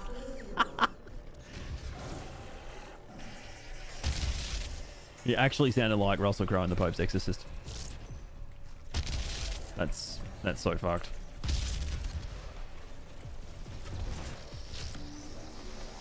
Dude, no.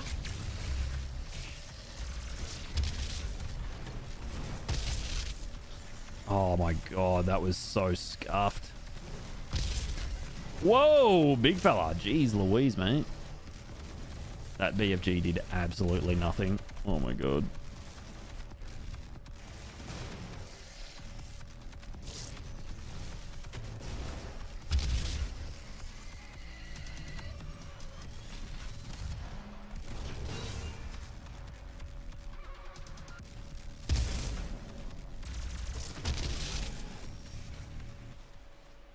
Devolza, Devolza, Devolza, Devolza. Yeah. This is why I stream. Yeah, I stream so that I can laugh so hard, Bags. That's the reason I stream. I stream so I can laugh so hard that I end up sounding like I've been smoking 60 cigarettes a day for 5 years. It just makes me laugh so hard. The Devos. Oh shit. Oh god, let me out. Honestly, I reckon Devos Me sounds more like Divorce Me. If you do Devos Me, it sounds like Divorce Me. It's really funny.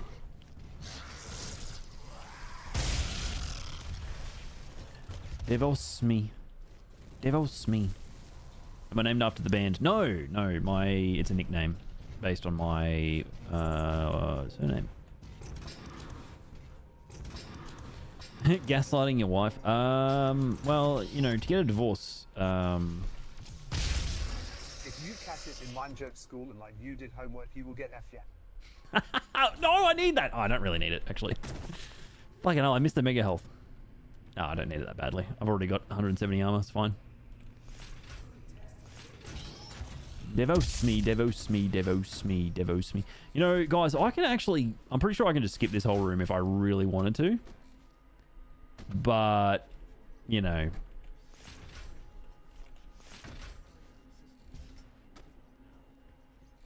I could skip this room. It's not that bad a room. This room's not that bad. Let's be... It's not that bad. Proceeds to get hit. It's actually really not that bad a room, to be honest.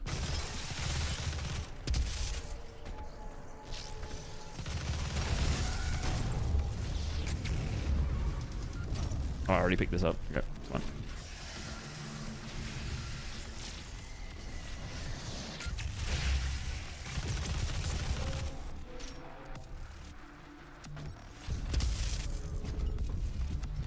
Is it... If I go up here, can I cut this Baron off who always ends up here? I can. Oh, shit.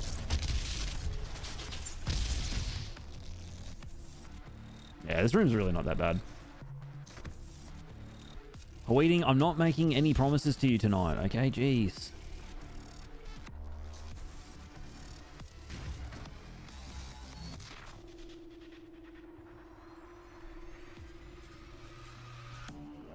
Okay, Devo, I tell joke if you not promise permaban me. I'm not, no, no. If you want to tell a joke in my chat, the last thing you should say is, oh, promise not to ban me if I tell this joke. That immediately arouses my suspicions that your joke will be entirely inappropriate. Okay, I have to do this skip anyway because the room's soft locked. Cock.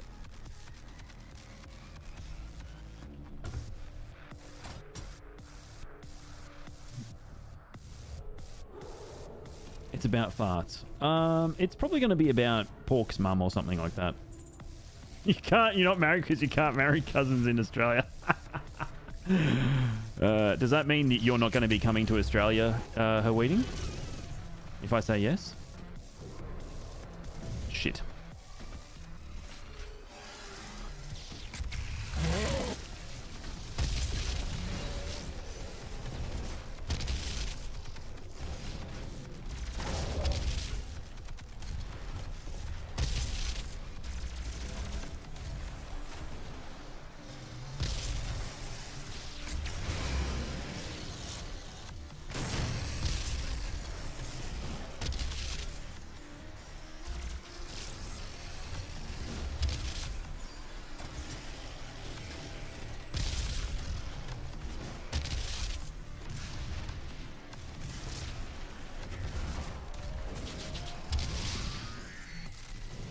Man, this Revenant scares the shit out of me.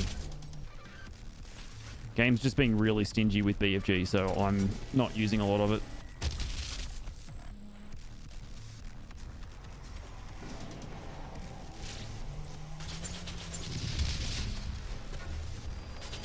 Alright, yeah, cool. Because I want to go into the next level with 3 BFG right off the bat. You were 4 times. Yeah, so your English is good. Don't come... You've been to Australia 4 times for weeding. Alright?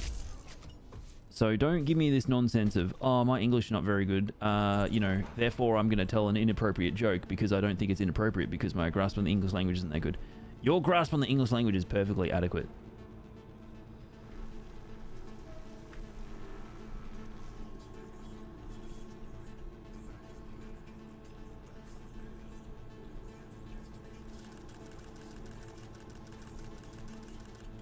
Are we allowed to tell adult jokes in here?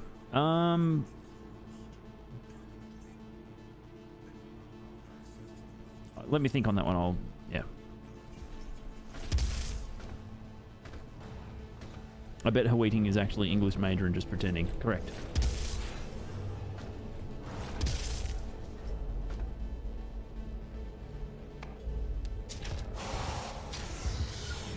Well, this run was pretty good.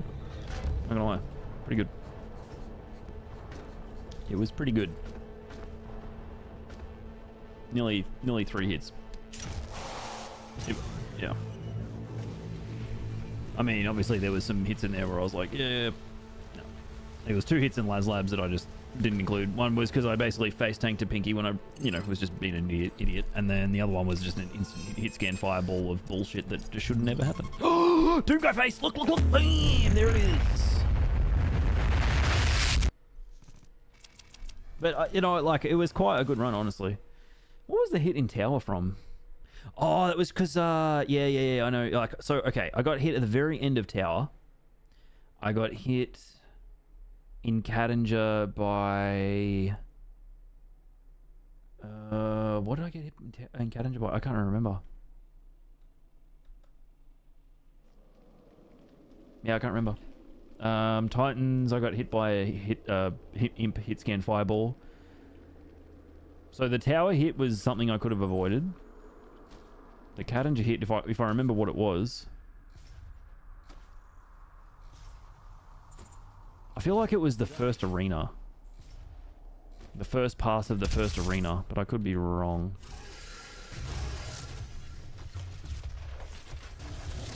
Yeah, definitely ukulele. Like, I'm getting pretty close now. Like, honestly, it could be just any day. Like, I'll just start a run and it'll go great guns.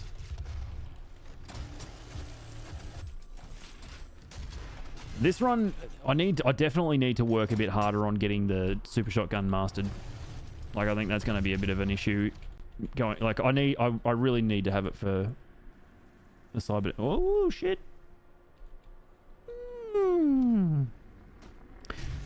Yeah, I need to have it for that. For sure.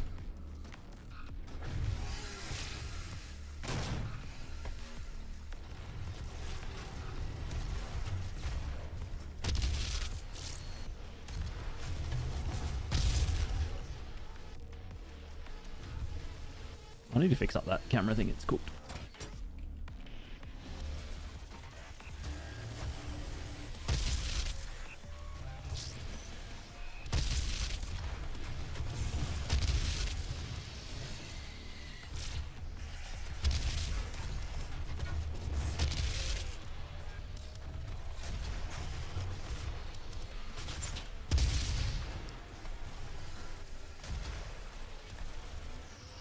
Ah, fuck. I missed my chance there. Could have got that summoner straight away. I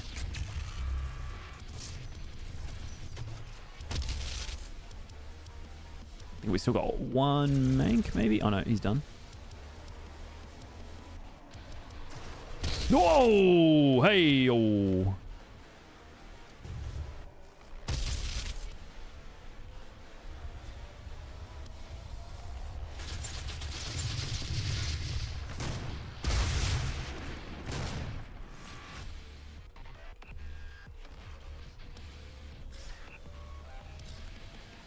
Which electric pole?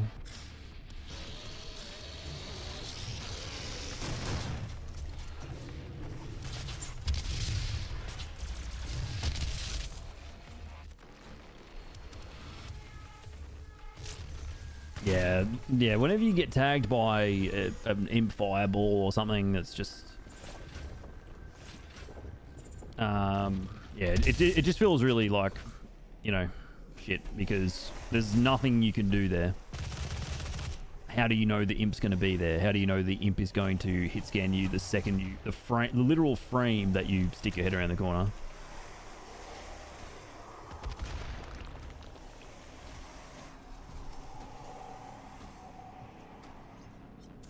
It just feels a bit rude. But that's it. Like, sometimes it's good to record those hits because then you're like, oh shit, I didn't PB, or I didn't get, like, and then you just kind of go through each and every split. Oh shit. No. Oh god. And you kind of go, oh, actually that wasn't that bad. All the hits that I took were kind of like, eh. Like, I would happily just erase that hit scan fireball from, because they're just things you can't control, you know. Like, obviously if it's a 0-hit run, everything counts, and I just reset.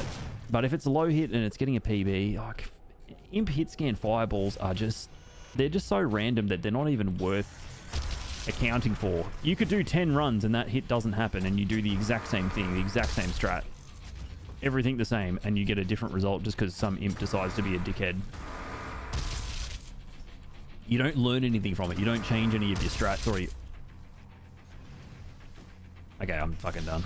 I'm just gonna finish this run now.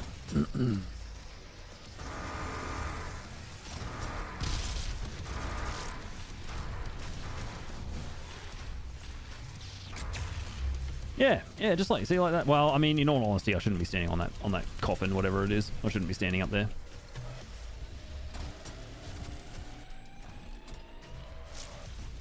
Like that one, that's my fault. Like, I just straight up shouldn't be standing there.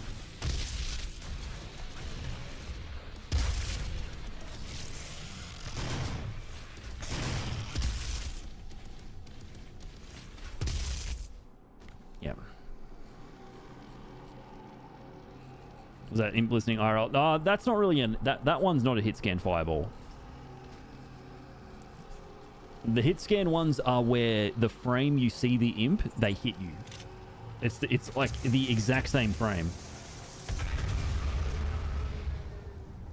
And they are exceedingly rare. Oh, this run's dead, so let's just not worry about it. Oh, dude, if there were no imps in this game, if there were no imps and no soldiers, this run would have been done like 4 weeks ago or some shit. I have to go this way because I don't have a BFG round. Didn't split over to Deneur. Yeah, I just sometimes I just forget and don't care. Red Warrior, hello. Royalty in the chat. Royalty in red. What's going on, mate? Like, I mean, this run's basically dead, so I don't really care.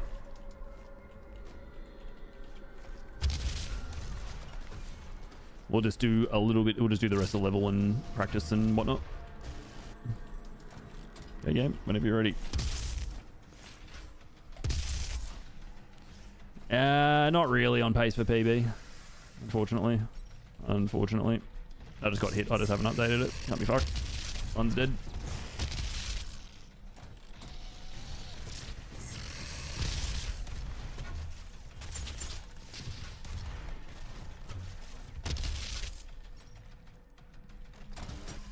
Like, if I was going to be really picky, I'd go back to that Titan's Realm split and just get rid of that hit and then just put one in this level, because that hit was fucking stupid.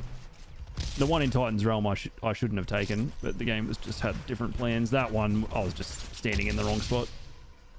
Didn't do nearly the right thing.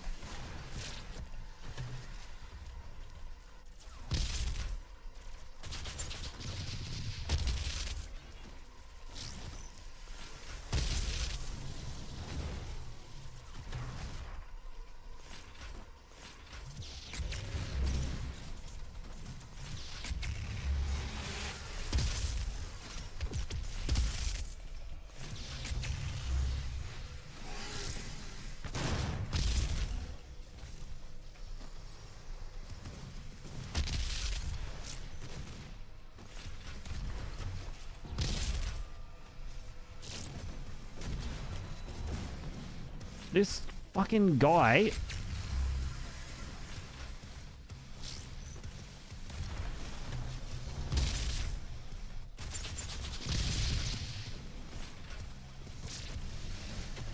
Fighting you fucking involves female brain cells.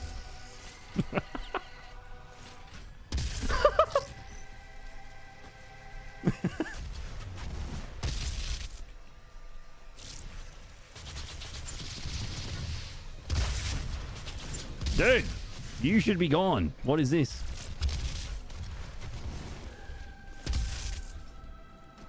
Are the tricky attacks from soldiers the charge and energy balls? I mean, those are definitely something you should be worried about before you get the hologram and before you get some other tricks. The scariest thing with the soldiers though is when they do the they have this attack where they shoot in a wave. It's not like they'll shoot like half a dozen projectiles, but they'll kind of spread them out in a random pattern. And sometimes those can be really tricky to manage. Any plans for 0%? I think I might do one casual 0% on Nightmare. Maybe, yeah. Could be a bit of a goer, Red.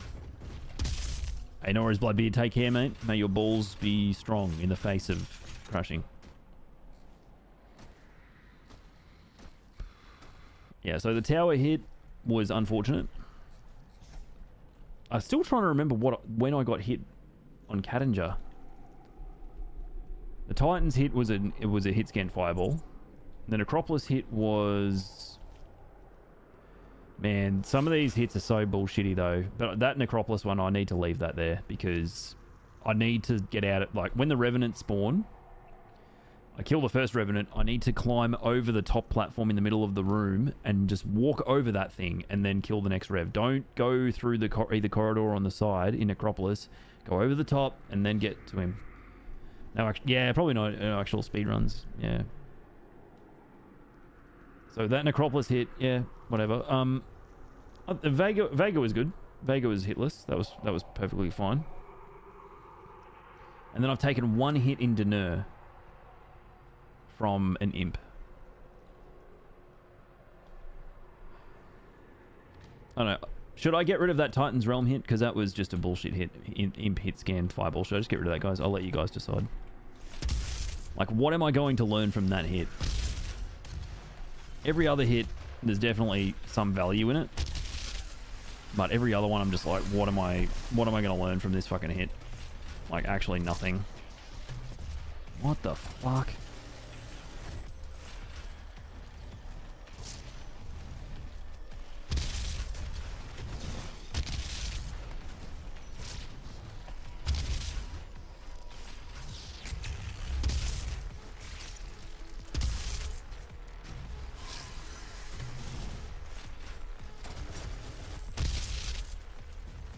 Okay, I have full chainsaw, right? So...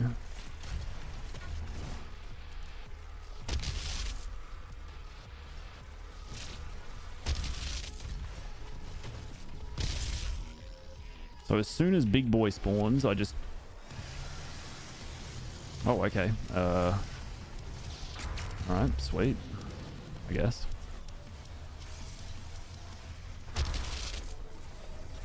What the fuck?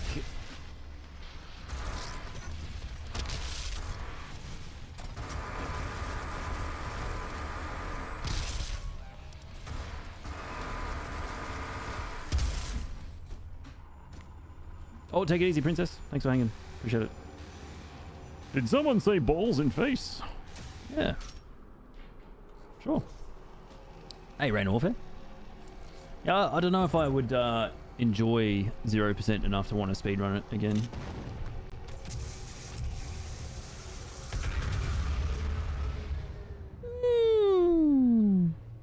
Oh, that's cursed. 3 BFG. This fight's basically scripted, so should be free. One does not simply not enjoy 0%. Yeah, I don't know. Don't know if it's for me. Definitely want to revisit it though. So much. Alright guys, after I absolutely delete this boss, we're going to have to bottom line this whole stream. We're going to have to bottom line this whole stream. It's been a pleasure and it's been a privilege. But we must bid adieu.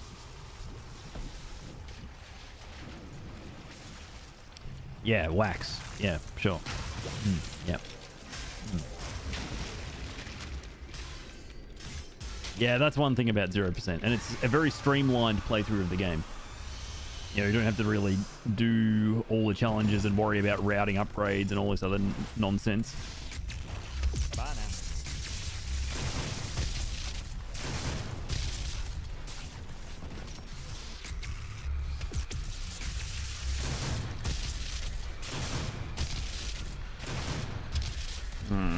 Why does this boss just take random amounts of damage even though you do the exact same thing every single attempt?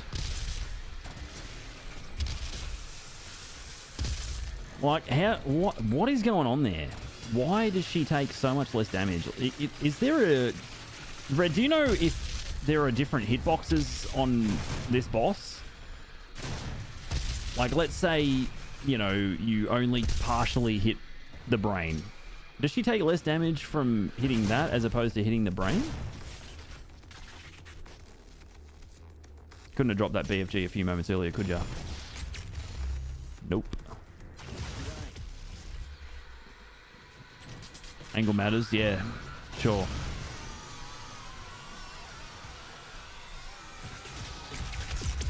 Wow, man, the Doomslayer's got no BFG ammo. How's it gonna BFG? Magnoozle?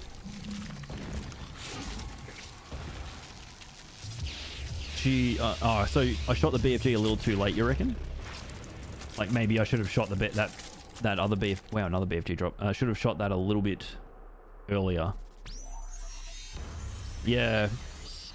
Yeah, there's definitely something to do with the timing there. It's like I basically did the exact same thing I do every time. I think I was just a little bit late on that second rotation of the BFG. Technically the third BFG shot. Earlier or later, whenever... Oh, okay. Right, yeah, sure. Should probably watch the 0% run. That would you would just do the scripted damage with BFG in that run. Yeah, sweet as guys. Thank you so much for hanging out, GG's. It was a good run. Honestly, it was a pretty good run. I would honestly like this was a good run tonight. Really good. So thank you guys so much for hanging out, GG's. I'm gonna have to raid and run because I genuinely have to go. But I wanna send you guys onwards. and upwards. Thank you so much for hanging out. I'll see you guys on maybe the next stream. Might be tomorrow or the day after. But where are we going, guys? Let me drop you off at Bye now.